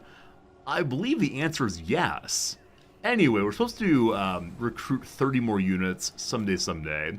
Also, the deceivers were destroyed. We've learned about them. Oh, it's encountered, sorry, not destroyed. Deceivers are over here somewhere, causing problems for Vertibod. We're a lucky ducky here. Here we go. Here we go. It feels like auto-resolving is the way to go. Yeah, there's no way we lose this thing.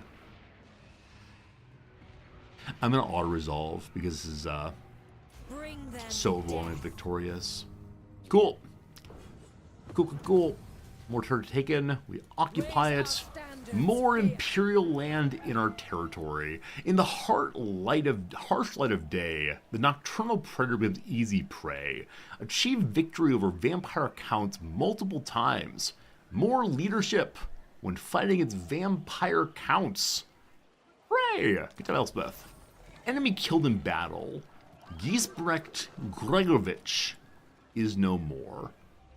Our enemy belonging to the Court of the Night is dead. Also, we got an initiate. Many young men and women willing to devote their lives to the gods. Further ranking up in territory belonging to vampire counts. Lowers corruption where we are. Also, the Court of the Night is no more.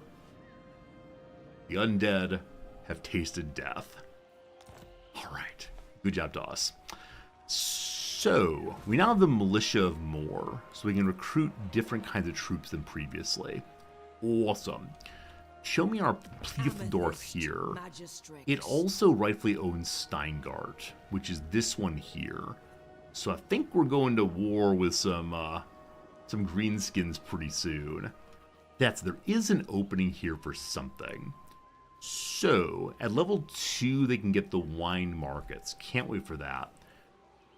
Till then, let's see.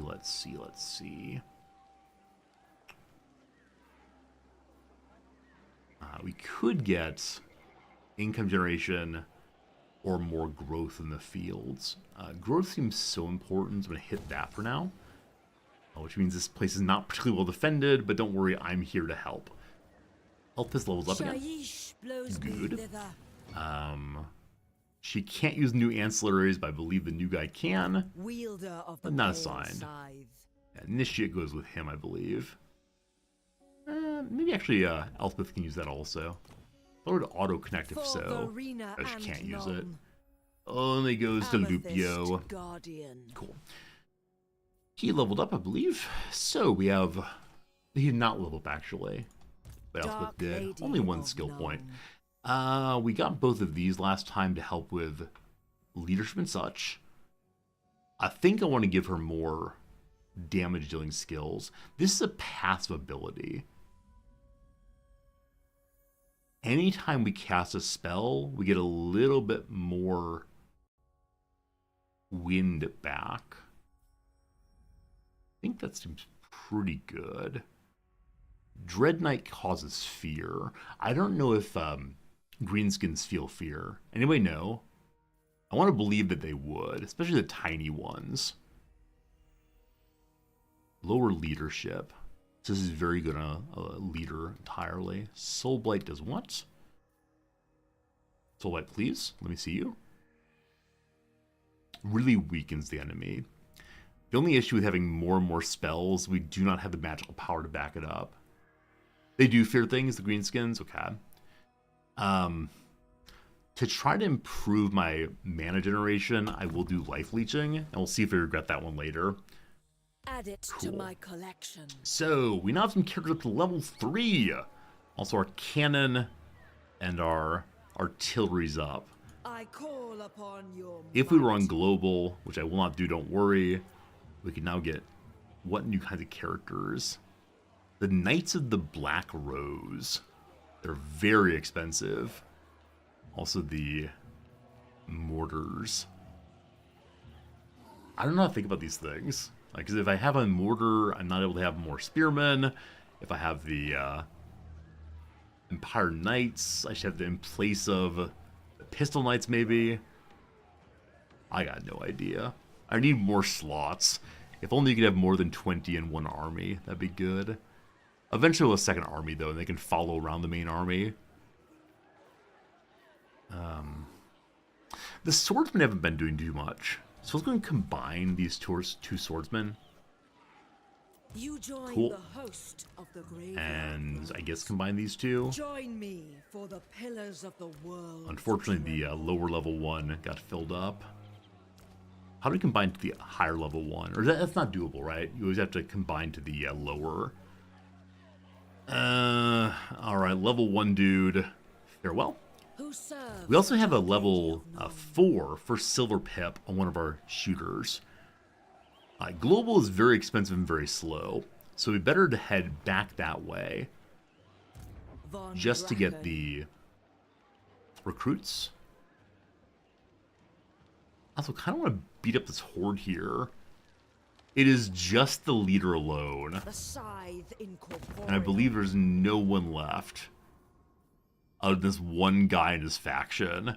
I'm so sorry. You want to fight? Good, so do we. That's not true. You actually do not want to fight me. Darkness upon our foes. It's just not going to work for you. I We can't quite get there this foresee turn. suffering. So, next turn, next turn, next turn. Wissenberg has open slots. We can upgrade to the village instead. More garrison, more good. And also we can finish off this genuinely one-person faction. I'm thinking yes. I was thinking about that earlier. New chatter who came in and said, "Are you playing on legendary / very hard?" And I worry, not worry, I wonder if I could eventually get there. Like, how much time would it take me playing this game to get to the point where I can play the hardest difficulty? I know for some people, the joy of watching streamers, they can do difficulties that you yourself cannot. I've got 60 hours in the game right now, and that feels like not nearly enough to get anywhere near that. That said, I do wonder if some players just jump in at the hardest difficulty and mess up and screw around until eventually they're able to play at the hardest difficulty instead of gradually working their way up from normal to higher difficulties. I'm not sure. Not sure. In your view, the hardest difficulty is very tedious. Yuki-chan, in what way do you mean it's very tedious? I'd love to know. Man, of course I don't want tedium. But if people want to watch it, yeah, one never knows. One never knows. Mass-produced small ammunition, cheaper missile units, awesome. Trading places. Establish a trade agreement with somebody else. I'd love to do that. I'd love to do that. You thought easier difficulties are for adults? There was that article title. Easier difficulty for adults. The fact though is, though I'm an adult, I'm also a streamer. Gotta balance these things out. Alright, so we just unlocked technology. Time for more of those. Now, the hardest difficulty reduces control intentionally, gives enemies sneaky strong buffs, where melee units just lose. Okay, so you have to have strong range to take blood right away. Interesting, interesting. Okay, I would like to have what? Artillery loads faster, or artillery has higher missile strength. Let's do that. We need Okay, also we can go ahead and all these if we are to upgrade stand another against weapon. the old foe. I think this time we upgrade, I don't know, I love the cannon. We have a lot of gunner cavalry though. This is the Strider, so they won't have any penalties for terrain. Sure, Such boundless someday the skill. cannon, someday. I am impressed. Lupio leveled up. Good job, Lupio. Amethyst Our mage, engineer, always improving. What a good guy. rider of the dragon And in Carmine. still not quite level 8. Someday. Alright, let's go ahead and give you, I think higher leadership around you could be good. Or just more damage. Heck, more damage seems good. Friends, it's time for another quick ad break. It's been another 1 hour. And so time for 3 minutes of ads. And then we'll get back to our game for a little bit more. Thanks for being here. Thanks for hanging out. Hope you're enjoying yourself. Hope you're feeling relaxed. Sitting back, kicking back, having a good time.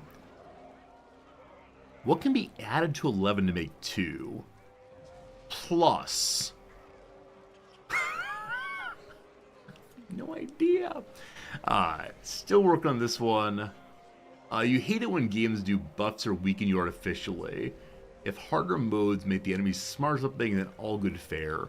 Yeah, a lot of people say that one way harder difficulties are made in strategy games by giving the enemy the ability to cheat. Either by having faster working economies or more stats or being able to see you in some way, etc. I don't know. Okay. There aren't... Oh, it's... I said earlier there are no small roles. There are no small parts instead. Maybe Sister Song is a reproductive justice organization for women of color. Seems plausible at least. Meals. Repasts. That's a heck of a word right there. Suburbs counterpart. Roper. Metro something maybe. I like air hose, I like pet cat.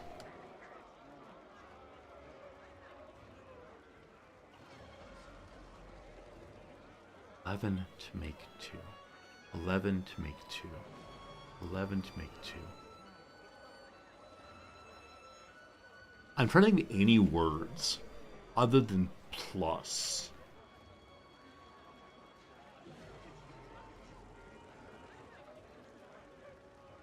I can't think of any words other than plus that end in LUS. Okay. Some advancements. I'm feeling pretty stuck on that right now. The double tier is interesting. Lose control musician. Yeah, no idea. No idea. Okay, some LG products. Like I said, these are electronics usually. Is special definitely right? Important is special. Maybe not right. I built that only on delay being put off. Put off does not only mean to delay, it can also mean to make someone unhappy with you. Or be rejecting you. Travel out of plan, I still want romp or rove. Lope would fit, but lope does not seem right as a word there. Tips. Suggestions. Money for service. Askew. Falling over. Operative. In use, possibly. I'm going to get rid of special. I put in use here, and we'll see if that's right after a while. Concave body part. A nostril is concave. Your eye socket's concave. The gluteal cleft is concave. Your foot arch is concave for some people. It can also be flat. What other concave body parts? Now, wait. There's no reason to think the body's a human body, right? There are lots of possible bodies, including bodies that aren't even animal, right? So things like a body of water. So an inlet could be a concave body of water part. A gulf the same. I have no idea what they want there. Uh-oh. We're getting to the point where I may need to ask for help to get this thing going. May need to. It's said to prevent interruptions. Talking non-stop. Smaller double. Smaller double. Got hot. Riled up. Sweltered. Sweltered feels not great. It didn't like got hot, but instead was hot. It fits though. So I'm guessing that C-SPAN canceled the Mehdi Hassan show. I don't know who that is. This is based entirely on these letters will fit here. Suburbs counterpart. There must be some use of suburb I'm not getting right now.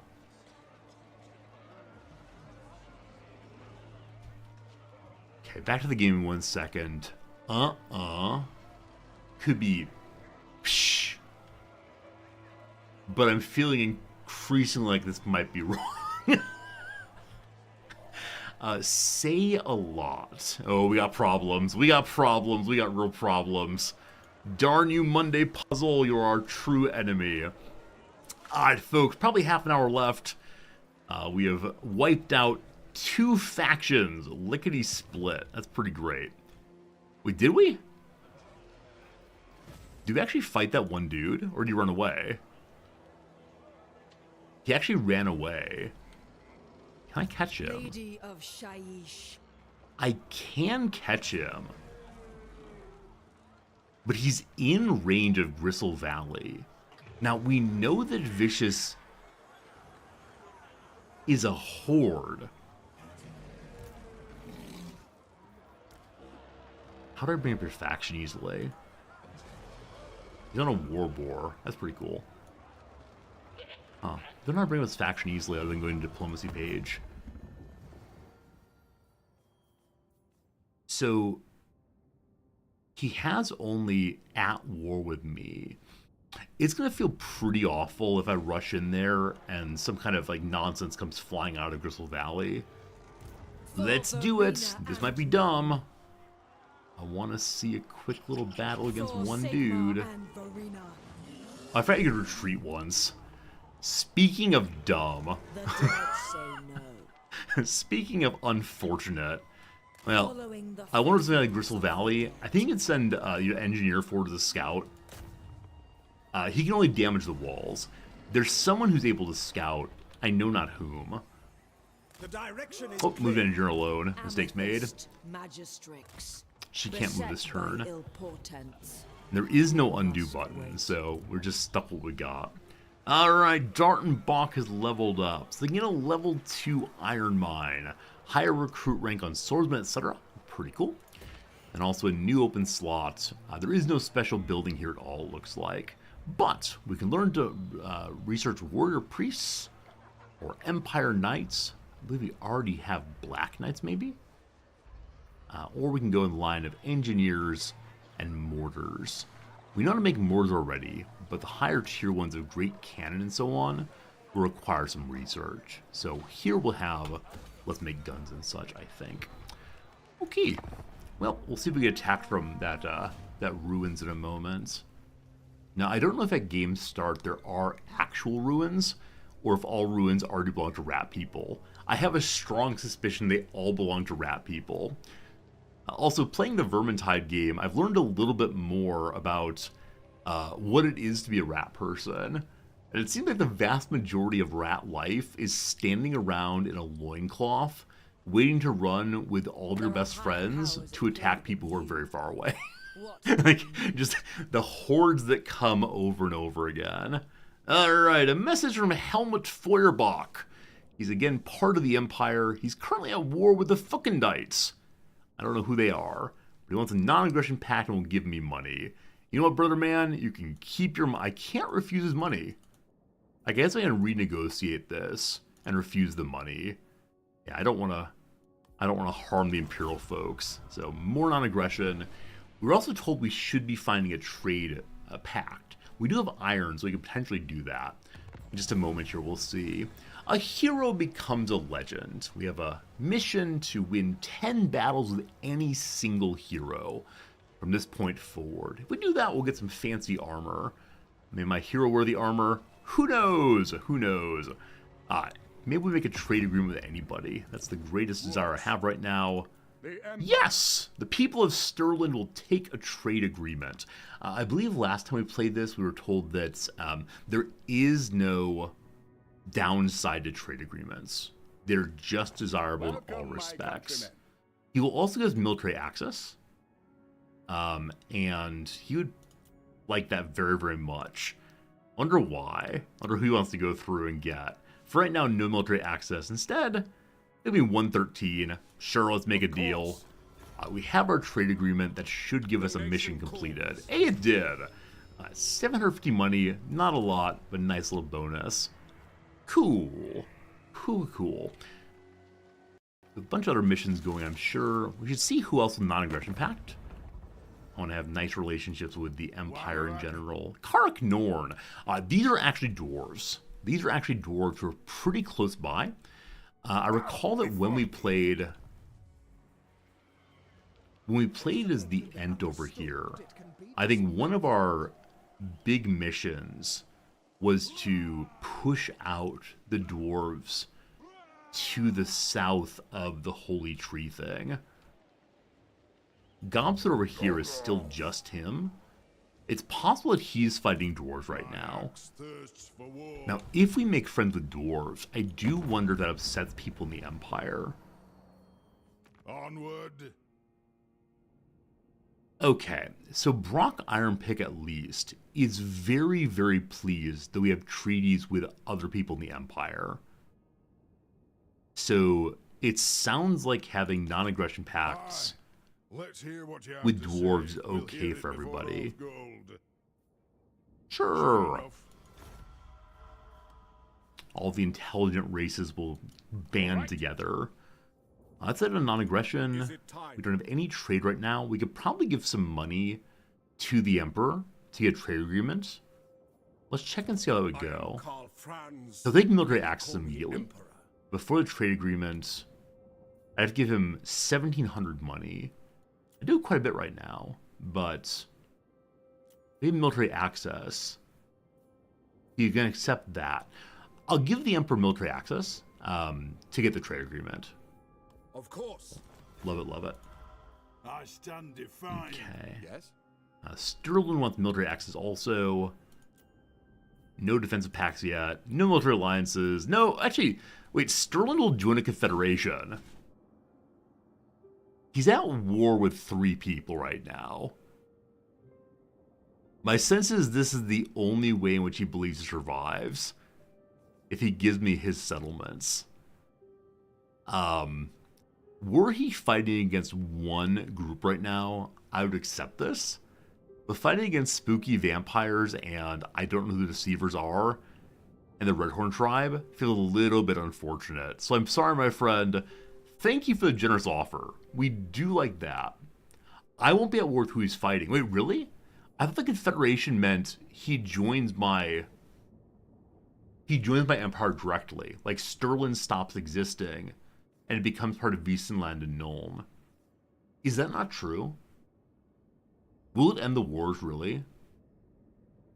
His faction dies, joins me, I'm not at war with those factions. Okay, in that case, cool. By Sigma's will, come in peace. By Sigmar's will, come in peace. Canceling wars.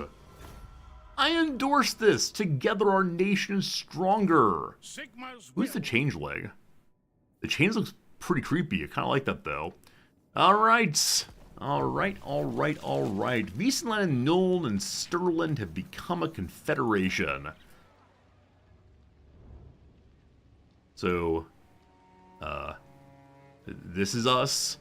I've taken territory to the east just by being nice. So they have one here. They said they had 2 holdings. Oh, Flensburg is the other one there. The changeling comes from the Deceivers. They have Changebringers, Blue Horrors of Zinch, Mordred the Orb Keeper, and so on. Alright. He has plus 62 on something. The Eye of Sauron, possibly. Oh, also here, special location. The Stir River. The strategically important River Stir forms the border between the oft-bickering states of Stirland and Talabakiland. It's even said that past Elector Counts of the two dueled in the middle of the river itself. Alright, we've united... No, that's not true. The river's this way. So, these are also Imperial folks, but they do not like each other very much. They will all bend the knee to me eventually. By hiring those on, by forcing them into a hostile takeover, our economy is briefly in shambles. That's because we have another army.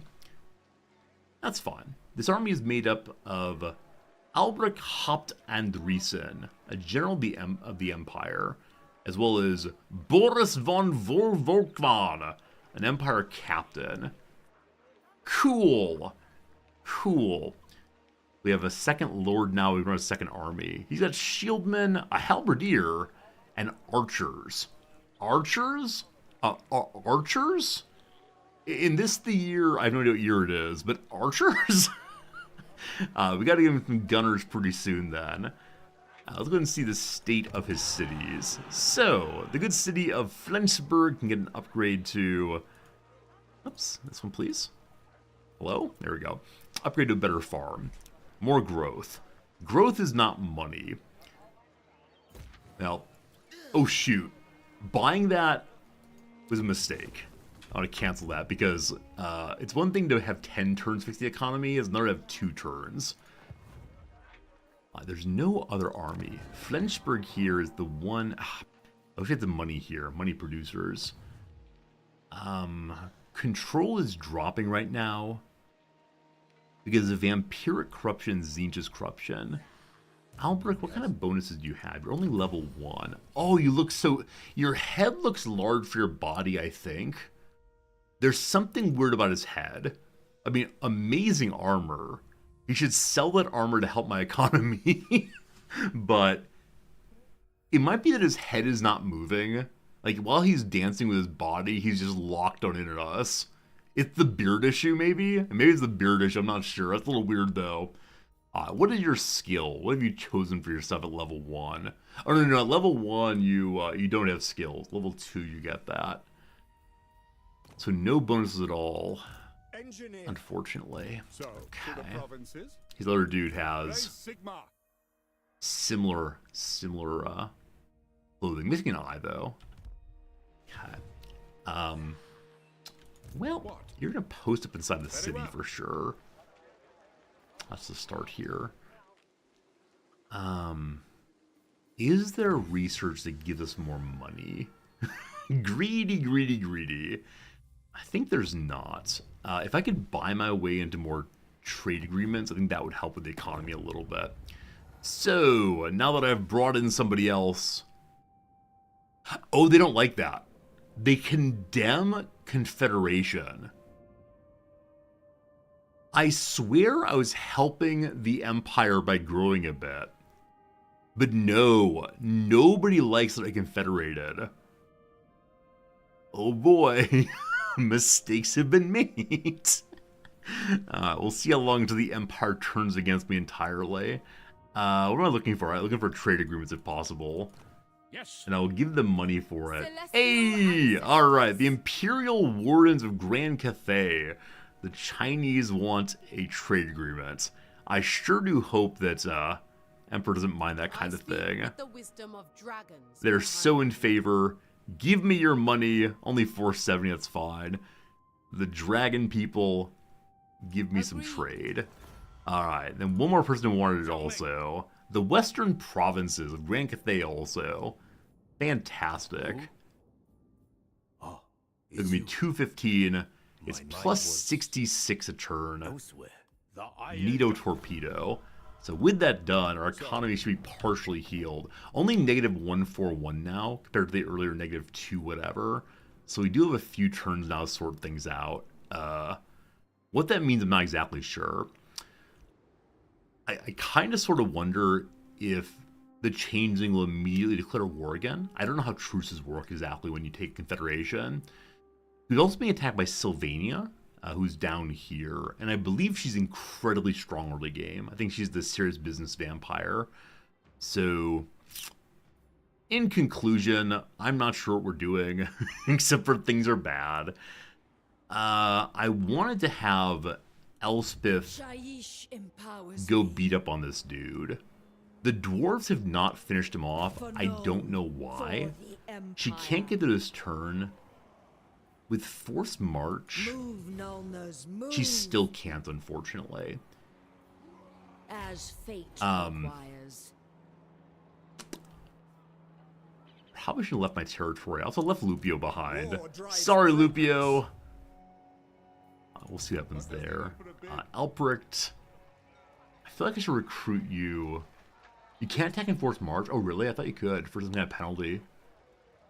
Maybe it's that you're more likely to be ambushed in Forced March or something. You're worse at fighting somehow. In case we go to war immediately, I feel like you could use some more troops. In Sterling, we can get Pistoliers at least. Okay. I'm going to give you 2 Pistoliers. That'll make the economy worse, but in some measure also better. Lupo, you go hire or go hide in Vissenburg, please.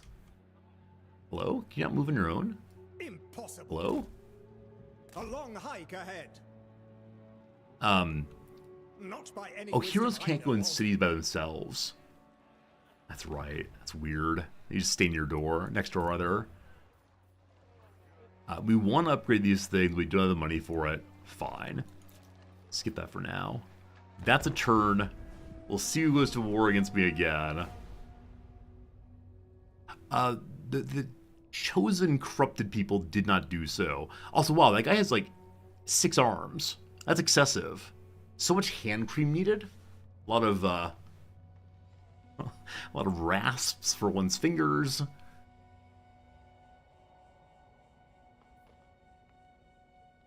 That Confederation may have been a bad idea.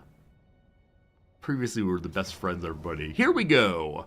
A decisive victory. So the Skull Takers managed to find themselves a few more savage orcs and turned to fight me. Again, decisive victory, so I'm not going to bother fighting it out, but we definitely win that, no problems. Hooray! As are the Skull Takers defeated, we have an item called the Rampager's Standard. Bonus charge, however we use.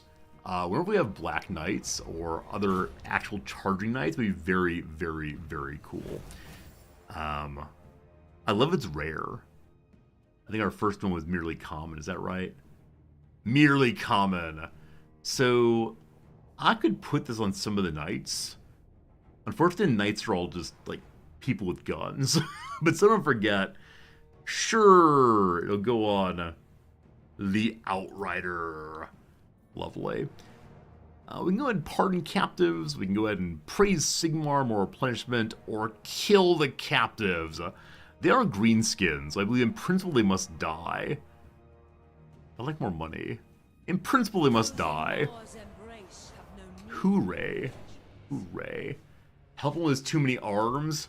I'll just show him my arms first. Ambusher discovered. Durathu has been laying an ambush. That's fine. Enjoy yourself, tree guy. Faction destroyed. Ooh. The Carrick Norm were destroyed? Wait, really? Oh, wow. So at the same time we went to hang out here, the dwarves died. Durathu reigned superior, getting himself his nice little homeland heartland thing. I do wonder if he's going to Gristle Valley right next. I want nothing to do with that. The Skull Takers destroyed. I did that. Got a Rampager Standard. Very cool. Got a character called the Entertainer. Won a battle with a small treasury. How dare you? I have 2,500 money. What do you got, Entertainer? You got a bachelor's degree in fine arts. You're out there with your painting and you're making pottery. Also a peasant. Ooh, master, there's lovely filth over here. Won a battle while losing money. The game is actively making fun of my economy. Also, negative 469 right now. I have no idea what changed. Someone's raiding us. I didn't make a bigger army. Hey, Elspeth has gotten a horse. Smaller than their powerful Bretonnian equivalents, Barding protects Imperial war horses from blows that would otherwise fell these proud beasts. We're more mobile than before. Cool. Also, the Withering of Tal. A cult of Tal within Talabahim has grown in power and fermented resentment over Sigmar's ascendancy, supposedly at Tal's expense. A religious war within the borders of the Empire is now almost a certainty. So apparently while most of us believe in Sigmar, these people believe in Tal. I don't know who that is, but he's not Sigmar, so we do not care. I'm actually curious. I want to know who is Tal. Hello, Fritz. Hello, Fritz. So Warhammer Tal. The god of nature, beasts, mountains, and forests in the Old World pantheon, one of the older gods of the human tribesmen. He's a member of the Northern or Country family of gods. Okay, what's the relationship between him and Sigmar? During Sigmar's time, the people of lands become the Empire, waited for Ulrich to return. Ulrich, is that the bear god? Ulrich is the god of war, not the bear god. Alright, what else do we know about Sigmar, please?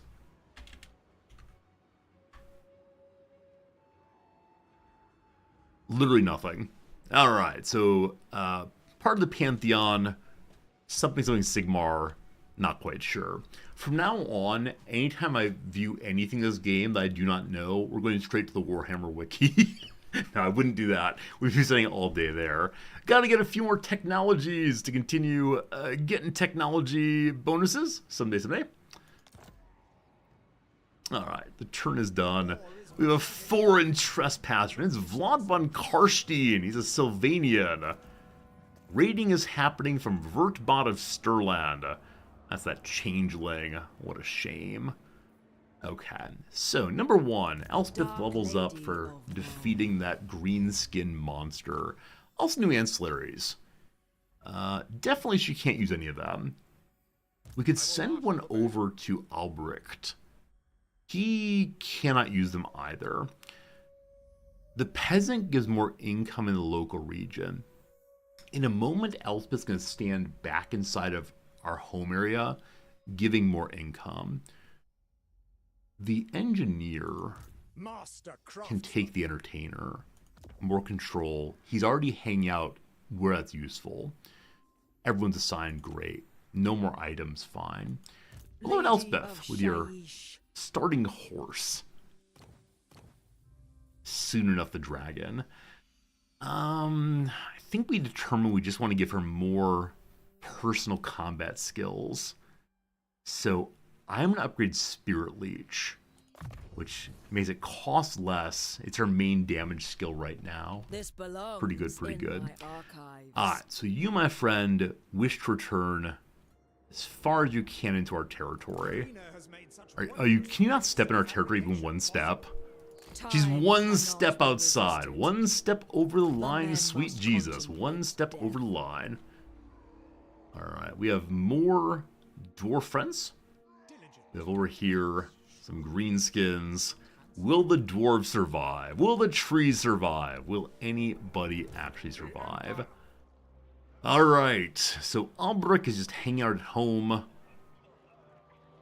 We still don't really have the money to do anything. Population surplus here, though. I don't think I can do anything with it. Right, we need to have more than just 1 point for level up here. In just one turn, Wiesenbach can give us 60 more money. 60 more money ain't nothing, as the kids say, back in 1992. It's not sure we're doing that. Albrecht's army... Oh, you know why we went up on money? Because I gave him 2 more troops. Maybe until our income gets fixed, I should take his soldiers away. Because there is a garrison here, correct? There's a relatively small garrison, but it's still a garrison anyway. So Albrecht, I'm sorry. I need to steal your men. The Empire captain here has an upkeep of half of our deficit. Oh, I just gave him these horsemen. They go away, unfortunately. We keep deleting until we're at least parity, if not beyond. You're gonna lose one swordsman. It is time. This general captain's only level 1. I'm sorry, friend. You have really cool armor, but no. Hey, we're positive on cash. And all it took was taking literally everybody out of the out of the army. We could continue pushing that, but I feel good about our current situation. All right. I don't know how to stop raiding right now, or ignore that. That's right. Raid freely, my friends. You're going to be okay. I can say you have to encamp here, right? Nope. Auto encamps. So now that I have positive money, I'm now going to get the growth increase. Though again, I think it's probably money. Who knows? Over here, Lupio. Can you get back in the army? Hey, you can. Very good. Engineer returns home. Lovely. Yeah, that is, Oh, we can go farther now, because the engineer came on board. We can go a little farther, getting to our No, we can't, I'm sorry. I think that's if we force march, we can get that far. Like me, and Carmine dragons are I don't imagine him attacking us, but better safe than etc.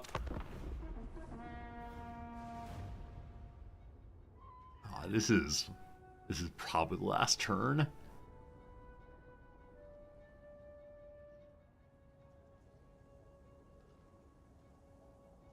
That's 1:30. Gotta go finish some projects with the semester coming in only, what, 4 or 5 days. I need to knock out everything I said I would do over my summer vacation. Oof. Alric Ranulfson is here right now. I don't know who that is. Faction destroyed. The Broken Nose are no more. So the dwarves over here fought off the Broken Nose by taking their territory there. Also, the Red Horde tribe destroyed. So they were over to the east, causing problems in... They're in near Vertbad. So one thing I learned last time we played was that it's important to expand pretty quickly. I think I spent way too long playing tallish, staying in one area, and then by the time I felt comfortable to expand out, there was nothing left to take. So maybe we'll push some more fighting soon.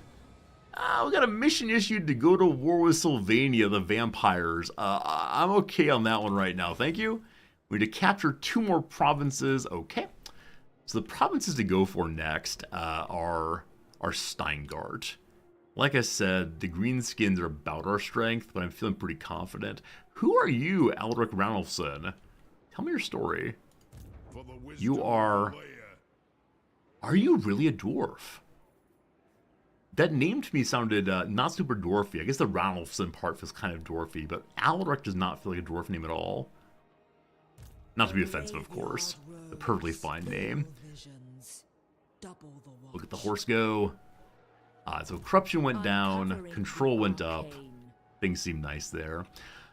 Alright, things to do. Over here, just keep hanging out, brother. You're doing just fine. And then building at Wiesenberg, open slot. There's probably some troops I want to make, but again, for right now, it's all money all the time.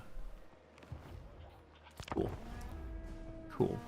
So I think next turn we attack into the south, or at least think about doing so. I kind of want to bring my eastern army down to help out, but I suspect that if we did that, we'd then get attacked in the east.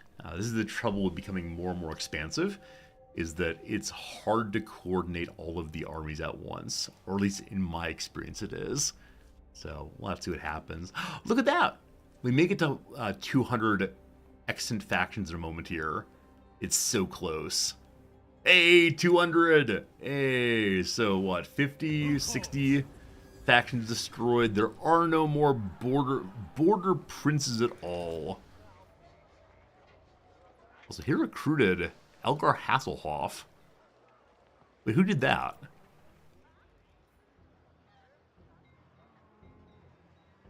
Oh, when I just missed him, they just go home. Maybe you can't get rid of heroes. You'll always return. We'll see, we'll see. Anyway, folks, that's going to be the end of me today.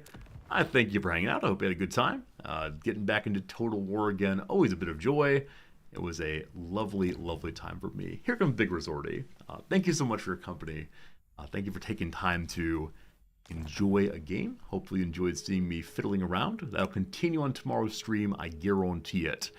For now, though, I wish you the best of luck in your evening and your morning, whatever time of day it is for you. Hopefully you're enjoying yourself. Hopefully you're relaxed. Hopefully things are good. Maybe put a smile on your face today. That's right, a smile. Here are my hands. Hopefully put a smile on your face today. Whichever way, I'll return tomorrow, and we'll have another good stream, good time, etc. See you later. Appreciate ya. Goodbye. Goodbye, goodbye.